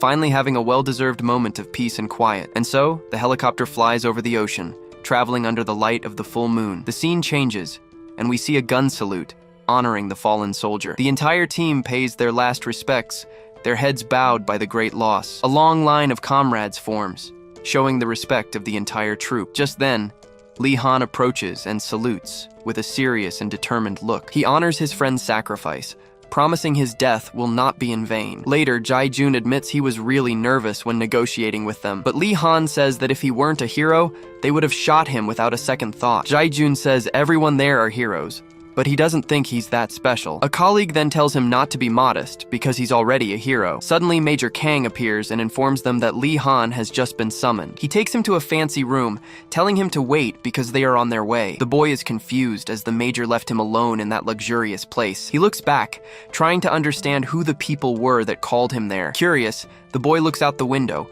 hoping for a sign of who it might be, until a screen in the room lights up, revealing two mysterious figures fighting. On the screen, we see Jose and Knuth Meyer fighting together against a powerful opponent. Lee Han realizes the level 3 competition must have started again. Jose yells for Knuth to advance while he acts as a decoy to distract the enemy. He then unleashes a blast of fire, forcing the adversary to retreat from the attack. But Del Simon faces the fire, his blue eyes glowing intensely amidst the flames. Suddenly, he counterattacks with an energy shield, completely nullifying the fire's power. Jose yells for Knuth to take the chance, and he charges full force at Del. The blonde boy's eyes glow as he prepares to unleash his full psychic power. He runs through the fire, ignoring the flames around him, but Del hits him with an energy blast, throwing him far away with great force. Jose screams in pain, feeling the overwhelming power of the attack he just took. Lee Han then realizes that Del Simon has become too strong, surpassing everyone else. He looks at the screen, worried, and wonders where Kuro has gone. A mysterious voice comes from behind him, and we see General Alexander Lacour. He introduces himself as the Chief of Staff of ARC, leaving Lee Han surprised. Lee Han breaks into a cold sweat, knowing this is one of the highest-ranking positions. He realizes the general is the one with the real authority within ARC. Lacour invites him to sit down and says he's in a very complicated dilemma right now. He needs to decide whether to classify Kuro as a lost cause or not. Based on what happened, Lee Han seems to be the only one capable of stopping this situation. The scene then changes, showing the two of them walking down a long, silent hallway. We learn that Kuro tested his S-rank ability during an ambush, but something happened afterward, an event that left the boy completely agonized. We see the inspector restraining an agent who tried to kill Kuro. Domingo and Jonggijo realize his fits of rage are coming back. Kuro then loses control, unleashing a powerful bluish aura from his body and releasing more energy that spreads everywhere. His power then manifests, creating a giant aura around his body. The energy launches a jet stream towards the terrorists. The jet flies at high speed, heading towards the soldiers in the forest. With a powerful strike, the energy jet hits its mark, causing a massive explosion. The general explains that Kuro believes he killed people and now refuses to train. He then asks Lee Han to convince him to come back, as they can't afford to lose a psyker. They finally arrive, and Lee Han takes a deep breath before entering the room. A soldier accompanies him and tells him to go ahead, as Kuro is already waiting. The boy then enters, and the soldier closes the door, leaving him alone inside. It's an interrogation room, and on the other side of the glass, Kuro waits for him in silence. Lee Han enters the cell and gets closer, noticing the state his friend is in. Kuro greets him, and the boy feels awkward, not knowing what to say at that moment. His friend looks dejected, trapped in a straitjacket, with an empty, sad look in his eyes. Lee Han tries to comfort him, saying it wasn't his fault, but just a coincidence. But Kuro says that deep down, maybe he really wanted to kill those people. The boy replies that it was to protect his friends, and no one blames him for it. But Kuro gives up, thinking it's the end, and Lee Han tells him he's too kind. Lee Han says he doesn't understand his friend's kindness, as he never had the luxury of feeling pity. He remembers that Kuro only endured everything because he always followed him, unlike the other children. If things go on like this, he'll lose another friend, so he asks Kuro to just stop. But then, with a cold look, Lee Han tells his friend to just give up on everything. Kuro is completely confused, and the boy explains that he doesn't belong in this world.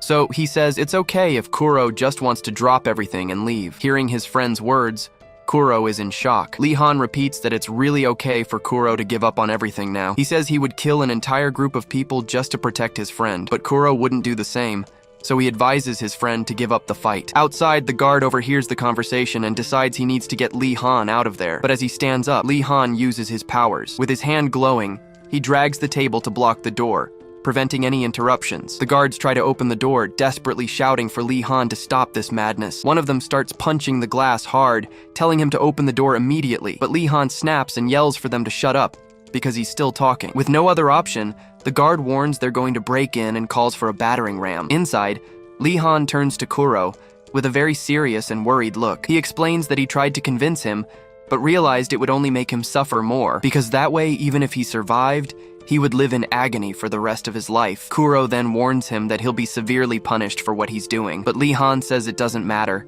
since the most he'll get is a scolding. Kuro says his friend is smart, as he can calculate all his actions well. But suddenly, a loud banging on the door interrupts their conversation. Kuro is startled by the force of the blow, not understanding what's happening outside. It was the guards, using a battering ram to try and break down the cell door. They burst in and grab Lee Han, throwing him to the ground to restrain him. The guards hold him down tightly, while Kuro watches everything with a worried expression. Seeing this, Kuro's eyes glow and he shouts for them not to hurt Lee Han. He orders them to stop right now, leaving the guards surprised by his reaction. With that, Kuro explodes with power, blasting the guards away with his blue aura. Lee Han then looks at his own hands, which are in discomfort from the handcuffs. The boy leaves the room and finds General Liqueur, who was waiting outside. The two then stand face to face in a tense silence after all the commotion. Alexander smiles and asks if it was all on purpose, saying he was almost fooled. Lee Han stares back, confirming with his eyes that everything went according to plan. The guards are paralyzed, feeling Kuro's energy hit them full force. They begin to suffocate and feel a pressure on their necks, completely confused. Then they realize it's an illusion of fear, created by Kuro's terrifying power. Even in his current state, he's strong enough to take out everyone in the room. Dread takes over the guards, who are completely defenseless against the mental attack. Kuro then announces that Han convinced him, and that he's going back to training. He demands they release Lee Han immediately, because the plan finally worked. The two friends face each other in silence, with Kuro now understanding what he needed to. He says that even strong people like Lee Han can have their moments of weakness. Kuro explains that now he has the power to help, since he was always protected by his friend, but he promises that things have changed, and that he will fight as an equal by his side. Alexander walks past Lee Han, satisfied with the outcome of their whole plan. He comments to a colleague that the boy truly has an impressive charisma, but all that charisma also seems a bit dangerous. The scene cuts, and we see Lee Han training, blocking a powerful punch from Lao Cha. In another session, Johnny Schwartz tries to grab him, but the boy manages to defend himself. With a quick move, Johnny throws him over his shoulder with all his strength. The heavy training continues, with dumbbells and equipment scattered around the gym. At night, Johnny says goodbye, getting Lee Han's name wrong once again. The boy gets annoyed, while his new friends laugh and walk away. He regrets saying he wanted to learn from them, seeing the result. His friends were super excited, and Silence asks if he saw their faces. He then questions why Lee Han wants to learn martial arts, since he doesn't need to. But the boy explains it's to be prepared to win in any situation. Johnny comments to Silence that the boy needs to relax a little. He says it's rare to see the boy calm and that the training has shaken him. Exhausted,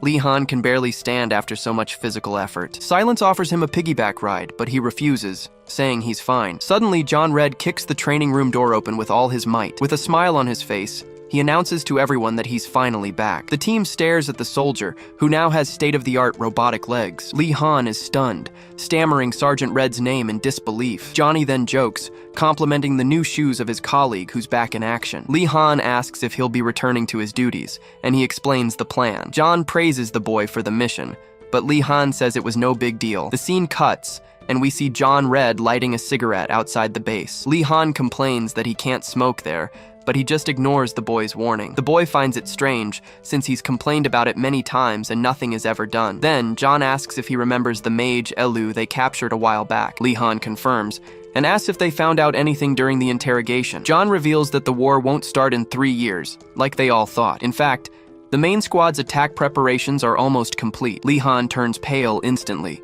shocked and terrified by the news he just heard. He explains that the prophecy wasn't wrong, but the war is coming sooner. The two continue their conversation as leaves fall around them in the wind. Suddenly, Johnny knocks on the bedroom door, calling Lee Han by the wrong name. He then opens the door wearing sunglasses and a grim expression. Lee Han is startled and asks what's wrong, not understanding the unexpected visit. Johnny hands him a memory card, saying it's a gift for him. He explains it's a video of the competition that happened between levels 2 and 3. Lee Han asks why he stays locked in his room instead of hanging out with them. The boy replies that he can't stand their dirty talk anymore, and Johnny starts laughing. With a gesture, Lee Han thanks him, but Johnny tells him to stop overthinking it. He then turns and leaves, leaving the boy alone with the memory card. With the remote in hand, Lee Han gets ready to watch the competition recording. On the screen, Carl's team faces Squad 3, their opponent once again. Lee Han watches the screen, surprised by what he's seeing right in front of him. He's shocked to see that Gijo has become the vice leader, completely confused. Lee Han thinks that despite Gijo's personality,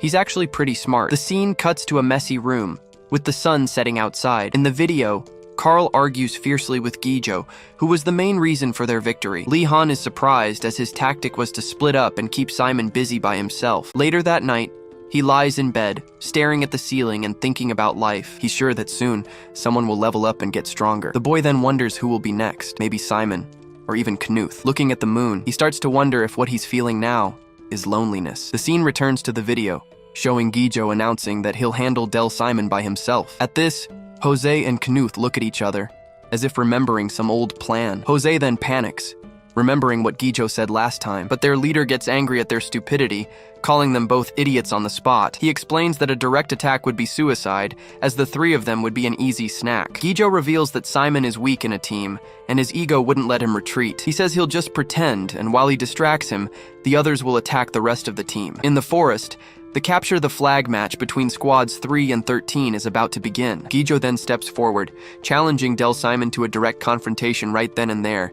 But the blonde boy stares at him from a distance, noticing he was at a safe range. Suddenly, one of the opponents flies past him, leaving him terrified by the speed. Gijo realizes he didn't want to do this, but he'll have to play the villain again. The provocation works instantly, and Del Simon stops walking, turning to face him. Gijo then yells that he doesn't even compare, as Lee Han and Kuro are much better.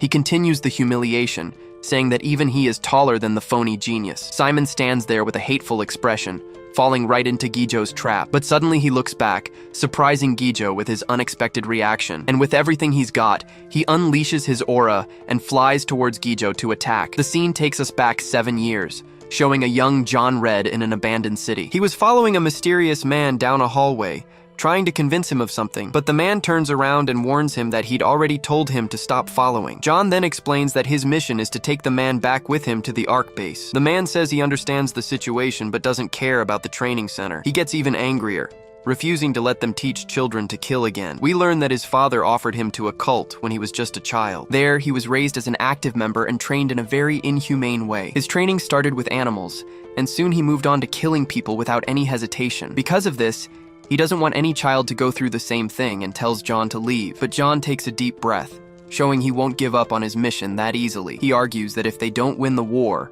all of humanity will cease to exist. So, he offers a deal, asking only that the man accept the position of instructor. Even so, the man refuses to cooperate, leaving John with few options. John then asks if he'll have to use force, but the man threatens him right back. Without hesitating, John lunges at the mysterious man, who glares at him with contempt. He tries to strike with his knife, but the man dodges, getting a cut on his face. But he strikes back, disarming John and sending his knife flying into the air. He manages to catch it mid-air. With a quick spin, the man attacks, forcing John to dodge. The man then says he could have already killed him and asks if he's satisfied, but John ignores the warning and lands a headbutt right in his face. The blow makes the weapon fall to the ground. John cracks a smile and says he should have killed him when he had the chance. The man is surprised, wiping blood from his mouth and tasting defeat. Suddenly, a plane flies low overhead, making a deafening noise. The camera pulls back, showing the fight is still going on. John tries an attack, but the man blocks it, and so the exchange of blows continues, with both men fighting as equals. With a powerful elbow strike, the man throws John back, who hits the ground hard, but the man seems tired. But John gets back to his feet, spitting blood. He tells him to finish it once and for all and use the weapon on the ground. John realizes he's wounded the man's pride, but the man doesn't fall for the cheap taunt. The man warns that he's going to end it, but that he doesn't intend to kill him there. At that moment, John senses that his opponent's hand is far more dangerous than the knife. The man prepares to attack, and John gets into a defensive stance ready to counter. Suddenly, the plane flies by again, and the man uses the distraction to strike. He lunges forward with everything he has, ready to land the final blow and end the fight for good. John unleashes his power, his eyes glowing red. He takes the hit, which cuts his eye, but he releases his power right in his opponent's face. Afternoon fell upon the city, ending another day of hard-fought battles. Johnny then appears on the scene, wearing a very serious expression. He looks at the two fallen men and asks what the hell happened there. John then explains that he suffocated the guy with his flames, knocking him out instantly. Johnny scoffs, asking if it was the same flame he uses to light his cigarettes. But John shows him an octo mineral, which helped him control his power. He says he couldn't just burn the guy's face off, and the other man complains about his methods. Anyway, he announces they'll take him back and calls for transport. With the man on the ground, he announces that the mission is finally a success. But then he stops and tries to remember what that guy's name was. Lying on the ground, John corrects him, saying the name is Wei Chen and calls him an idiot. After a tough workout, Johnny Schwartz grabs a drink to cool down from the heat. Lee Han watches him, curious about the drink he's having. With a yell, he crushes the bottle, releasing a cold vapor from his mouth. He offers the boy a can, who refuses. Johnny then wipes the sweat off him. Johnny says that despite his adult body, he's still a kid on the inside. He then gives a serious warning, telling the boy to survive for the next 2 years. Lee Han gets annoyed, since all he ever talks about is drinking. Meanwhile, the rest of the team continues their grueling training, running across the courtyard. Johnny explains that in 2 years, Lee Han will surpass him as a psychic warrior. But until then, not even Ark will be able to control the guys in his squad. We are shown a vision of the future, with Johnny fighting against a dark force. In this vision, he's covered in blood, seemingly at his limit. The scene reveals a body on the ground, hinting at the tragic outcome of that fight. He then warns Lee Han to never become a monster, no matter what happens. The boy reflects on the warning, and the scene cuts to his training with Octo. Octo explains that cost-effectiveness is a magic term for any real engineer. He realizes Lee Han is very cost-effective, a satisfied smile on his face. Although his psychic power is the lowest, so is his energy consumption. This is good, as it means he has much better control than the others. He can subdivide his power into 20 parts, while the others can only manage 10. The siren blares, signaling that the training time is finally over. Lee Han then collapses, panting and completely exhausted from the effort. Octo congratulates him, as his activation time has increased to 25 minutes. The boy says he used all his strength, and Octo disarms the equipment so he can rest. After hydrating, he sits down next to the engineer, still very tired. He complains that every muscle in his body is screaming in pain, but Octo says that's obvious since he pushed himself to the brink of exhaustion. Then, he reveals that the second-generation Psycho Frame will be much more comfortable. He explains that it's a secret project, and they can only manufacture 80 for now. Lee Han concludes the users have already been chosen, wondering who the others are. Octo gets defensive, saying he's just from the tech department and knows nothing about training. He then waves goodbye, leaving Lee Han alone outside. Lee Han walks through the base and finds John Red standing in his path. John greets him by name and asks if he's coming back from the level 3 building. At night, the two talk, and Lee Han mentions he just saw Silence. He says he's happy to see him back, and John notices his excitement. Lee Han explains that Silence is the only one his age, and that he mentioned him too. He says the soldiers are nice to Silence, but John doesn't quite agree. John shakes his head, blowing smoke from his cigar into the night air. He says that despite his age, the boy has always been very considerate of others. John explains that it's easy to fake consideration, and only a fool wouldn't notice. He then asks if Lee Han would like it if people talked to him like he was crazy. The boy reflects in silence, realizing John's point of view makes sense. John keeps smoking, but their conversation wasn't over yet. Lee Han then asks why Silence is always wearing that mask. John stares at the boy, surprised by the question he just heard. He asks if Lee Han really doesn't know, and the boy confirms he doesn't. The two fall silent, with John thinking about what to say next. With a smirk, he lets out a sigh, creating an air of mystery. He then reveals the mask is just for show, with no real purpose. The scene cuts, and we see that a few days have passed since that conversation. Johnny Schwartz welcomes the new recruit, introducing himself as a psyker. He extends his hand and the two shake, sealing the start of a partnership. Johnny tells him to come along, as there are a lot of people for him to meet at the base. The rookie then follows him through the hallways, curious about what he'll find. Suddenly, Simon and the new rookie appear, wearing a serious, intimidating expression. Del Simon follows Johnny down the hall, a clear look of superiority on his face. He stops him and asks if he's the genius he's heard rumors about. With a smirk, Del says he has high hopes for his future there. The scene cuts to a flashback, showing the boy's hands being applauded by everyone. We see his parents congratulating him, their eyes filled with pride and admiration. During a test, he could already use telekinesis, surprising the evaluators.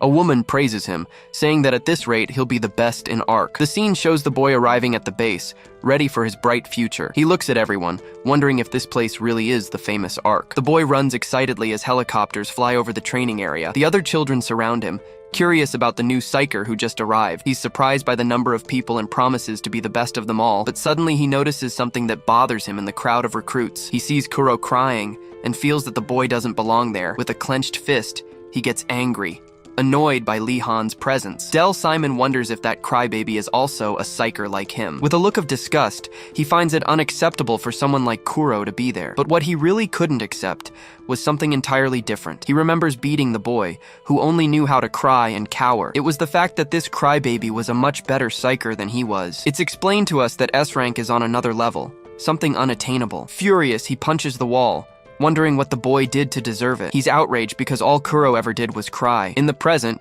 he punches the bathroom mirror, shattering the glass with pure hatred. The boy remembers all the effort he put in, always giving his absolute best. He pushed himself to remain a genius, even while everyone else was asleep. The scene cuts to a meeting room, where two people wait in silence. Lee Han finds it strange. It's an emergency meeting, and he wants to know why. Silence then appears, saying maybe it's another special mission for the two of them. The two are left alone, looking out the window and waiting for the meeting to start. Then Sai shows up, remarking on how long it's been. Lee Han says he might be the squad's vice leader. Sai explains he's short on psychers for his squad and asks Lee Han if he knows about the crack dimension. He repeats the name of the dimension. Sai explains it's the capital of Albania, the place where the first war broke out, a war in which humans were unable to defend themselves from the monsters. As a result, the entire Balkan Peninsula, including Albania and Greece, was left completely deserted. Lee Han comments that they might be trying to open the rift again, just like in Shinwiju. Sai says it's much worse than it looks, explaining that their troops were annihilated by the monsters. The second wave of battalions will be announced soon,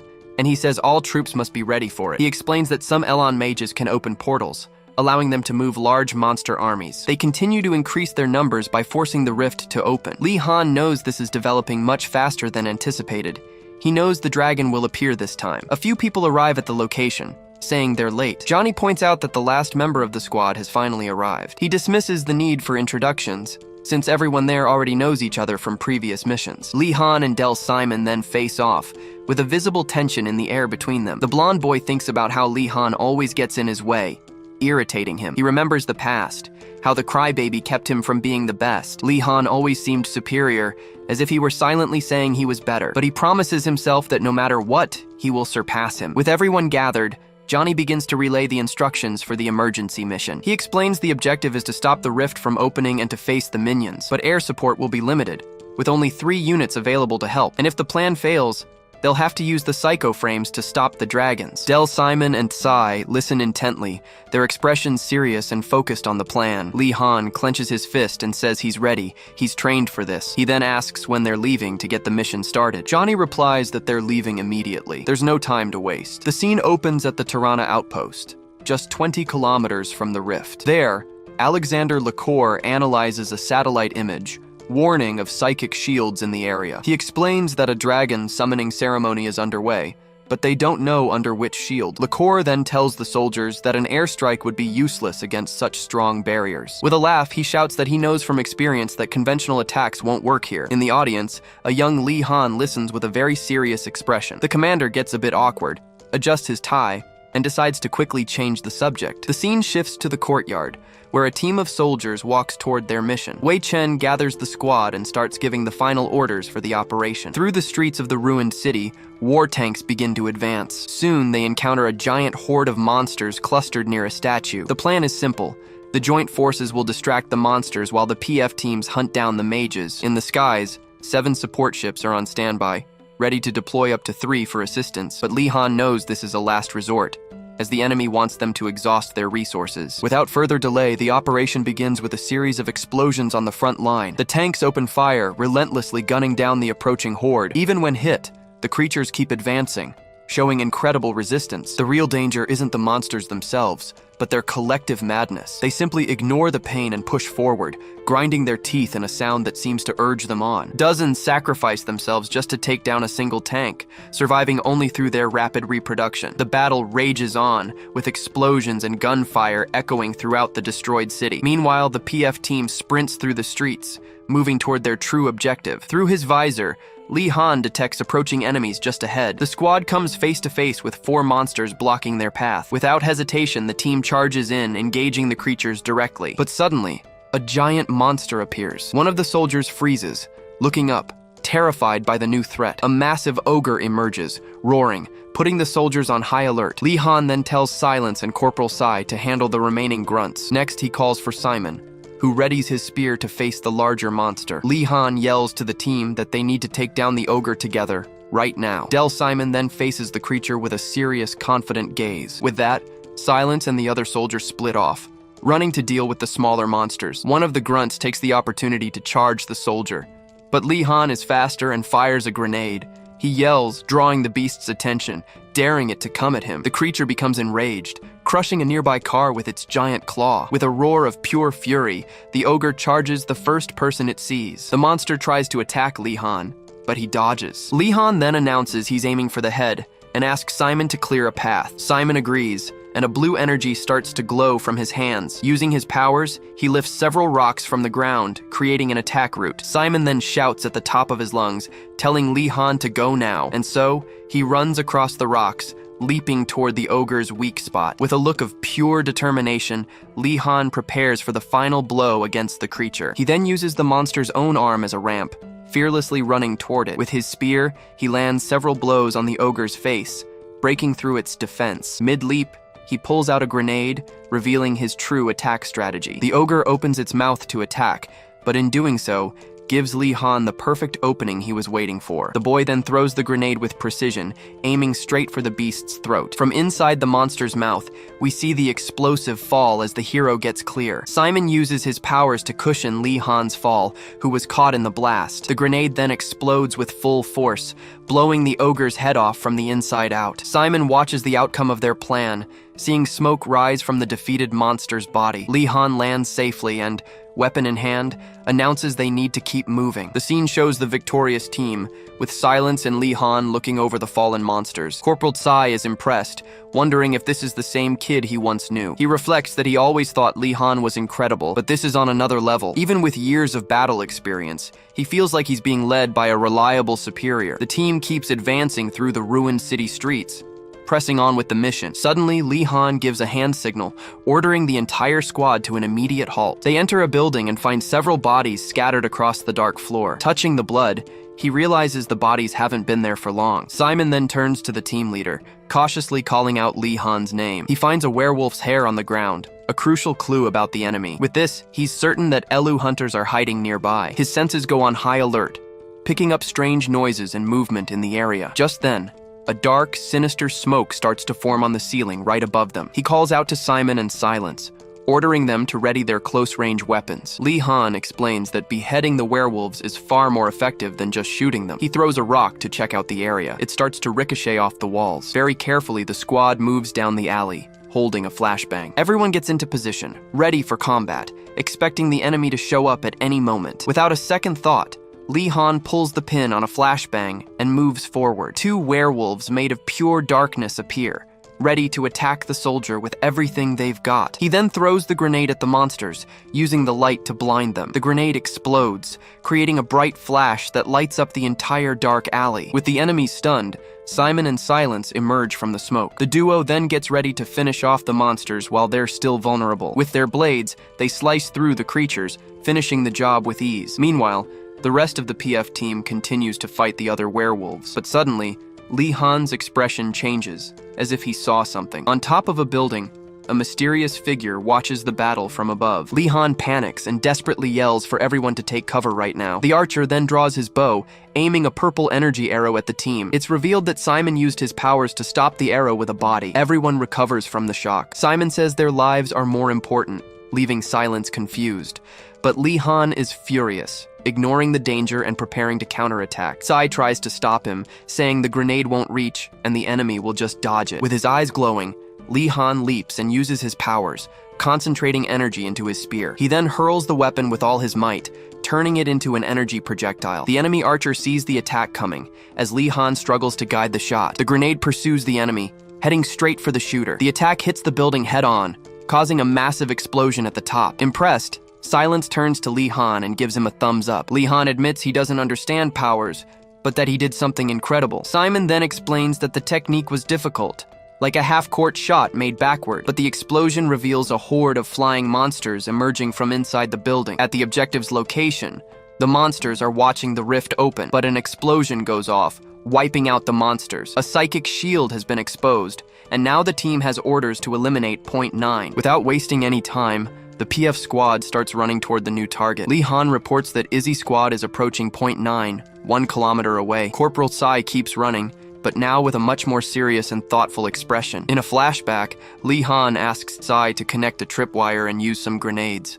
He explains that all the noise will attract the monsters, which is why they need a trap. The corporal reflects that Lee Han is becoming a soldier faster than anyone else, but it hurts inside because he's just a 10-year-old kid in the middle of a war. The scene then focuses on the psychic shield, surrounded on all sides by a horde of monsters. Lee Han explains the plan, saying that everyone except Silence will clear the path to the target. While they secure the escape route, Silence will cross the shield to kill the mage. With a nod, Silence confirms he has perfectly understood his part of the mission. He then unleashes his dark aura, as the entire team is counting on him to win. The scene shifts to a flashback, showing a little girl mesmerized in front of the TV. Someone turns off the set, and the girl, her legs bandaged, gives a strange little smile. Back in the present, Silence focuses and tells himself that he is the heir. We're shown that his technique is to move like the wind, freely and unpredictably. As the team advances, he runs ahead with his purple aura, ready for the kill. He then dives into the middle of the horde, unleashing a wave of energy that clears a path. With absurd speed, he cuts through the enemies, surprising the mage Elu. The phrase, "kill the monster," appears on his visor as he mercilessly attacks the mage. Meanwhile, the rest of the team fights bravely, holding back the horde of monsters. The phrase, "no mercy," appears on his helmet, and Silence continues his brutal assault. He becomes a purple blur, slicing through several enemies at once with his blades. Then, he leaps and launches an area of effect attack, leaving the monsters below confused. But suddenly, a gigantic explosion of fire and energy consumes the mage Elu. Lee Han then reports on the radio that Point 9 has been eliminated, and the team is pulling back. Corporal Tsai complains to Silence, asking why he has those childish messages on his visor. The scene cuts to the sky, where a Psycho Frame support ship approaches the battlefield. Its underside opens up, charging a powerful energy to provide ground support. With that, the ship fires a beam of light that hits the top of a building with full force. One of the soldiers watches the attack, impressed by the air support's firepower. Lee Han then announces that a unit has been sent to help, and that they need to hurry. Suddenly, a radio call comes in. It's the Alpha Squad leader, calling for Izzy 1. Lee Han promptly answers, identifying himself and confirming he's receiving the message. The other team's leader reports that their next target is Point 8, and they're going to join up. Our hero is surprised, wondering how they've already finished their assigned missions. He thinks it's good they were so fast as he continues to run through the city, but the Alpha leader warns there's a small problem, which worries Lee Han. The soldier explains they eliminated the mages, but ignored everything else to get out quickly. Because of that, a gigantic horde of monsters is chasing them right now. It's then revealed that the Alpha Squad leader's name is Derek, and his power is electricity. Lee Han starts thinking, looking for a place to use the electricity ability. With his team exhausted, he calls the Alpha Squad leader on the radio without wasting a moment. Derek replies, saying he was starting to think Lee Han had abandoned them. At that, our hero gives him the coordinates, telling him to turn and head straight. He explains there's an outdoor pool nearby that should have collected rainwater. Derek understands the plan, impressed by the strategy the kid came up with. With a smile, he tells his team they're heading to the designated location. But then he calls for Izzy 1 again, leaving Lee Han a bit confused by the situation. Derek then proposes that if they survive, the two of them should become real friends. Lee Han gives a slight smile and agrees to the proposal, accepting his new friend. The scene then cuts back to the escape, with Alpha Squad running from the horde of monsters. One of the creatures lunges to attack, making a soldier scream in fear and desperation. One of them asks how much further, while another shouts that they're almost there. Derek says it's just around the corner,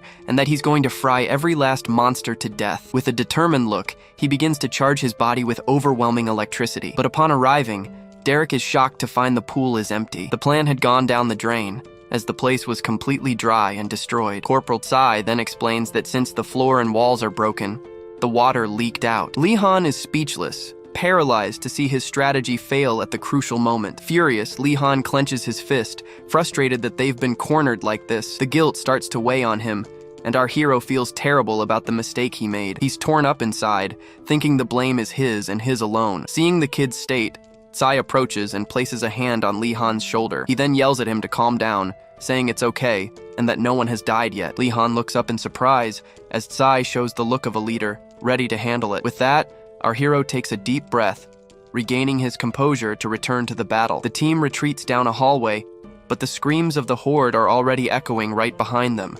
With his eyes glowing blue, Lee Han shouts that the enemy is coming, and for everyone to get ready. Alpha Squad spots the Izzy team just ahead, running to meet them in the hallway. Derek screams in panic, telling them to run for their lives. Right behind them, a horde of dark monsters emerges, relentlessly chasing the squad. With that, The Izzy team moves in to provide cover, with Silence leading the counterattack. Lee Han then shouts a new order, telling them to prioritize protecting Alpha Squad. The team charges forward, with Silence and Simon using their blades to slice through the monsters. The rest of the soldiers open fire, providing cover for Alpha Team to retreat safely. Lee Han then yells for everyone to fall back, only killing the monsters that get too close. But the horde was massive, and soon both squads were completely surrounded. Jonggijo warns that they can't afford to be left behind, and that they need to call for a psycho frame. Lee Han becomes thoughtful, knowing he must decide carefully, as everyone's lives depend on it. Calling for air support would save them, but there are only 2 units left for all the squads. He then decides they need to get out of this on their own and starts thinking of a plan. Suddenly, he has an epiphany, an idea that could save everyone from danger. In the distance, he spots a giant water tank, an object that could change the course of the battle. Lee Han realizes that water tank is right there, and it could be their salvation. He then shouts for Silence and Simon to get to the other side of the old swimming pool. He then orders the rest of the soldiers to hold the defensive line at all costs. The plan is to lure the horde of monsters into the swimming pool, using the team as bait. Lee Han tells Silence about the tank and orders him to open the lid to check inside. Knowing it has water, he says that half of it will be enough and tells Simon to get ready. Using his powers, Simon fires several energy projectiles at the tank's base. Meanwhile, one of the squad's soldiers finishes off a monster that managed to get through. Through his visor, Silence gives an OK sign, showing that the plan is working. Lee Han yells for all troops to fall back and tells Alpha 1 to get ready to move. The tank's support structure begins to crack and break under the attacks. The massive metal reservoir then starts to topple, about to fall into the pool. Simon and Silence watch as water begins to leak from the structure. With that, the water tank finally tips over, unleashing a waterfall onto the area below. The pool is now flooded, trapping the monsters and leaving them vulnerable to attack. Derek then says it's time to restore his reputation after his earlier failure. With that, he concentrates an insane amount of electricity into his fists. With a malicious grin, he shouts that tonight's dinner is going to be a barbecue. He then prepares to release all the accumulated energy at once, and just like that, he discharges the electricity into the water, frying every monster in the pool. From a distance, a pillar of light is seen, showcasing the overwhelming power of the electric attack. Derek then celebrates with a laugh, yelling that it was a complete victory. But after so much effort, he collapses from exhaustion, caught by Lee Han. He apologizes for running out of strength and asks Izzy 1 to take care of Alpha Squad. Lee Han agrees, but grumbles that he's a persistent bastard and that they need to go. The scene cuts to a long shot, showing the psycho frames attacking other locations. We are told that all ground support units have already been deployed to the battle. Lee Han then realizes they have the upper hand, and there's only one last point to go. With that, the 2 squads advance together, moving past the bodies of the defeated monsters. One of the soldiers is confused, as he thought they had already defeated all the monsters. But it's then revealed that there's only one objective left, the operation's final psychic shield. Meanwhile, the support forces are fighting gigantic monsters on the front lines. The advanced mechs cut down smaller enemies, clearing a path with their energy blades. With that, the squads approach the target, which is protected by a horde of creatures. Lee Han then yells to Silence, ordering him to charge forward and pierce the shield without hesitation. The soldier obeys and runs at full speed, piercing the shield. But suddenly, a wave of purple energy erupts. From inside the shield, a mysterious voice begins to recite a strange incantation. Then, the silhouette of a giant dragon appears behind the barrier, shocking the soldiers. Del Simon freezes, completely terrified by the creature that has appeared, wondering what the hell those bastards are. The monsters continue the ritual, and the dragon's image becomes clearer and clearer. Lee Han shouts that there's no time to waste, and that they need to kill the mage immediately. In the sky, a vortex of purple energy forms, indicating the ritual is almost complete. The monsters continue the ritual in unison, ignoring the mage who was already down on the ground. Suddenly, a helmet falls and rolls in the dust, signaling that the fight is about to change. Then, a vortex of dark energy begins to form, sucking in everything around it. Lee Han is shocked, as the ritual continues even after the mage has been defeated. And from the ground, a gigantic dragon claw emerges, materialized by the ritual's energy. Lee Han stares at the energy dragon, wondering what kind of monster it is. He's shocked by the creature's size, even though he can only see its front claw. We're shown that this dragon is twice the size of those cataloged in the Ark. The ground begins to crack beneath his feet, and the portal grows increasingly unstable. Silence is going to get Lee Han out of there. Silence rushes to the edge, as it looks like Lee Han is about to fall into the rift. One of his companions shouts Lee Han's name. Silence hands a device to Lee Han, which displays an important message. On the screen is a simple, direct request: "Don't die in this battle." He explains that courage isn't about not being afraid, but about overcoming the fear you feel. Lee Han is inspired and asks where he heard that, but gets no answer. Silence then replies it was from a movie and promises to show it to him when they get back. And without hesitation, he leaps towards the rift,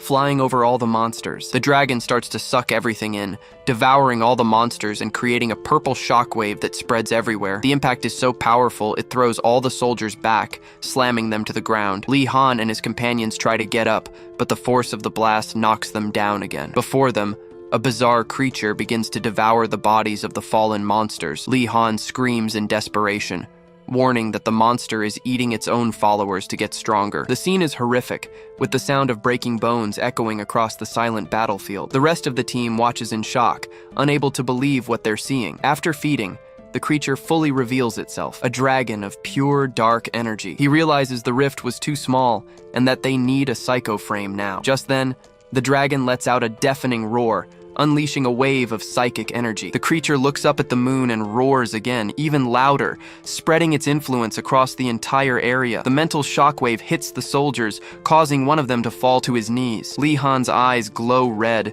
showing the agony of the psychic attack. All the soldiers collapse, screaming and writhing in pain as their minds are invaded.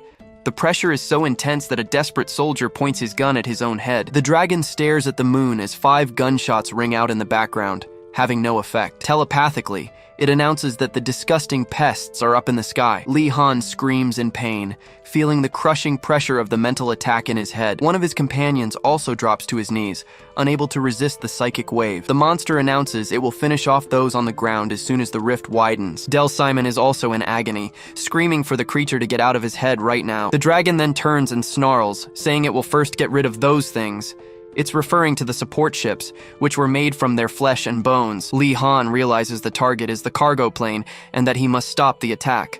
But the boy can barely move, feeling the crushing pressure all over his body. The creature then begins to charge a blast of pure purple energy in its mouth. Simon has already lost hope, and with red eyes, he warns that they're all going to die. Lee Han watches in desperation, thinking everyone will die if nothing is done. But he rises, realizing that he has to be the one to act. With eyes red with rage, Lee Han fills with the determination to fight with everything he's got. The dragon is about to fire its energy blast, a devastating attack aimed at the soldiers, but the hero doesn't give up. He runs forward to grab his spear, feeling excruciating pain all over his body.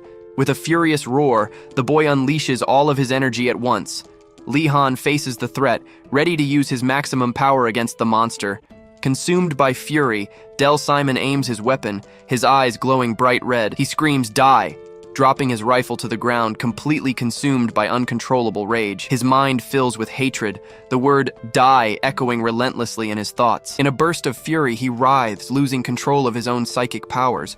But after the peak of his anger, his body gives out, and he collapses to the ground, completely exhausted. The boy gasps for breath, his body feeling heavy after expending so much energy. Just then, Lee Han approaches, asking how the hell he managed to do that all by himself. He then stares at his friend, wondering how he was the only one left unharmed. Lee Han runs toward the monster, shouting and wondering how he's the only one still standing. The scene then cuts to a flashback, with someone handing a confidential file to John Red. He questions Grossman, wanting to know what he's going to do with that promotion list. The instructor then begins to flip through the papers, analyzing the names closely. He announces he's sending one of these guys on the mission as a member of the Ri-chan squad. John Red is confused, but Grossman explains that Ri-chan is the nickname he gave to Lee Han. Repeating the name, he finally gets the joke, having a small revelation right then and there. John Red complains that it's the same old nonsense as with Wei Chen, asking if he hasn't matured at all. But then Grossman shows Dimitri's photo, saying he likes the guy and that he looks like him. John Red loses his patience with the joke,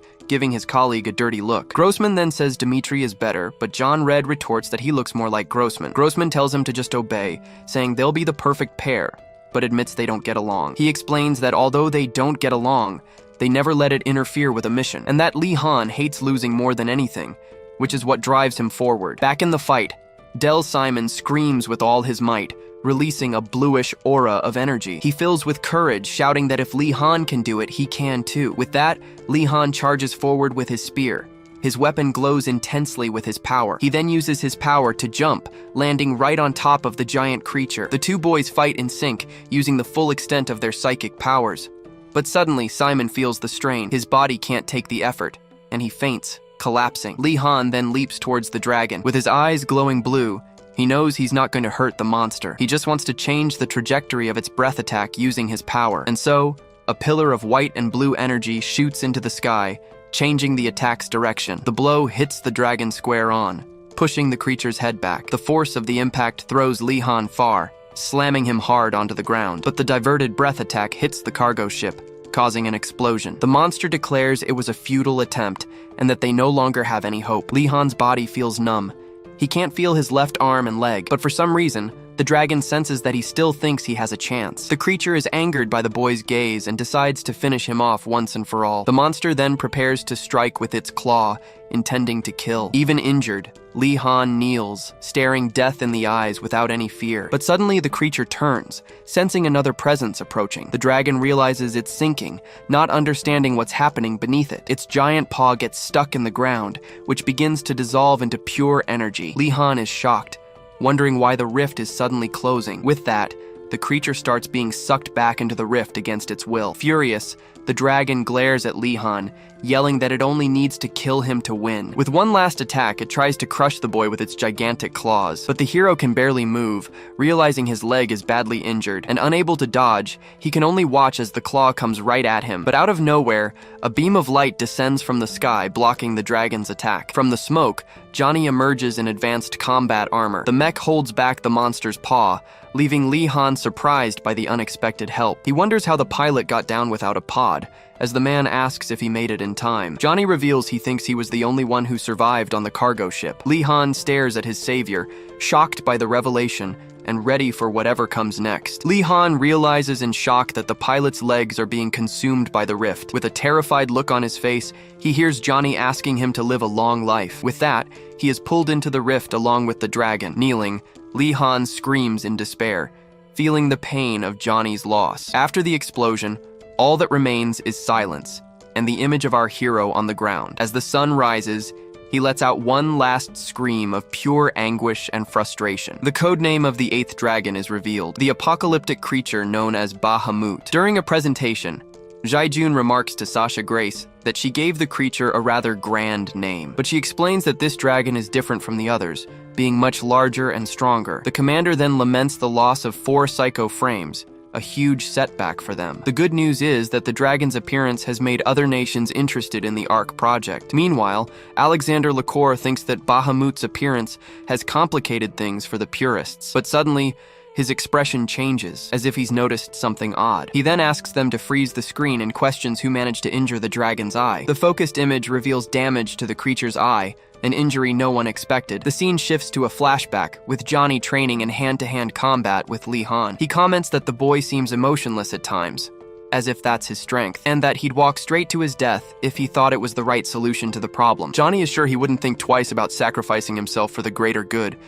With that in mind, he goes all out, charging at Li Han, and with a swift move, he throws him to the ground. In his memory, Li Han hears Johnny's voice, telling him not to die, to survive. With a smile, the instructor says it's time to get up, calling out to Li Han. His vision then starts to clear, bringing the boy back to a harsh reality. He wakes up in a hospital bed and sees John Red standing right in front of him. Still groggy, he recognizes the sergeant, still recovering from what happened. He asks how long he's been asleep, and John Red tells him it's been 2 whole days. Then, he remembers the pilot, Mr. Schwartz, who sacrificed himself in the battle. John Red then explains that he vanished and has been listed as missing in action. The boy turns his face away and, in a weak voice, asks for a moment alone. John Red gets the message and turns to leave, respecting the soldier's grief. Outside, other soldiers question him, asking if this is a daycare, but John Red tells them that Li Han just woke up and needs some time. Alone in the room, our hero remains silent, processing all the losses. He grips the sheet tightly,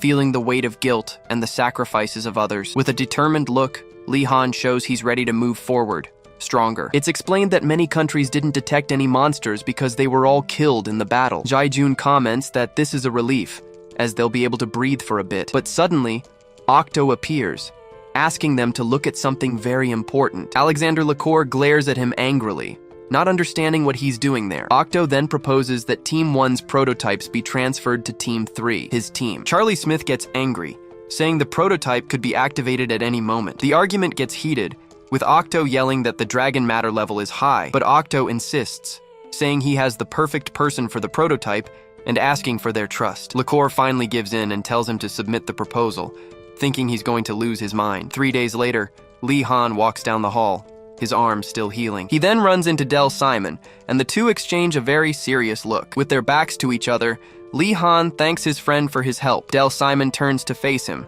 a cold and distant expression on his face. Lee Han thanks him for his cooperation on the last mission, showing his respect. Del Simon has a troubled look, clearly affected by the events of the last mission. He remembers the battle and how useless he felt while Lee Han faced the danger. Lee Han then tells him not to underestimate him just because he was a squad leader a few times. But Simon explodes with anger, yelling at him not to treat him like a childhood friend. Our hero just stares at him in silence, his expression serious and unreadable. Then Lee Han reverses gravity and taunts him, reminding him that he lost badly to Guo. Enraged, Simon tells him to go to the gym, shouting that he'll break his other arm. Lee Han isn't intimidated, and with a smile on his face, immediately accepts the challenge. And so the two start walking, side by side, towards the gym. On the way, Simon curses himself in his thoughts, feeling like a complete idiot for the fight. He wonders if he's made things worse, revealing his clear inferiority complex to the other. Then he thinks about what he's doing with a cripple, but quickly corrects himself for thinking that. Either way, he decides he won't be made a fool of by that bastard. Just then, two other soldiers see the pair passing by and wonder if it's really them. One of them then shouts, calling out Lee Han and Simon's names loudly. Dimitri approaches excitedly, announcing that he and Knuth have advanced to level 3. But Lee Han and Simon don't seem the least bit impressed by the big news. Lee Han then tells Simon they both need to cool off, but he disagrees. Dimitri and Knuth arrive with smiles on their faces. In the cafeteria, everyone greets Lee Han, praising his feat with the spear. Knuth takes the chance to tease his friend, asking what it feels like to be a hero. Another soldier approaches, saying the incident is more bearable with this story. It's Derek, who comes to collect on the promise they'd become friends if they survived. Lee Han recognizes him, and with a smile, calls him by name, happy to see him well. Derek is surprised he knows his name and officially introduces himself to Lee Han. The scene then changes, showing the four of them sitting together at the same cafeteria table. Suddenly, Derek pokes Lee Han, warning him that the guy is at it again. Just then, Silence walks in carrying a mountain of cakes and sweets, shocking everyone. Lee Han can't believe it, and Derek comments that it's been 5 days since the mission. It's explained to us that he calls this wall training, going days without eating or drinking. Lee Han comments that he'd already noticed, and that he seems to be testing the limits of his stomach. Without a word, Silence places the giant tray of sweets on the cafeteria table. Our hero then notices he changed his mask, and Silence explains he forgot to charge it. Lee Han wonders how he's going to eat, but then asks him about the wall training. He laments being useless, just watching while the other fought. Silence asks who the boy next to him is, and Lee Han introduces him as Knuth Meyer. Knuth greets him, and Silence says he'll try to remember him from now on. The boy then gets a look of revelation, as if he'd discovered something important. Suddenly, Silence takes off his glasses and mask, revealing a female face underneath. Knuth is completely shocked and blushing, unable to believe what he's seeing. The scene then shifts to the gym, where several soldiers are training hard. Knuth struggles with the bench press, grimacing in pain from the weight. He breaks into a cold sweat, finding what he saw impossible, and starts questioning himself. He wonders if there was a girl in ARC, and if not, then he must be into guys. To get rid of the doubt, he decides he needs to check for himself, just to be sure. He musters his courage, shouting that he will unravel the unknown instead of fearing it. He thinks he won't be able to tell with the mask on, and that this is his only chance. Whistling, he approaches Silence, thinking about the rumors of a scar. He prepares for the plan, thinking that if it's true, he'll just apologize. Knuth lunges to take off the mask, but Silence is faster and grabs him. With a well-aimed kick, he sends the boy flying, showing impressive reflexes. Fallen on the ground, Knuth yells in pain, while Silence just walks away silently. Making a sign with his fingers, he warns that you should never let your guard down. Knuth is furious and curses at him, but wonders what the hell a Nin soldier is. Lee Han advises him to stop, but Knuth says he can't until his curiosity is satisfied. Kasim then appears and scolds him, saying he understands how he feels. He whispers in the boy's ear, setting up a meeting on the rooftop to discuss the details. The two shake hands and Kasim leaves, making Lee Han very suspicious. Alone, our hero stands thoughtfully, hand on his chin, trying to make sense of the scene. The scene then changes to the rooftop, an open space perfect for secret meetings. Kasim then introduces himself, saying they are a secret organization within ARC. They call themselves the SMO, and they've gathered to uncover the face behind the mask. With a handshake, he welcomes their new comrade, the curious Knuth. In his hand, an emblem made from a bottle cap, the symbol of their organization. Knuth is silent, staring at the emblem with a disappointed look on his face. He complains they could have done better, and that the organization seems as questionable as its emblem. But Kasim explains that its trashy appearance is on purpose, to maintain their secret identity. He says it's impossible alone, but with the power of 4, they can succeed. Knuth then thinks and replies that the minimum number of people for a mission is 4. Kasim gets excited, saying they're stronger as 4 and the spot will be filled. The boy finally gives in, and with a serious look, asks what their plan is. With a smile, Kasim reveals their chance will come in 20 minutes on Field 7. He explains there's going to be a training session to test Silence's teleportation ability. Afterward, he won't even be able to blink, and that's when they'll surround and ambush him. Knuth thinks the plan is a bit cowardly, but Kasim retorts that he knows nothing about Silence. He then runs off, saying that after seeing the training, he'll think differently about it. The test begins, and Silence prepares himself, his eye-shaped amulet glowing brightly. It's 6 continuous teleports, with the last one being vertical, straight up. The scene shows the vast training field, with Silence in the center, ready to begin. With the order to start, Silence begins to move, disappearing from view. He teleports at high speed, hitting the targets with absurd precision. His body becomes a blur of purple energy as he masterfully touches each target. He thinks he needs to go a little faster, pushing himself to overcome his limits. With a final push, he launches himself upward, thinking he just needs to go further. He then soars into the sky, his amulet glowing, ready for the final phase of the training. It's explained to us that even when teleporting, he doesn't lose his accumulated acceleration, and that all the kinetic energy will be released at once when he lands.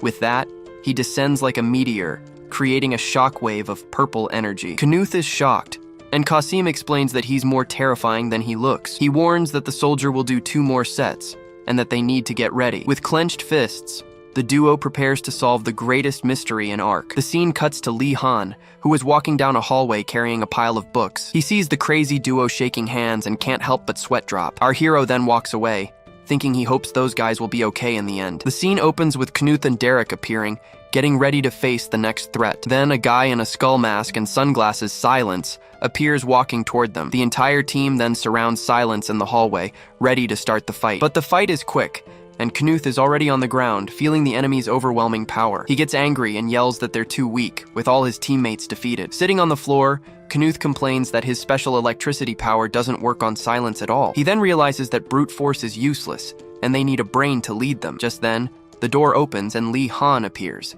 calling Knuth and Derek to talk. The scene changes, and now the two are sitting in front of Lee Han, who looks very serious. Lee Han begins to speak, explaining his opinion on how they should handle the situation. Derek then asks him to be honest, and asks if he isn't curious about the masked man's face. Without hesitation, Lee Han answers with a blunt no, surprising both of them. Knuth gets frustrated with the answer, thinking their leader isn't taking the problem seriously. Suddenly, he remembers something important from the past, from when he first joined the squad. This memory hits him hard, bringing back the circumstances of his arrival on the team. Lee Han says that, even without him, they would have found a way to create their own squad. At that, Knuth stands up and says he's leaving, saying goodbye to Lee Han. He tells Derek it's time to go, but in his mind, he's already apologizing to Silence for what's coming. But just as he was about to leave, Lee Han's voice calls out, making him stop at the door. Their leader says he'll help just this once, but if they fail, they have to give up. Knuth gets all excited with the chance, turning around and giving a confident thumbs up. Their plan is revealed. The idea is to lure Silence to the building's rooftop. To make sure he gets there, Lee Han explains that he'll share the locations of the traps. The whole team is shocked by the maps, seeing that there are traps everywhere. Knuth comments that he knew if they just left it to Lee Han, the plan would be perfect. The leader gives more instructions, forbidding anyone from getting within 20 meters of the enemy. He explains that if Silence disappears nearby, their only chance is to roll forward and hope for the best. With everything explained, he claps his hands and yells for everyone to get a move on, and the team gets pumped. The scene cuts to the rooftop, where Lee Han is already setting up a large blue tarp on the ground. He then places a communicator in his ear, preparing to coordinate the start of the attack. The entire squad confirms the communication status, and everyone responds that they can hear him loud and clear. On the rooftop, Lee Han announces that the target is about to appear, and tells Knuth to lure him to Team 1. So, Knuth takes off running desperately, and Silence starts chasing him at full speed. But just as he's about to catch him, Derek appears by surprise, ready to block his path. Derek tries to grab him, but Silence easily dodges the attack. With the target inside the building, Lee Han orders the pairs to switch, beginning the next phase of the plan. Suddenly, a hand grabs Silence from behind, but he sees it was just a helmet bomb. The helmet falls to the ground and he realizes he's fallen into a trap, which makes him very angry. He looks down the hallway and notices the team is much more organized and intelligent than before. He then understands they didn't get smarter on their own, and that someone new has joined the group. With a furious look, he curses the person responsible for the plan, vowing to find them no matter what. Over the radio, a desperate warning comes in, saying the target has suddenly started moving. Ignoring the traps, Silence rushes through the building at an absurd speed, dodging everything. Lee Han explains he never expected to catch him, as the important thing was for Silence to know the traps existed. The real goal was to make Silence lower his guard so they could attack with everything they had. While running, Silence complains that the trap is poorly made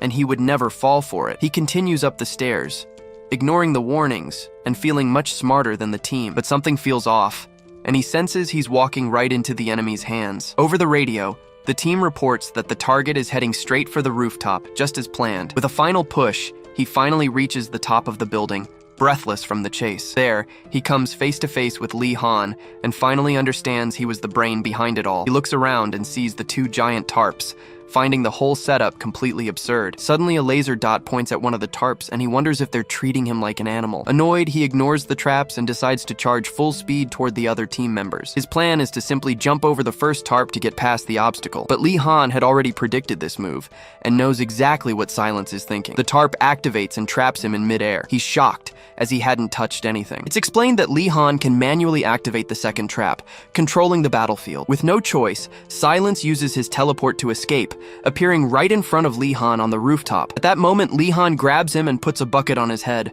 apologizing for the surprise attack. Lee Han yells for everyone to attack at once, and the team surrounds Silence with the bucket on his head. Meanwhile, Lee Han just watches. Lee Han is shocked by Silence's movements, which look like something out of an action movie. But Silence is an exception, and he counterattacks with impressive physical skill, taking everyone down. Even without being able to see properly, he manages to defend himself, kicking one of the team members away. Then, he finally manages to pull off the bucket and comes face to face with Lee Han, who had just stood there. With a look of pure hatred, he tells Lee Han that he's the worst of them all. The protagonist gets a bit awkward, realizing the guy didn't appreciate the prank at all. Then, Silence simply turns and walks away, leaving everyone defeated on the rooftop floor. Lee Han thinks to himself that he really pissed the guy off, and that the situation has become very tense. Lying on the ground, Knuth asks why he didn't take off the mask when he had the chance.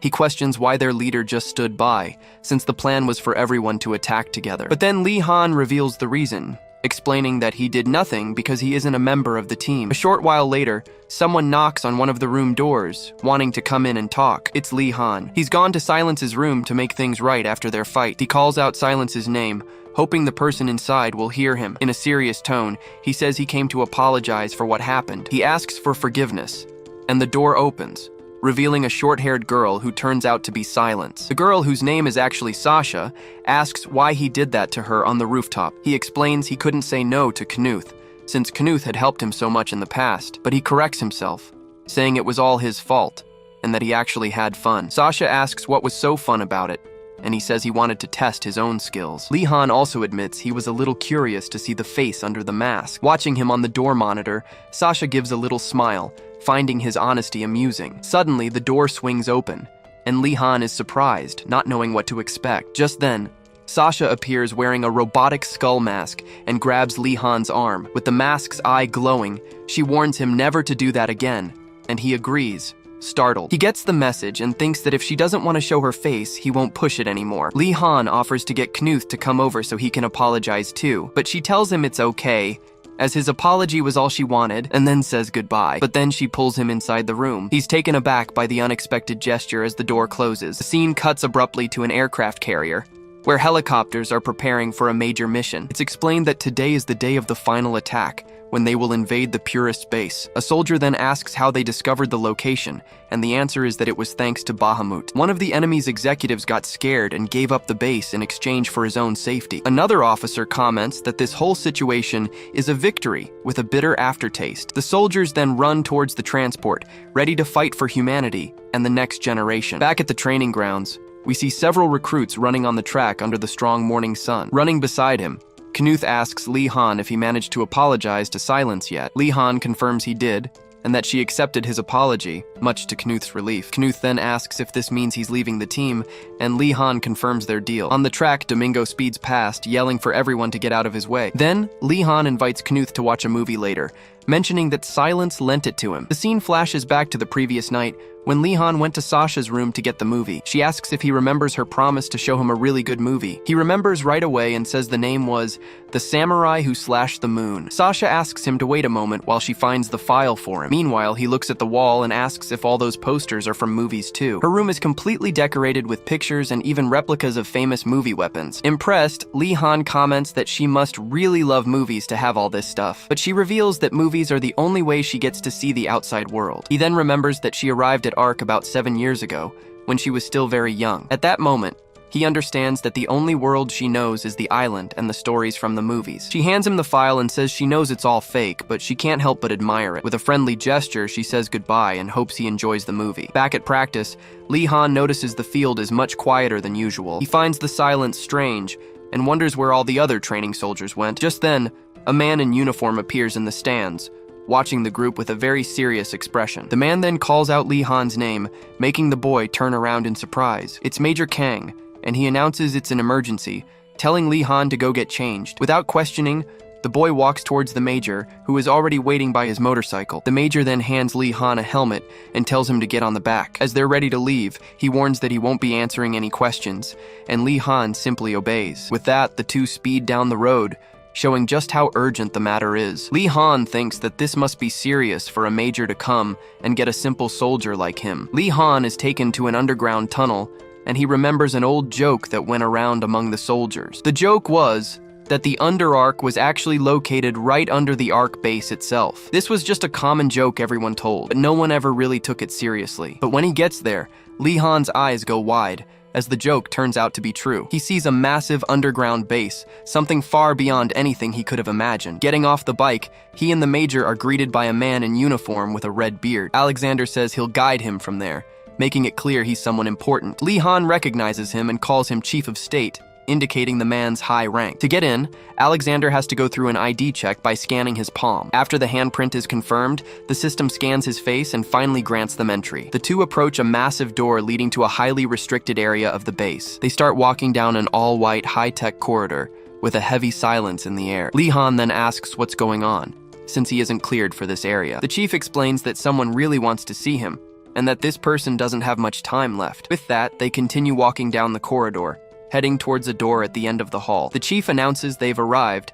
and says the person inside is very important to Ark. He then reveals that it's the second commander, Jurgen Teller, leaving Lee Han completely shocked by the news. The door opens, and they step into a lavish room with elegant decor all around. A voice welcomes them, and Lee Han stands frozen at the entrance, not knowing how to react. Sitting at a desk, a man with white hair asks if he's Lee Han, confirming his identity. The old man extends his hand and asks him to come closer, looking very weak and tired. Lee Han gets tense when he sees the man's arm has an IV line, showing he's sick, but the commander tells him not to be nervous, trying to make the boy a little more comfortable. At this, Lee Han slowly approaches, and the old man prepares to shake the boy's hand. When their hands touch, a powerful red energy glows, completely enveloping them both. Suddenly, the scene shifts to a strange space, with a grid of red light everywhere. He sees himself as a child again, frightened and confused by this strange place. Jurgen then explains they are inside his mind, and that this is Lee Han's true form. With a very serious look,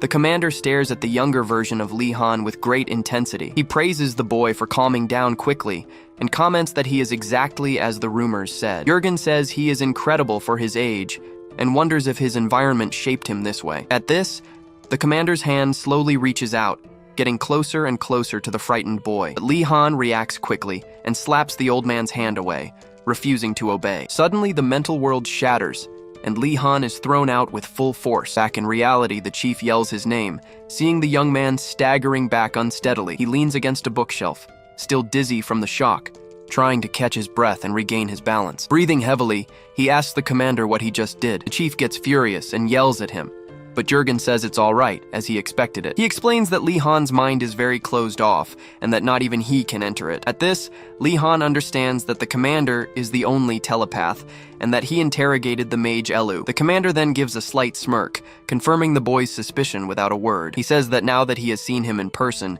he can finally entrust him with a great mission. Then he reveals he will give him the second-generation Psycho Frame, shocking Li Han. Suddenly, the commander says he's tired and politely asks them to leave the room. Once in the hallway, Li Han asks if Commander Jurgen has any psychological problems, but the chief cuts him off immediately, warning him that it's none of his business and forbidding him from telling anyone. Li Han agrees right away, saying he just wanted to confirm something he already suspected. He then remembers seeing the shackle marks on his wrists and the door locked from the outside. With this, he realizes that the amount of time the commander can maintain his sanity is very limited. The chief gets irritated and yells at him, asking if he wants to brag about being so smart, but he takes a deep breath and confirms it, explaining that the commander has been tortured by enemies for a long time. During these few lucid moments, he analyzes documents and leads ARC. The chief then tells him he used up the commander's precious time and asks if he understands the weight of that. He explains that the second-generation Psycho Frame allows a soldier to face the dragons as an equal, but that also means that an enhanced soldier is as great a threat as the dragons. Li Han immediately understands that the test was to see if he would harm humanity or not. The chief finishes by saying that either way, it was an extremely difficult decision for the commander to make. With a determined look, Li Han agrees in his thoughts that it was indeed quite a decision. Li Han comments on how difficult it must have been to leave everything in the hands of a mere 10-year-old child. The chief turns his back and complains, saying he's rubbing salt in the wound with that talk. He then reflects on how cruel it is to leave the future of humanity in the hands of children. But perhaps they were always looking for a superhuman they could trust without any shred of guilt. Li Han is called back to reality, and Alexander hurries him, saying they need to leave. The scene shifts to a vast desert, where a small military camp is set up on the edge of a canyon. Just then, Knuth starts yelling, complaining that the place is hot as hell and he can't stand it. The whole team is sitting in the shade, and he complains he can't even step a foot out of it. A soldier, annoyed by his whining, threatens to throw him off the cliff if he doesn't shut up. We learn they're in an African desert, where the fourth dragon appeared in the past. This dragon fired energy beams so powerful, they ended up creating several holes in the ground. Because of this, the local people started calling those holes the Dragon's Canyons. And to make matters worse, a very ancient dragon fossil was found there, one much older than humanity itself. Back in the present, Knuth asks Silence if she isn't hot wearing that helmet, but she reveals she had a portable air conditioner installed in her helmet before the mission. Knuth goes wild with envy and immediately tries to steal her gear, but Silence is faster. She lands a kick that sends him flying into the middle of the group. With a hand on his head, Li Han sighs at the situation, thinking he just wants to go back to ARC. The camera shows an overhead view of the camp, revealing a bridge leading to the canyon entrance. A group of people in white approaches, one of them commenting on the unbearable heat. A researcher walks up to the group and asks for one of them to go down with the team below. Given the hellish heat, no one on the team seems excited about the idea of moving. But then, Li Han takes a deep breath and says he'll go, volunteering to accompany them. He then gets up and walks toward the scientist, confirming he's ready to descend. Suddenly, Silence appears and says she'll go too, since she's not feeling the heat at all. With the team assembled, a giant elevator begins to descend into the total darkness of the Great Canyon. On the platform, soldiers and researchers brace themselves for the descent to the bottom of the mysterious pit. Down at the bottom, the darkness is absolute, and the group has to use flashlights to see the path. Li Han then points his light forward, announcing that the fossil is right there on the wall. The light reveals a gigantic dragon arm, and everyone is completely shocked by its size. Li Han realizes instantly that if it's a dragon, it's in the same class as the mighty Bahamut. The lead researcher then turns to him and asks him to confirm the creature's identity. He carefully approaches the giant bone and places his hand on it to feel the fossil's energy. As he does, a blue energy begins to glow from his hand as he reads the creature's memories. The entire team stares, mouths agape, and they gasp in awe at Li Han's power. Energy flows from the fossil, and the image of a giant dragon skeleton appears in his mind. Li Han strains, trying his best to withstand the overwhelming amount of information he's receiving. But Silence senses the danger and pulls his arm away, breaking the connection with the bone. She then supports him by the shoulders, helping him recover from the shock he just endured. Breathing heavily, he thanks her for her help, still trying to process what he saw. The researcher is ecstatic, confirming their work here is done since it was, in fact, a dragon. As they walk away, Li Han is in shock, thinking that it's impossible for it to be a dragon fossil. It finally clicks, and he wonders if dragons existed even before humanity. Suddenly, one of the scientists who stayed behind stops and asks what's going on. His colleague bends down and says it's nothing, that he just stepped on something on the ground. He then touches a strange object, which glows with a yellow light, not understanding what it is. A scream of pure desperation echoes through the cavern, startling Li Han. The researchers start running in a panic, and one of them yells, asking what's happening. A strange slime grabs the scientist's leg, and he screams for someone to get it off him. The slime begins to crawl up his body, and the man screams in agony as he's being dissolved. The slime starts to grow rapidly, and the scientists scream for help, horrified by the scene. The soldiers react instantly, unloading their weapons on the creature, but it's too late. The monster ignores the bullets and swallows the researcher whole. Li Han then yells at everyone, ordering the entire team to run for the elevator immediately. One of the scientists recognizes the creature and shouts that it's a death worm, and it's still alive. He remembers what he learned at ARC, that the worm will soon form a pupa to transform. Desperate, he urges everyone to get on and tries to contact the Izzy squad on his communicator. As the elevator ascends, they prepare for battle, watching the worm turn into a giant cocoon. Over the radio, he reports that the opponent is a single death worm, bracing for what's next. Then, the cocoon begins to stir, and the creature prepares for its terrifying second form. The cocoon bursts open with a terrifying roar, and the creature finally reveals its new monstrous form. Li Han is shocked by its speed, as the monster has already managed to break out of the cocoon and evolve. The creature then begins to climb the shaft, and despair takes over everyone in the elevator. With its mouth full of teeth, the death worm inches closer, ready to strike. Panic sets in, and the researchers scream for help, terrified they're about to die. Just then, the monster reaches the platform and starts shaking everything with incredible force. The beast gets face to face with Li Han, trying to intimidate everyone with its massive size. The elevator floor starts to crack under the attacks, and the group screams at the destruction. He then tells everyone to calm down as they are almost at the surface. With a serious look, he gets everyone's attention and begins to explain the attack plan. We're told that if anyone dies, the monster's evolution will accelerate even more. As soon as the target is in range, Li Han yells for everyone to move and start the attack now. The team waiting above runs across the desert to surround the creature once and for all. Knuth then shouts to the monster and starts shooting to get its attention, but the shots seem to have no effect, and the death worm charges forward, unfazed by the bullets. Knuth grabs the monster's mouth and says that it hurts,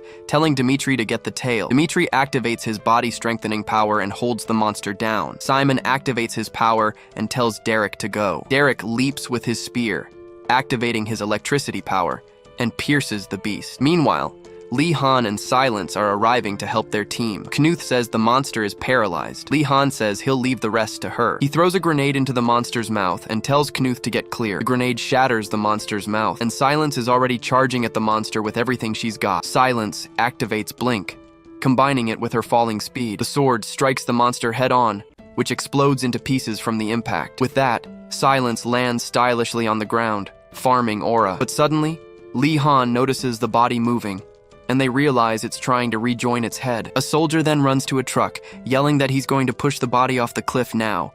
He floors it towards the monster, using the truck to stop it from regenerating. With his foot to the floor, the driver doesn't give up, pushing the creature with all his might. He manages to throw the body into the abyss, and yells for the disgusting plague to finally die. The team then approaches the head, and the soldier calls it a disgusting insect, filled with hatred. But Li Han shouts for him to stay back, though the soldier completely ignores him. He then starts shooting non-stop, determined to turn the monster's head to dust. Just then, something attacks the soldier by surprise, and he screams in pain as he's caught by the enemy. Tentacles burst from the monster's head, attacking the soldier who was firing relentlessly at it. Carl is furious at the foolishness, yelling that they should have stayed put and not interfered. The head then explodes in a green goo, transforming into a new, even more bizarre creature. Li Han realizes the monster has evolved and yells for Simon and Silence to get ready to fight. At that moment, the creature reveals its insect-like wings and starts to fly away, escaping their team. The monster then attacks from above, and the team scatters to dodge its aerial assault. Everyone looks up in shock, unable to believe the creature can now fly and attack from a distance. The death worm then starts to leave, and Li Han yells that the monster is getting away. He warns that they can't lose it, and tells Simon to use the aerial bits right now. The team then prepares to attack, and Li Han grabs a hooked spear to use. With the weapon in hand, he readies himself to fire the hook and attach himself to the flying monster. He then fires with all his might, and the hook flies toward the creature in the sky. The hook catches on the beast, and Li Han is instantly pulled upward with immense force. With his eyes glowing, he yells that the ground is where disgusting insects like that belong. With that, he hits the monster with an energy strike, which bleeds and starts falling from the sky. The creature crashes hard into the desert, and the team runs to see what happened to it. The entire team then shouts Li Han's name, worried about what might have happened to him. The scene shifts to a high-tech laboratory, where several scientists are working on a major project. A man is being tested in a chair, and the researchers comment that he's incredible for an A rank. But for him to become an S rank,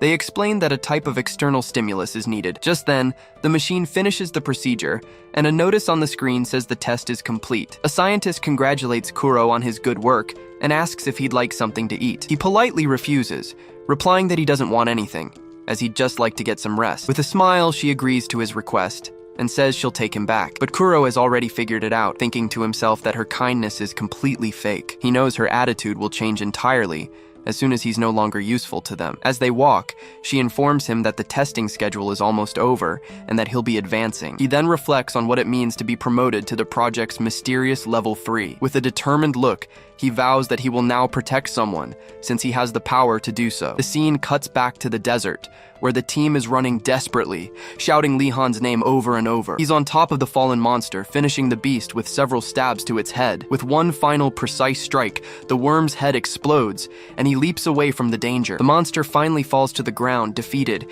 kicking up a giant cloud of dust in the desert. His body covered in blood, Li Han wipes his face, still panting from the difficult battle. Suddenly, a sphere of energy appears in front of him, cushioning his fall to the ground. The team arrives running and shouting his name, and he realizes Simon saved him. They gather around the monster's body, and Li Han tells them he's okay. He then approaches Simon and thanks him for the help, which saved him from a nasty fall. But Simon complains about the local soldiers, who almost ruined everything and put the mission at risk. Furious, he says he won't let this slide and that he's going to confront them. He's outraged because they revived an enemy the team had almost managed to kill on their own. Knuth doesn't understand his anger, and Silence explains that it's one of Simon's flaws. The scene cuts to a meeting, with a report on the dragon Kronos which has been found. The fossil dates back to the Cretaceous period, sparking many theories about the origin of dragons. But the chief cuts them off, saying the important thing is that the fossil allowed them to create weapons. The woman then jumps to the part about the oracle, revealing they plan to awaken her soon. In the audience,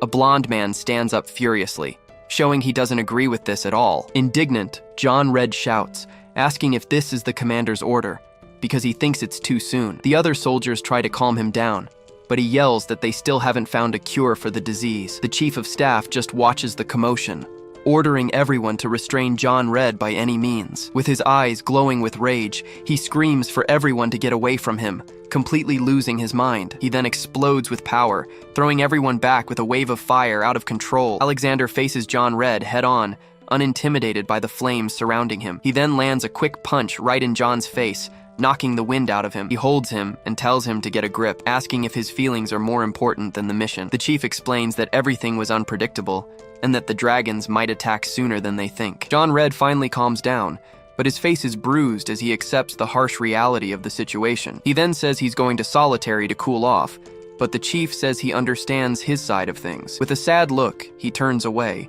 able to think of only one person, a woman named Catherine. The scene changes to a few days later in the cafeteria, where people are gossiping about the oracle. At the table, Silence explains that the rumor going around is that the oracle has finally awakened. Derek then confirms he heard that this person, who can predict the future, awakened recently. Someone asks Silence if she's seen the oracle, but she just shakes her head while eating her sweets. Suddenly, a blue-haired woman enters the cafeteria, drawing everyone's attention. The soldiers start whispering among themselves and soon recognize the woman as the famous oracle. Knuth and Derek hear the noise and wonder what's causing all the commotion in the cafeteria. Annoyed, the woman asks what they're all staring at, and if they've never seen a human before. Knuth is shocked to discover the oracle is a girl, since most of the people there are men. Silence stops eating and stares at the woman, her red eyes glowing strangely. The woman then approaches Li Han with a vacant stare, as if she's seeing something else entirely. Li Han has a vision of the first generation and wonders how she can be so young if she's from that era. With a suspicious look,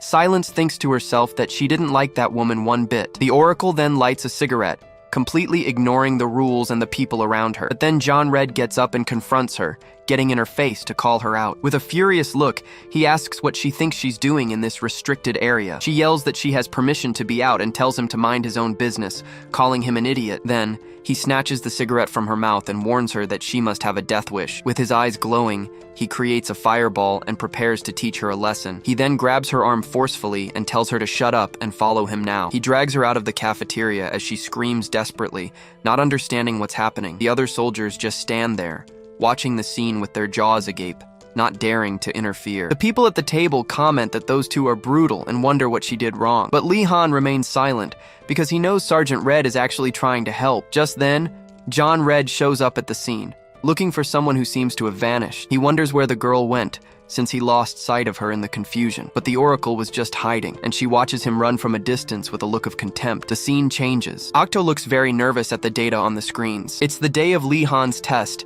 and a voice asks if he's ready for his first training session. In full armor, he readies his weapon, and the voice commands the training to begin. His eyes glow blue, and he feels the power of the armor flowing through his entire body. The second-generation Psycho Frame activates, and the whole suit glows with a bluish energy. Meanwhile, the Oracle walks down a corridor, complaining that they dared to try and contain her. She calls John Red Ark's lapdog, showing she has no intention of following the rules. Back at the training, Lee Han appears, panting, and a message announces that the test is over. Octo congratulates him, saying he moved really well for his first time in the suit. The scientist says the next test won't be a problem, but Lee Han doesn't understand. It's explained that soon there will be a demonstration in front of some very important high-ranking people. Lee Han stays silent for a moment, wiping the sweat from his face with a white towel. He then asks Octo if he's close to Sergeant John Red, trying to get more information. He then asks if the scientist knows anything about the so-called Oracle, who recently awakened. Octo explains that she was cryogenically preserved and that the process was expensive, but worth it. Lee Han then asks why she needed to be frozen, as it doesn't seem to make sense. It's revealed that some of the first psychics couldn't handle their power, and their bodies turned to stone. The scientist then adds that the Oracle is also in a state where she could die at any moment. Suddenly, the Oracle appears and asks if they're talking about something interesting behind her back. Octo gets startled and asks what she's doing there, and she replies that she wants a favor. She explains that she's bored to death and asks him to get her a video game console. Annoyed by the delay, she grabs him and yells that if he doesn't have one, he should just make one. Lee Han just watches the scene, not understanding what's going on between the two of them. The Oracle then faces him and seems surprised to see the boy's face for the first time. She gets closer to him and starts feeling his muscles, impressed by his physique. With a sly smile, she invites him to talk somewhere quieter and more private, but Octo tries to separate them, telling her she can take him since the training is over for today. Then, Octo whispers for him to handle her because he hates stubborn women like the Oracle. She ignores the scientist and keeps insisting to Lee Han,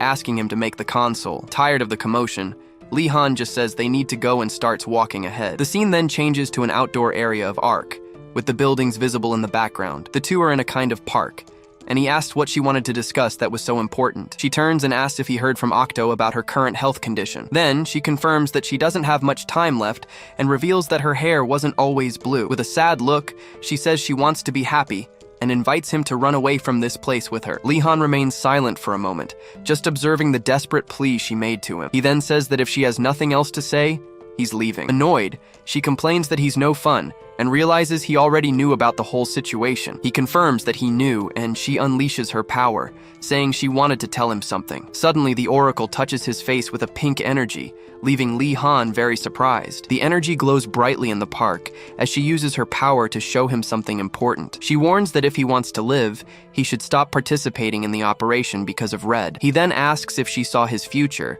but she replies that the problem is that she can't see it. At this, she explains that this usually means death, because dead people don't have a future to see. But Lee Han isn't shaken by the news and faces her warning with great determination. He questions her, saying that if it's in most cases, then there's still a chance to survive. So he thanks her for the warning and turns away, saying his life has been on the line from the very beginning. The Oracle can't believe his attitude, shocked by the courage he's showing. Watching him walk away, she sees John Red in him. Her expression changes completely, and she becomes furious at Lee Han's stubbornness. Enraged, she yells at him that if he wants to live like that, then he can just go die like a dog. A month has passed, and helicopters are arriving at the Ark base. There, Johnny Schwartz informs everyone that the soldiers have returned from their mission against the Purists. He faces the recruits with a grim look, preparing to deliver the terrible news. He then reveals that during the operation, Their comrade, Lao Cha, was killed. Li Han is stunned by the news, while Silence walks silently beside him. Enraged, Silence clenches her fists, showing her pent-up anger. Li Han tries to speak to her, calling her name to try and calm her down, but Silence walks away, and Li Han understands she needs some time to herself. Just then, Johnny Schwartz approaches from behind, observing our hero's reaction. Li Han says he can't believe it, because he feels like Lao Cha is still out there somewhere. The captain asks if his reaction is normal, and the young man says he feels less sadness now. Johnny listens in silence, taking a drag from his cigar while analyzing the situation. He remarks that Li Han is far from ordinary, remembering the hardships the boy has already faced. He adds that if Li Han were a normal person, he certainly wouldn't have survived. Johnny concludes that he made it through because he never stopped being himself. Li Han faces his captain, his expression tense and sweating nervously. Johnny tells him it's time to go, reminding him that the important test is waiting for them. The two walk across the courtyard together as the captain contemplates the boy's future. He mentally advises the young man to remember this moment in case he ever loses his emotions. The scene then shifts to a high-tech room, where Li Han is wearing a futuristic suit of armor. He replies that he isn't nervous, but his captain's impatience is what worries him. Dr. Octo watches apprehensively as he doesn't want to be humiliated in front of Smith. Old Man Smith doubts their success, already assuming the prototype won't be his. The audience murmurs about the psycho frame, commenting on how cool the weapon looks. The test finally begins, and the armor activates, glowing with an intense blue energy. With glowing eyes, he focuses, thinking to himself that he has to nail this. The narrator explains that the test itself is simple, but everyone expects it to be extremely difficult. The first part just involves walking, running, and jumping, basic movement through the course. But even the simplest actions are incredibly difficult in this suit. Dr. Octo, however, is impressed, amazed that he can control it at all. Old Man Smith watches with a cold gaze, showing no emotion. Li Han moves on to the final stage, where he just needs to hit the target with his weapon, but out of nowhere, a cannon fires a massive fireball, catching him completely off guard. The audience gasps, thinking the weapon is overkill for a simple test. Octo shouts to see if he's okay, and Li Han confirms that the suit absorbed the entire impact. But he quickly realizes this wasn't part of the plan, and he wasn't the one who activated it. Octo becomes furious, yelling that it had to be Smith, and asks Li Han if he can destroy the cannon. Just then, the cannon fires again, forcing our hero to dodge the blast quickly. The weapon then launches a series of energy rings that fly straight at him. With incredible agility, he dodges every ring, weaving through them without being hit. He then focuses his power, unleashing a massive wave of blue energy from his body. With a spectacular leap, he soars toward the cannon, leaving the crowd completely stunned. He reaches the ceiling and targets the weapon's blind spot, preparing his final attack. With all his strength, he crashes down, delivering a blow that shatters the cannon and the floor beneath it. The audience is stunned by the boy's power, unable to believe what they just witnessed. Dr. Octo trembles with joy, cheering and shouting that Li Han is the best. Amid the wreckage, the young man leans on his spear as the doctor congratulates him. But inside the suit, Li Han can barely breathe, reporting that he's at his limit. Octo sees it on the monitor and yells that he's on his way to help him immediately. The scene shifts to night,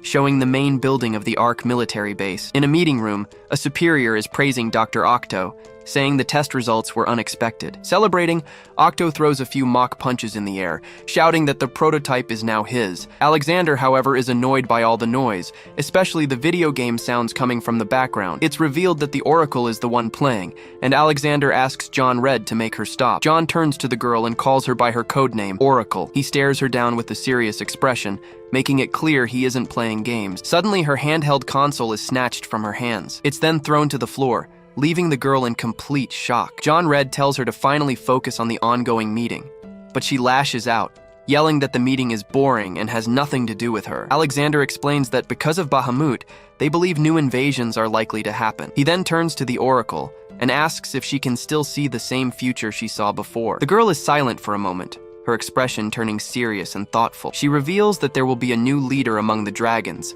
and that she saw a city burn to the ground. The news lands like a bombshell, leaving everyone in the room in a state of shock. Desperate, Alexander yells, demanding to know where and when this tragedy will take place. The Oracle replies that it will be in Paris, 10 days from now, because she saw the Eiffel Tower in her vision. John Red becomes furious with her for waiting so long, demanding to know why she's only telling them now. But the blue-haired girl ignores his question and begins to walk out of the room in silence. Enraged, General Alexander slams his fist on the table with all his might. He then shouts urgently that they need to act immediately. John Red drags the Oracle out of the room as she screams for him to let her go. Furious, he suddenly lets go of her, his face filled with rage and darkness. The girl stumbles and falls backward, surprised by his sudden aggression. He then approaches, standing over her with a threatening posture. From the floor, the Oracle glares at him defiantly, showing no fear. His eyes glow red as he yells, asking what her problem is. He pins her against the wall,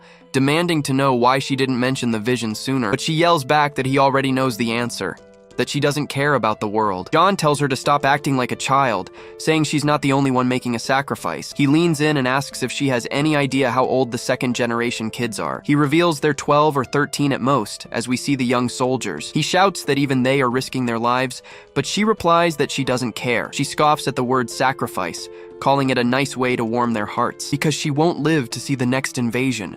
But they still have hope for the future, the hope of living in a peaceful world, where the dragons have finally been defeated. Desperately, she screams that she doesn't care about the ability, because she has no future herself. John Red stares at her seriously, preparing to say something that would surprise her. He then says it's because she's a good person, leaving the girl speechless. After that, he turns and leaves her alone, giving her space to think. But she gets up, furious, calls him an imbecile, and runs off without looking back. The scene then shifts to Paris, with several military helicopters flying over the Eiffel Tower. It's strange to see the city so intact, as soldiers walk through the empty streets. Knuth Meyer even comments that with the evacuation, the place looks like a ghost town. Dimitri guesses that in 7 days, it will all be in ruins, and Del Simon probably agrees. Lee Han takes it all in, remembering the Oracle predicted a gate and a dragon here, and since an event like this is about to happen, they're in a completely new and secure location. The mission's importance has drawn the attention of elite forces from all over the world. We then see a fully equipped American soldier, showing the scale of this massive operation. The troops organize on the streets, preparing for the battle that's about to begin. The American glares at them and asks if they're from ARC, telling the little friends to get out of the way. With a mocking smile, Dimitri says the street is wide and asks why he doesn't move instead. The American soldier and his squad start laughing, telling them to fly over like magicians. Domingo gets angry and wants to fight, but Lee Han holds him back, telling him not to fall for the provocation. The young man then asks who they are, since they look like they're from the United States. The big guy introduces himself, saying they're America's elite, better known as the Hellboys. Lee Han is surprised. He's heard of them and realizes they're the same age. It's explained that they don't have psychic powers, but have undergone physical enhancements. He recalls that their standards are higher than ARC's, which is why they're bigger than Dimitri. The Hellboy's leader laughs and says that without their powers, they'd be crushed like sandwiches. Lee Han finds the joke funny, and then tells his friends to keep moving. The American finds it all very dull and says goodbye, calling them skinny, boring nerds. He turns to his comrades, who are still watching the other group walk away. But then he gets close to Domingo and warns him threateningly that he'll see him later. After that, the two squads finally part ways, each heading down a different side of the street. The scene shows helicopters in the sky as the troops prepare for the great battle. Knuth Meyer's jaw drops at the hotel room, saying he's never seen such luxury. He throws himself onto the bed, celebrating the unexpected break before the big battle. Excited, he jumps up and shouts that the bed is too soft, and Lee Han admits he's never touched anything like it. The boy then runs his hand over the sheet, thinking he finally understands what luxury is. But then Knuth opens the minibar and calls his friend over to see the drinks inside. He points happily, but Lee Han says it's okay, and he doesn't want anything right now. The boy then grabs a pack of cookies and takes a big bite, eager to try them. He's amazed by the taste, but can't read the French packaging, and neither can Lee Han. Suddenly, Knuth stands up with determination, and his friend asks where he thinks he's going. He announces he's going to steal cookies from the other rooms, since the soldiers probably won't eat them. Lee Han tries to stop him, telling him not to wander off since other troops are around, but his friend ignores him, saying he's not the leader and can't give orders, then leaves anyway. Alone, Lee Han sighs, tired, thinking about how Knuth is always so hyper. He then covers his face with his hand, but his gaze shifts to one of complete focus. The scene ends with him analyzing a holographic map of the city, preparing for the mission. He decides to memorize the buildings, knowing that if he isn't prepared, he won't win. He remembers that preparation at the right time can guarantee their victory. Lee Han remains focused on the map, thinking he'll never forget this important lesson. But he suddenly hears a noise at the door and turns, calling for his friend Knuth. To his surprise, however, the Oracle is the one standing there, watching him in silence. She enters the room without a word, and the two just stare at each other for a moment. Silence arrives at the door, out of breath, asking them to wait a moment. He just wants a minute to catch his breath, feeling the exhaustion hit him full force. But when he looks inside the room, he wonders what's going on. He sees the Oracle leaning on Li Han, looking very tired and shaken. He immediately focuses on her, recognizing the girl, and wondering about the situation. The scene shows her resting on his shoulder, as he comforts her without a word. Then, Silence quietly closes the door and runs down the hotel hallway. He runs, wondering what the hell she was doing in there with Li Han. The scene shifts to the pool area, where Domingo is cracking his knuckles to intimidate. He says the American was scared, and that's why he brought his little friends along. His rival shoots back, telling him not to worry, because he's the only one who's actually going to fight. Dimitri then gives a smirk, sarcastically asking if that's really the case. And he adds that he won't be using his magic powers either, the ones the other guy fears so much. The two of them stare each other down with hatred, ready to start the fight at any moment. The clock on the wall shows the time has come, heightening the tension in the air. Silence keeps watching the Oracle, still not quite understanding what's going on. She peeks through the door and sees the two of them sitting together in a very strange atmosphere. She feels uncomfortable with the scene and decides it's better to get some fresh air on the terrace. The clock strikes the hour, and in the hallway, Knuth sees Silence leaving in a hurry. He's confused by the rush, wondering where his masked friend is going. Meanwhile, at the pool, Domingo lunges forward with a furious punch. The American blocks the blow with his chest, showing absurd resistance. But Dimitri doesn't give up and unleashes a flurry of punches. The American then withstands a barrage of punches without even flinching much. Domingo breaks into a cold sweat, realizing that Bastard's body doesn't make any sense. He tries another flurry of attacks, but none of them seem to break through the defense. Just then, the soldier finally reacts, grabbing Domingo's fist with brute force. He's about to counterattack with everything he's got. Dimitri blocks the punch with his forehead. He thinks that if punching doesn't work, he'll have to resort to another tactic. His companions then shout for him to use an armbar in the fight. Domingo jumps on his enemy and applies a submission hold with all his might. He tells the American to give up if he doesn't want his arm broken right now. But the guy is in shock, as his technique doesn't seem to be working properly. Using sheer brute force, the soldier simply ignores the pain and breaks free from the hold. With a swift move, he throws Dimitri to the ground with absurd force.